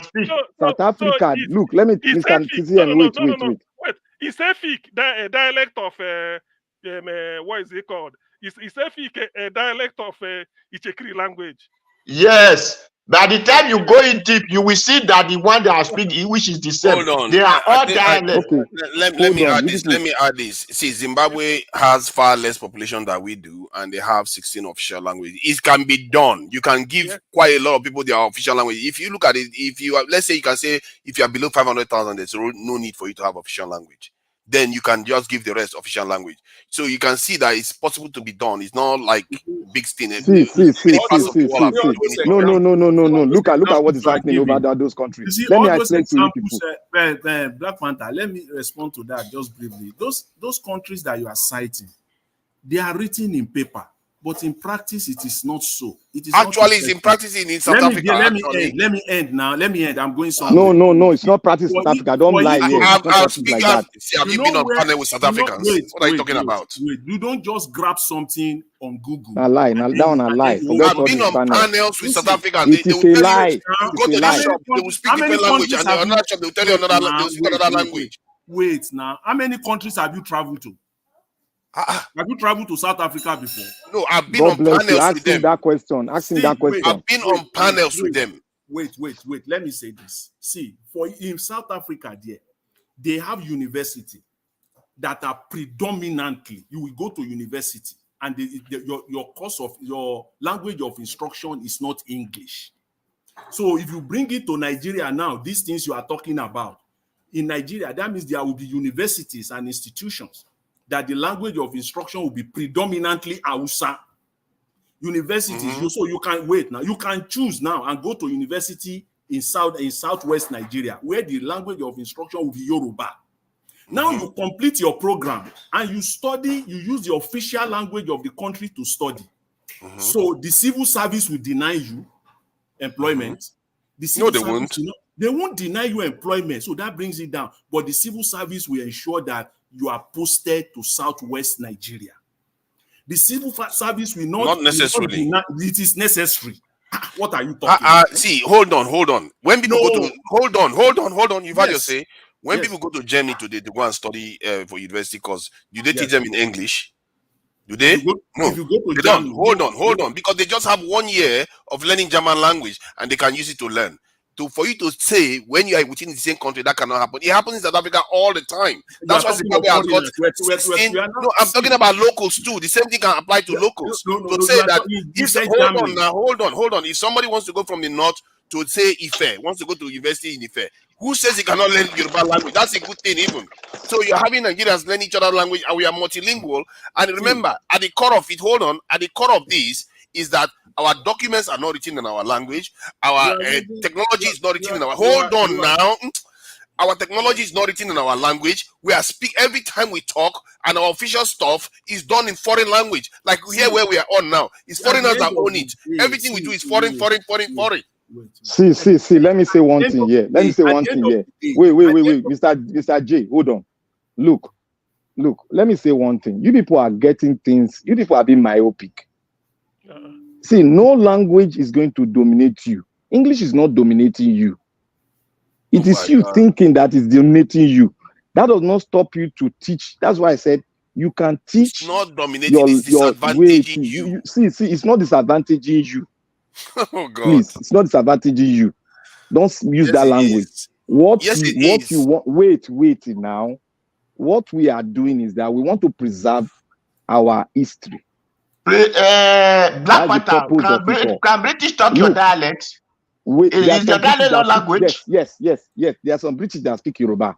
I've seen some of them speak Yoruba before. Christ, by and large, that's what he meant. It's not like an individual. By and large, they all know how to speak now. He asked me a question. I answered it. So there's one thing I want us to know this. Don't believe that if I am speaking this person language, that because I make English my official language, then I'm being intimidated.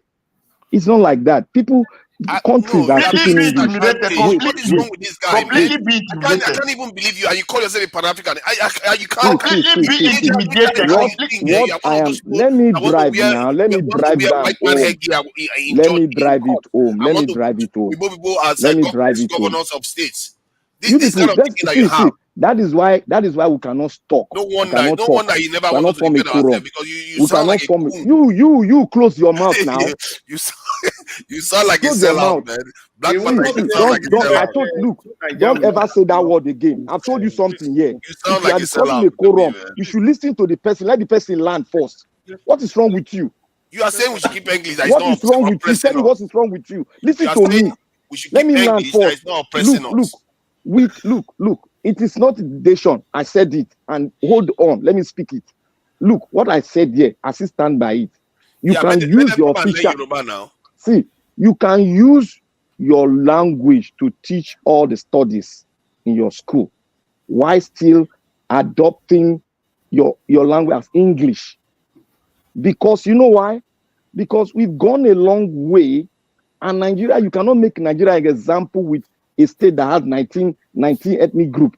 We have more than 355 ethnic groups. It doesn't matter. My brother, it matters. A lot of those ethnic groups, some of them my are brother, it matters. Look, my brother, it matters.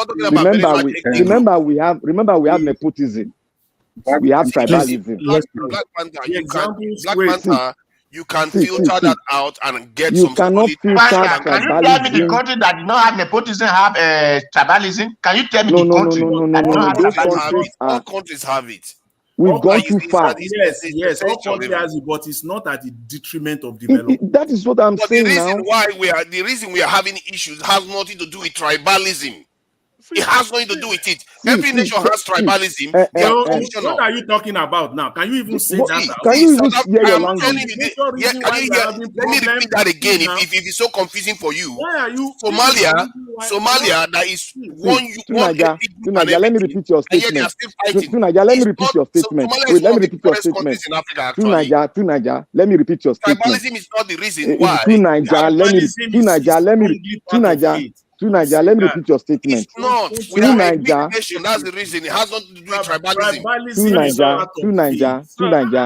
How to could Niger, you in to Niger, 2024, to 21st Niger, century to Niger. Let me tell you one thing. Tribalism is just an ingredient, but it's not the dominant reason. Is this a major fundamental problem of Nigeria? They tell you that tribalism is the issue, so If you it don't is really not, focus on what the you solution is. will tell me why. If it is not, you will tell me why. You will tell me why someone who is less qualified will be the director of an agency. See, to Niger, do you know why? To Niger, do you know why I question where you come from? Oh my goodness! If we take off, is not the issue. wait. Why are you talking about me? You are reducing the conversation to me now. Seriously? Let anybody call in and say tribalism is the problem in Nigeria. Let us see the vote. Let us vote. See, the reason why. Your concept. I want to know your concept. Let us vote. Let me put it the way you will understand. You cannot make me understand because I was bred up there. You cannot make me understand. Can you hear me talk? Don't even try to make me understand because you don't know. You don't know it. You don't know it. Likes to talk and you don't know it. He will lead you the wrong direction. This Black Panther. See.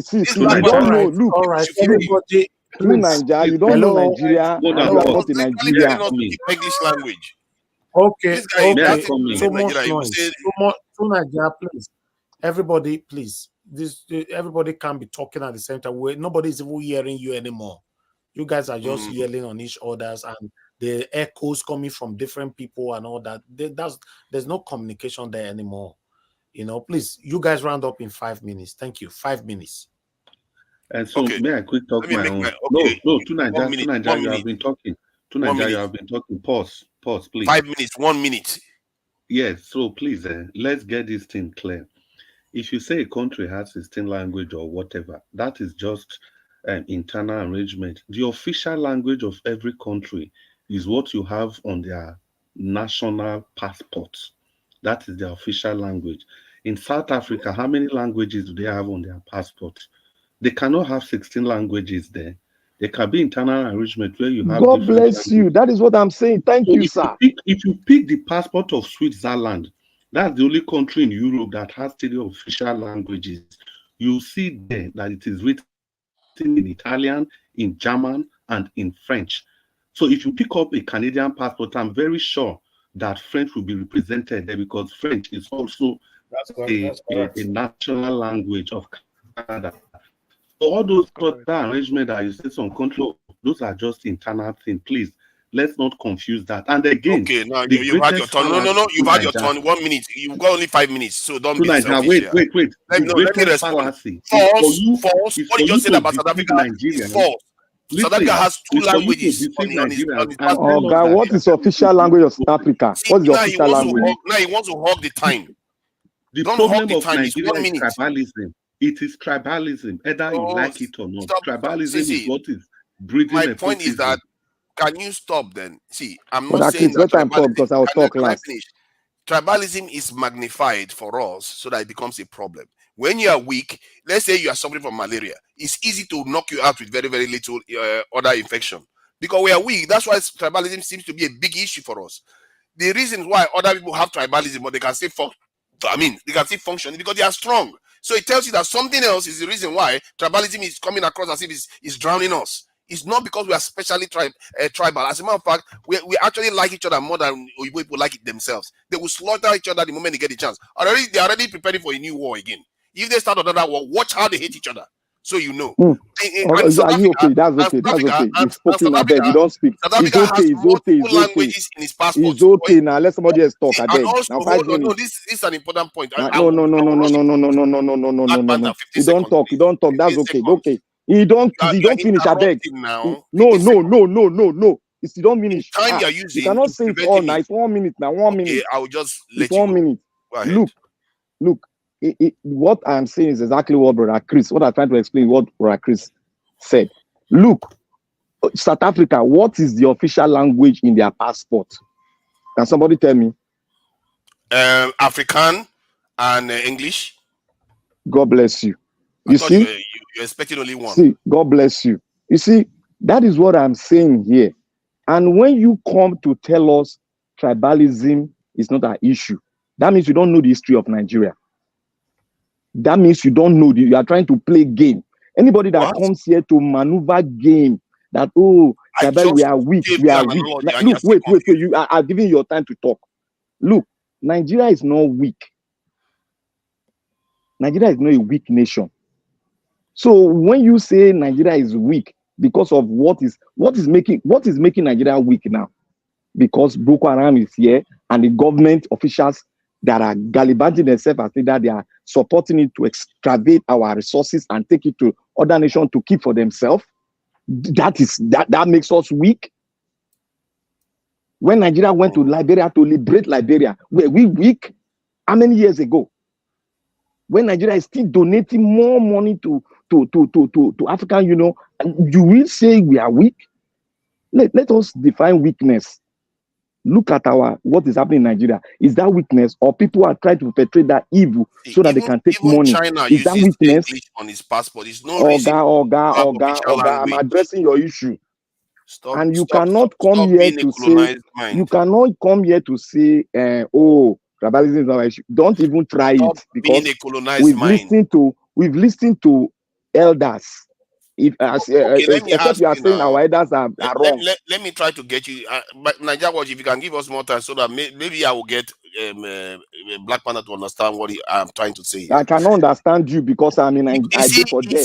And then they bomb me. That shows that you're not having a honest conversation. You don't want it's to not learn. Honest. It's not honest. It's a truthful. It's a truthful. You have an agenda. Don't tell me it's not honest. I don't have any honest. Which one be agenda?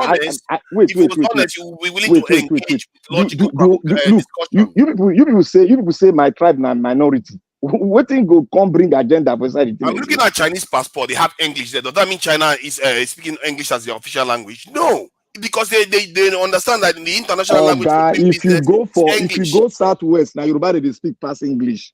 You hear me? God. Go to southwest, now Yoruba they speak for their school past English. But actually, no, that's not true. What are you saying? What is not true? I learned Yoruba in my school. Speak their language at their school. No. Speak it at their school. Maybe they can learn it in classrooms, but they don't let them speak it at school. No. They allow them to speak it. They allow them. You don't go school for Yoruba place before. I can send you a link. A lady came online and complained about this. No, invite the lady come Nigeria Watch. Make me talk. The lady has a channel about 125,000. Go and invite the lady. Anybody propagating lies, we can correct their lies here. See, I school in West. I learned it. I wrote exam in Yoruba. I decided to take Yoruba. Yes, I wrote exam in Yoruba.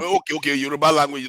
Yes. You didn't write maths in Yoruba language. They allow us to speak Yoruba in our school. That's why we are speaking English. And if you go to the West today, if you want to make a name for you, I go name for the word. Make you hear out. You are not allowed to speak language in Nigerian school. It is because you didn't go to school in Nigeria. That is why you are talking like this. How do you know I didn't go to school in Nigeria? I went to school. Why are you saying it? Okay.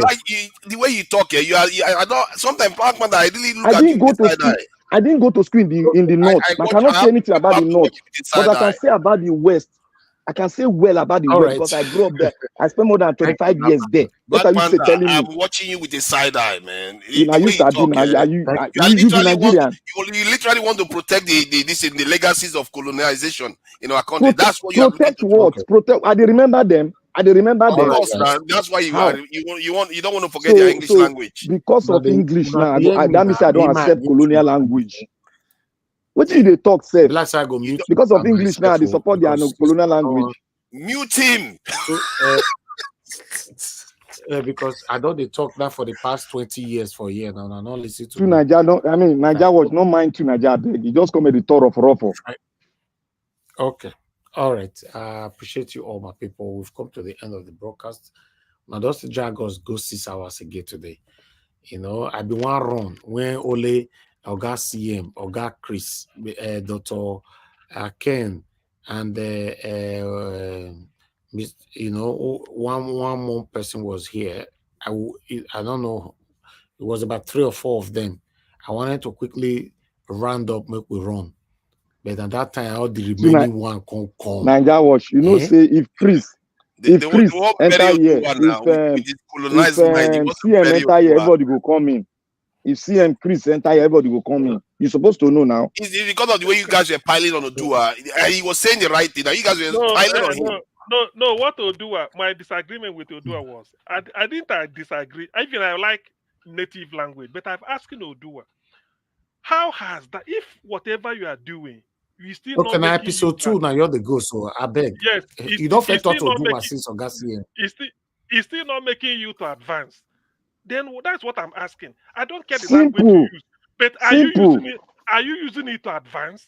If you're advancing with Simple. it, that's all. That's what I'm asking Odua. Say, where do we go from here? Where does he leave us? I don't care. Arab, the All right. Dubai, the Arabic, Egypt is Okay. Arabic they're speaking. But look at their civilization. Look at where they are. So I'm not against any language. Just use it to help yourself. That's all I'm after. It doesn't. The word cannot be one language. Just use it to help yourself. Some people are using it. Some people are using English, but they're advancing. Some are using it Swahili. They change to Swahili in Tanzania because they don't want it. They want to change. It's good for them. You see, what you just said can apply to tribalism too. Depend on how you can advance yourself even when there is tribalism. That is the point I'm making. Not in Nigeria case, because in Nigeria we don't do it on merit, and you know it. This is where does tribalism be merit? Meritocracy. Tribalism is designed to not to be merit. That's your point. Okay. Well, so in that case now, you without merit now, you can, particularly when you are diverse, you do merit. That's why in football, only one language. If whether you like it or not, if it's handball, it's handball. Whether in China or you are in the UK now, the leaders of the country, does it look like there is a meritocracy going on there? There's only one side that is ruling the country. Like in the UK, if you look at all the heads of state in the country, count back how many of them come from the north of of England, not even the entire United Kingdom of England. How many of them come from the north? No, to Nigeria, you can't perpetuate this lie. It's a big lie. It's a fact. It's a fact. No, it's a big lie, please. Okay, what is a lie, please, before you call it a big lie? I'll tell you what's a lie. You said if they use meritocracy, do you know what that means? You're trying to tell us that they don't use merit in the UK. Please now. I'm telling you that if you look at it, there is tribalism, there is cronyism, there is what do they call it? They call it old boys club. I think Nigeria Watch knows. You can't even pretend. They know. They have names for these things. It's completely falsehood. Old boys club. What do you think they mean by that? It is different from what we have in our country, please. Of course, it's different. Yours is more primitive. That's why you like to think. That's why you like to think, because we are inferior somehow. See. You've not taken jam before in Nigeria to get to university. That's why you are talking like this. You've not taken before. That's why you're talking like this. If you've taken it, you won't talk like this. What is wrong with you? You've not taken before now. Am I lying? So if I'm not taking jab, I will be stupid. Is that it? Did you go to federal government college? If you've gone to federal government college, you will know what I'm saying now. You mean all the jab, all these Nigerian professors have got to look at the you've not been to federal government college. Have you joined the police before? No. Have you joined the army before? No. If you've done all those, if you join, you'll be proud of it. You'll be proud. Who says I'm not proud? Be proud I'm proud of our military. You cannot reveal it. You are not proud of our police force because they you are. You cannot working, reveal yourself. You are not proud of who tide. you are. That's what I'm saying. Somebody said on the chat column that from 2030, that is about 6 years from now, Morocco will stop using French as official language. Maybe they use Arabic or their own. Exactly. No, the thing is that my own is that whatever, because if you claim that you have been doing this, I will ask you, how has that helped you? If it's helping you, continue with it. But I don't like to blame. It's like Morocco is using French and Arabic, but they want to officially just make it Arabic. That's what they are talking. Yeah. Okay, yeah. So that one is easy now, compared to our own. It's not. Everything is hard for you because you never see that you can lift anything, Mr. Black Panther. Even they come my brother, you don't know. Everything is too hard for us, Black Panther. You don't know Nigeria. I make you the talk. I make you the talk like this. You never even to change constitution. You just go change the language. You want to make fire catch. Do the hard work, Black Panther. It's not let us finish the fundamentals first. Then we'll start to language. That one the last thing we'll do. Not be now. They're talking about the last thing. Talking about Nigeria, may I remember that NTA gives news in those days in Igbo, Yoruba, and Hausa language and English. So people are now saying, what of other languages? So they have to. My brother, thank you. We in a minority now. They don't call us minority. I remember people. It was a debate then in what is it called? This Tony Radia. there's one program you know to do on Tuesdays in those days in Nigeria in the around 19 during Abacha's time. He said they give news in English because we have foreign missions, ambassadors, at least they can speak English and they can hear it.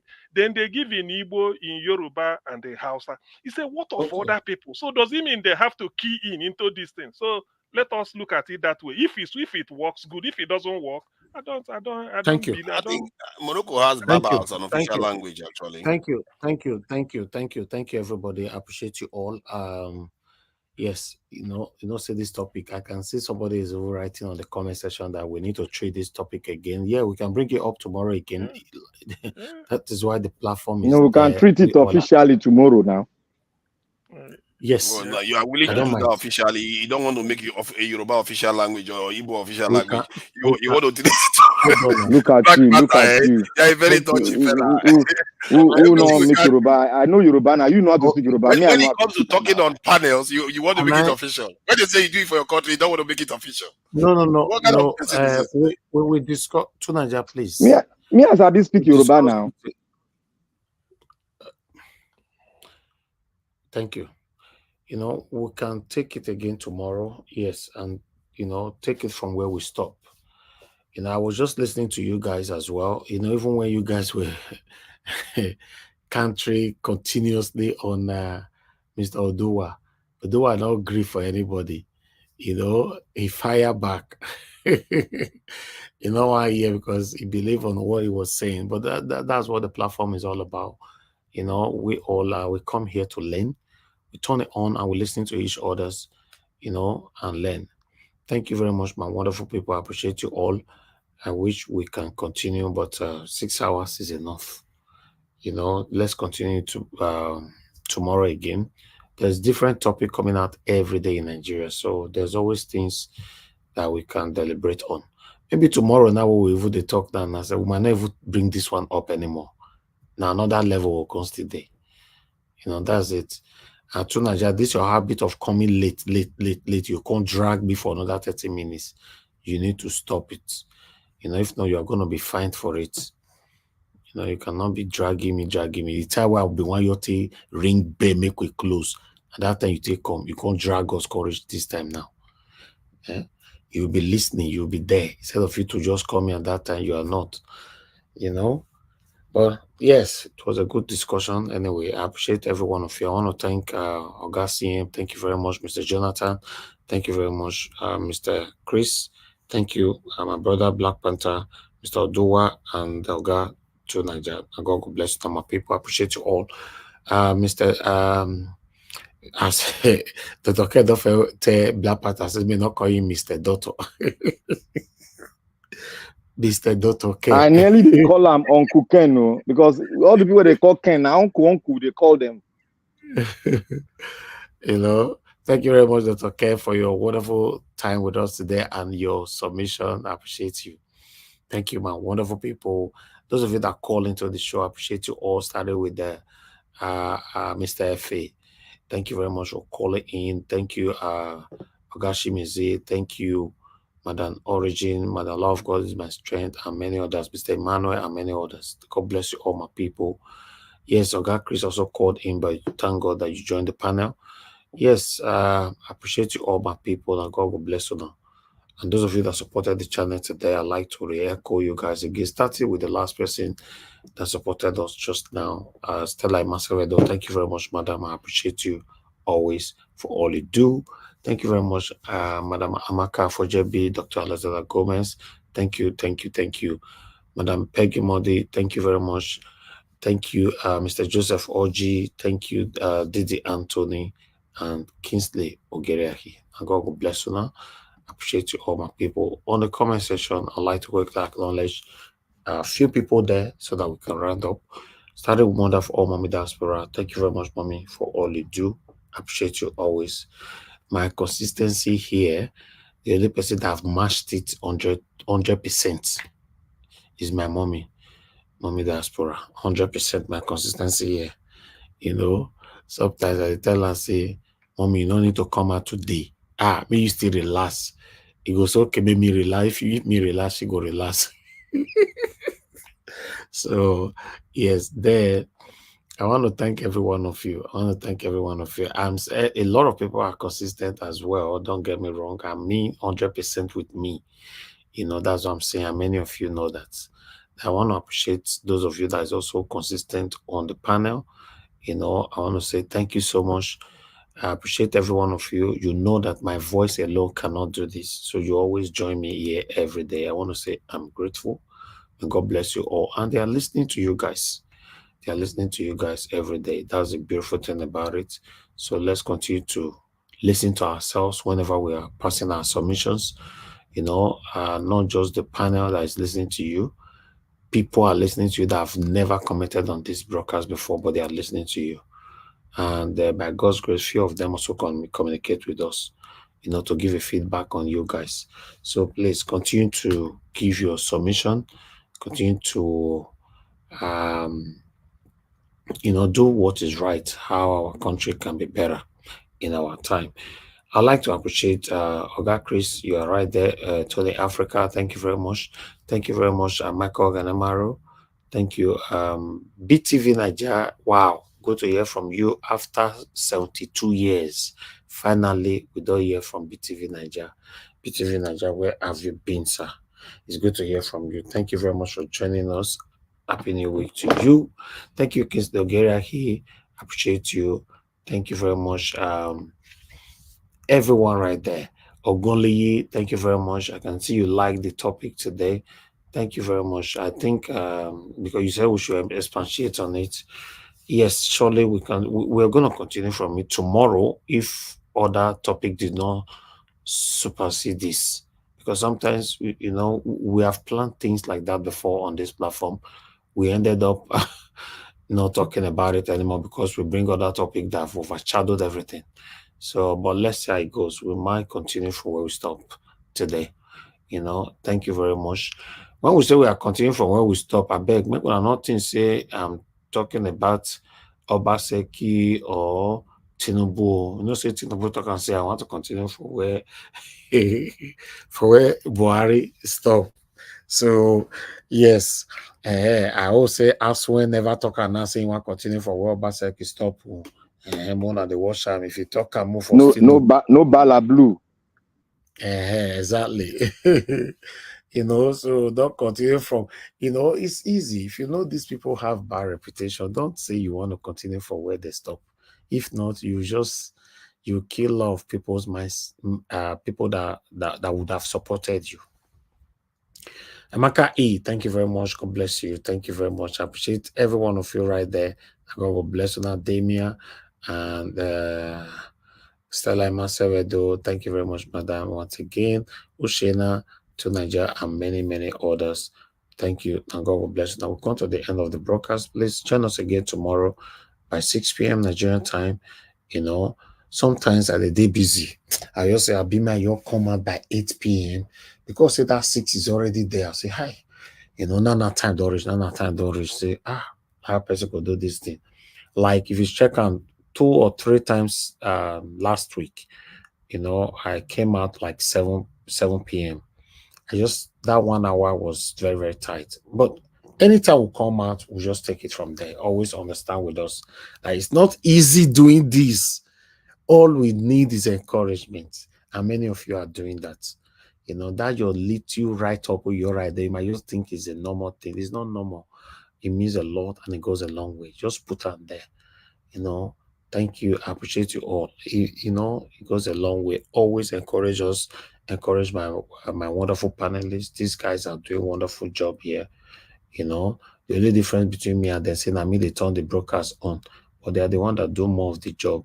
So I appreciate every one of you, my wonderful people. Thank you, thank you, thank you, thank you. For those of you who are new subscribers, in case you are wondering what the channel is all about, I believe you already know by now, but I would like to re-echo it again. We are here every day calling out our government to do the right thing. As you and I know, if we don't want to lie to ourselves or deceive ourselves, that Nigeria is not moving well. Yes, you know that.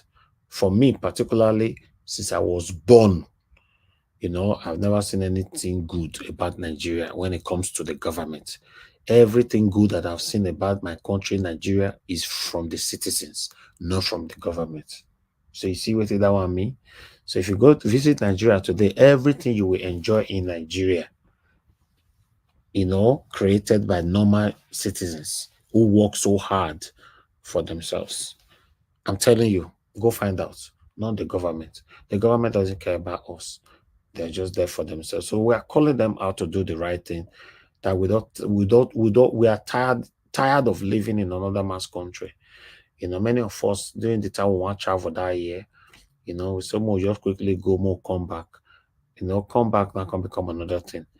Like I've said before, many of you have invested back home, built houses back home, but you're not really there. Your family members are the one enjoying these things on your behalf. In fact, even when you are alive, your family members or your relatives, anyhow, they're already enjoying the fruit of your labor. Normally, you're supposed to be enjoying the fruit of your own labor. And the causes of this is the government. This is what we're talking about. If we have a good country, I bet you 70% of Nigerians in the diaspora will move back home. In fact, if I'm not mistaken, if Nigeria is stabilized today, the insecurity is gone, we have permanent light. That one is another thing. Good health care, good road infrastructures. 70% of Nigerians in abroad will move back home.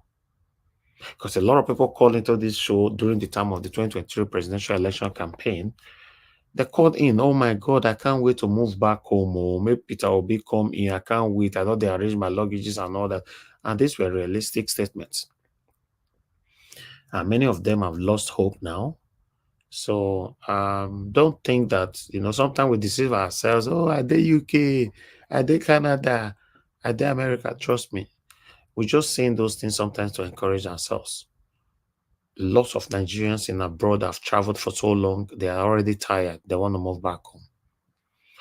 But you can't Sorry move for to interrupting you. Sorry for interrupting you.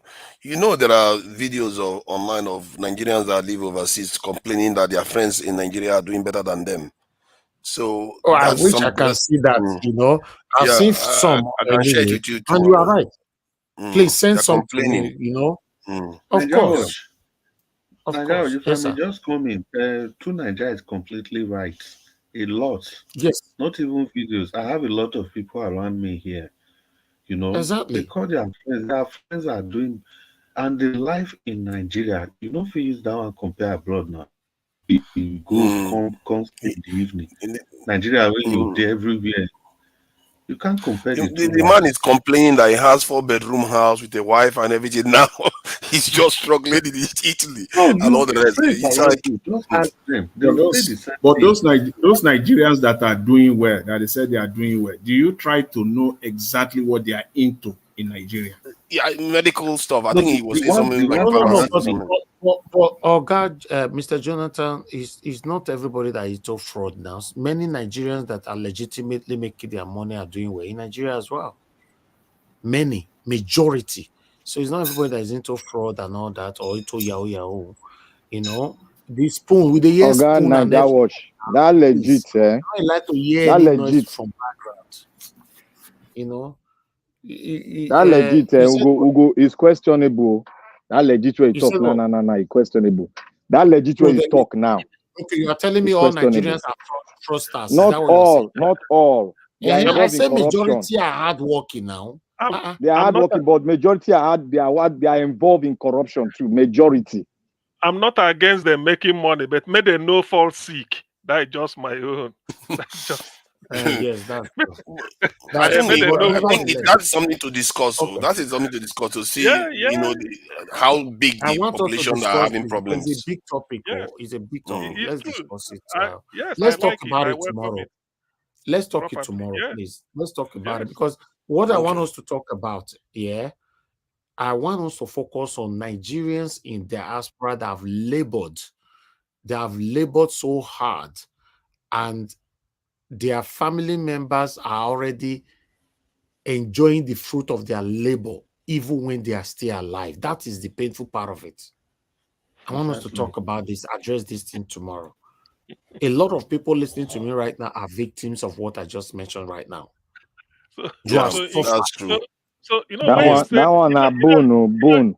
I'm when you telling say you, this thing, do you want us? You want people to open up? People where they differ say make you come by like exactly. Yes, of course. If you want to call in, that's fine. Because a lot of people are victims of what Mr. Elvis, if you go into that topic I'm of number Nigerians, I'm if we number go one. into that topic of Nigerians that are doing well at home, you'll be shocked to what you you're see going to now. hear. Augustine say he already talk and say he be number one. Everybody is a victim of these things.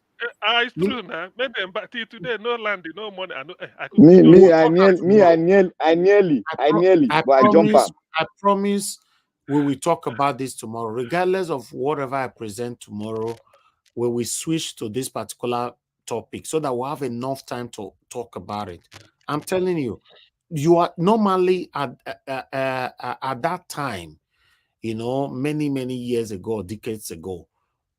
Normally, when you die, people start enjoying your thing, or maybe your children. If you don't have children, maybe your family members take your thing. But this time around, now you go their life, they're already enjoying it in your head. I'm telling That's you. true. That's true. You are alive. They are enjoying it. You are just there laboring for these people. Literally. And it's wrong. It's wrong. The primary causes of these things are bad governance. I'm telling you, because they are the one that created that vacuum for other people to be enjoying the fruit of your labor, even when you are alive.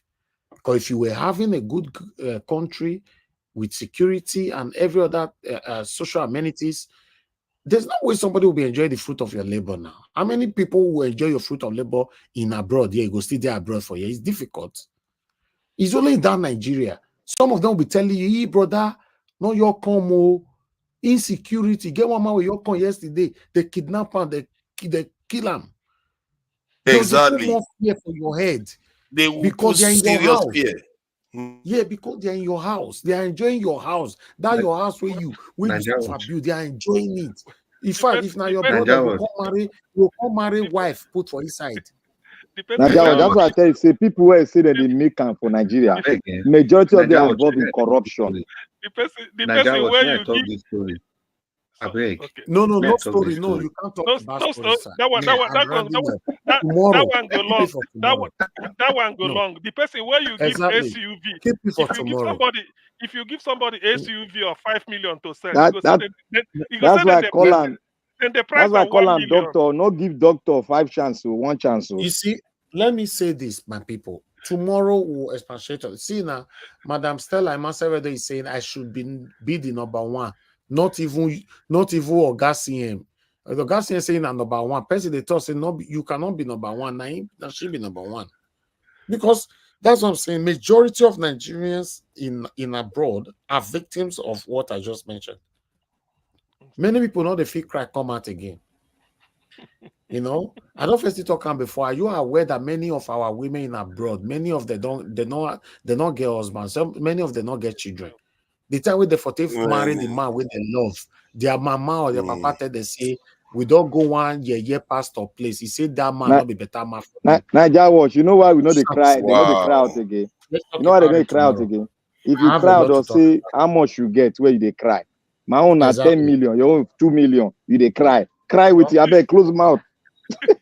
I have a lot to review on this particular thing tomorrow. Let's add it to whatever topic that I'll present tomorrow. Then we switch. Let's talk about it. A lot of people would like to hear it. A lot of Nigerians are wearing masks. They are in pains. They are only wearing masks. Everything is fine. Everything is fine. A lot of people are in pains. A lot of people have lost millions, in Nigeria based on families and friends.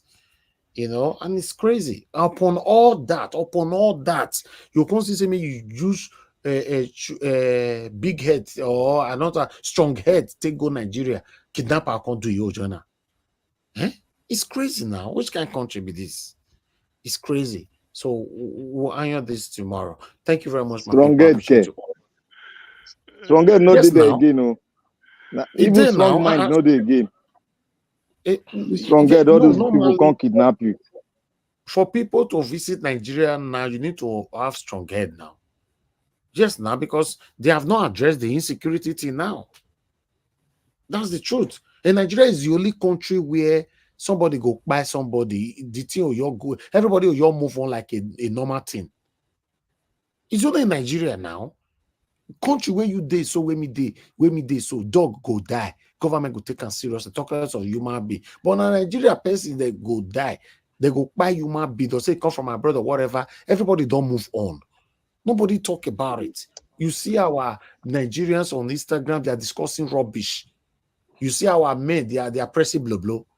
Nobody is interested. So the whole thing in the country is messed up. This is your issue, blow issue, and wow. We'll talk on tomorrow, my brother. I appreciate you all. This blow na natural. I know why you hate her like that. All right, guys, I want to say this. I beg, once I come on my broadcast, Mona they quit join us, I beg, so that the conversation can go on well.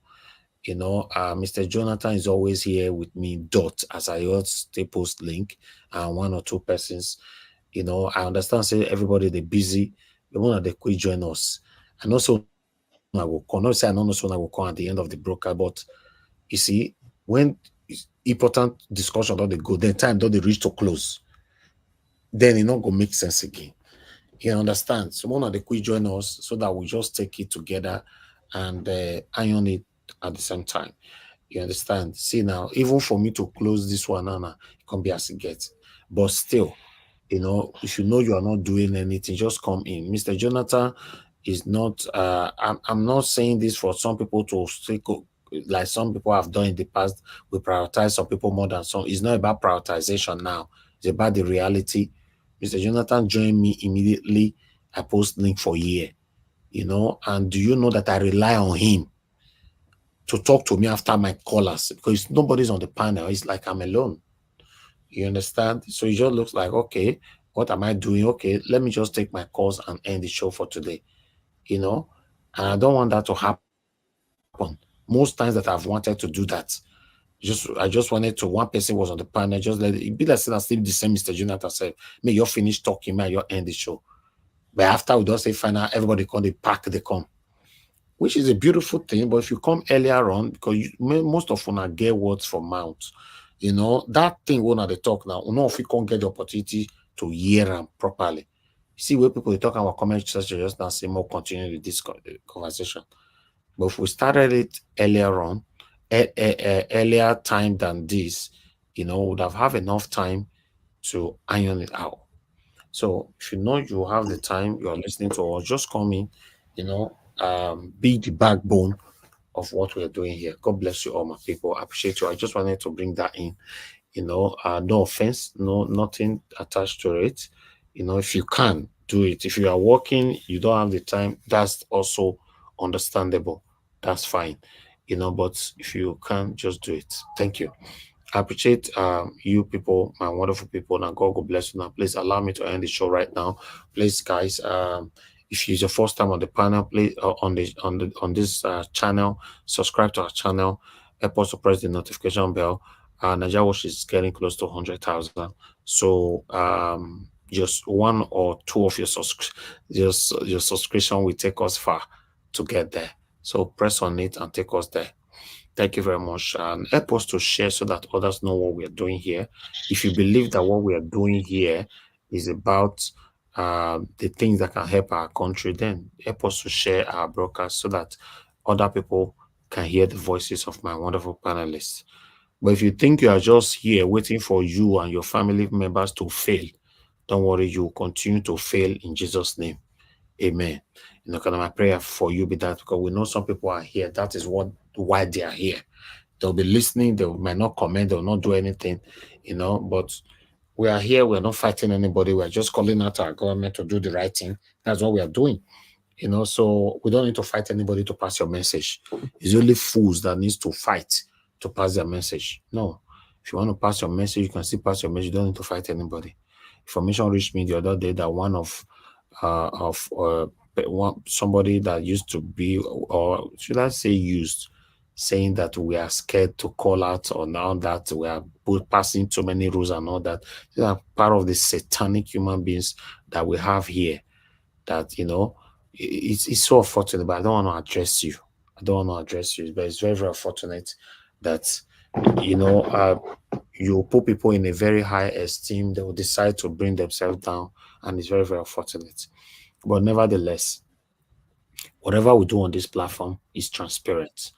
You know, we don't do it. None of my panelists that I call privately, I don't call any of them privately to say, come here, let's go live. Ask them if I've ever sent link to them privately.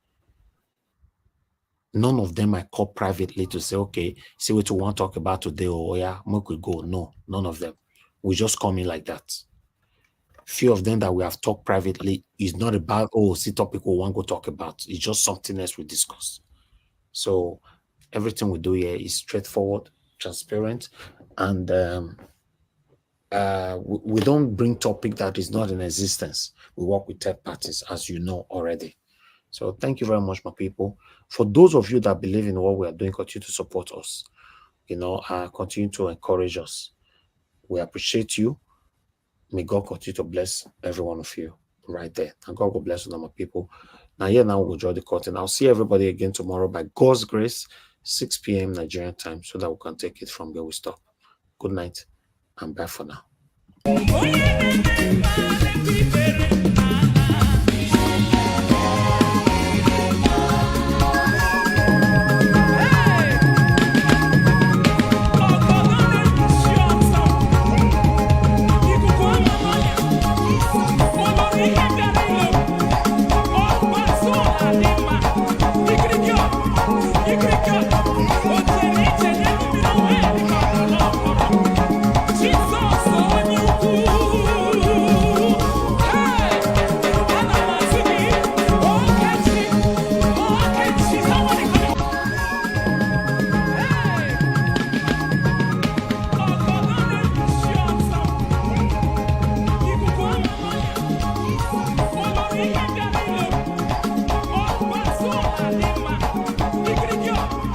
You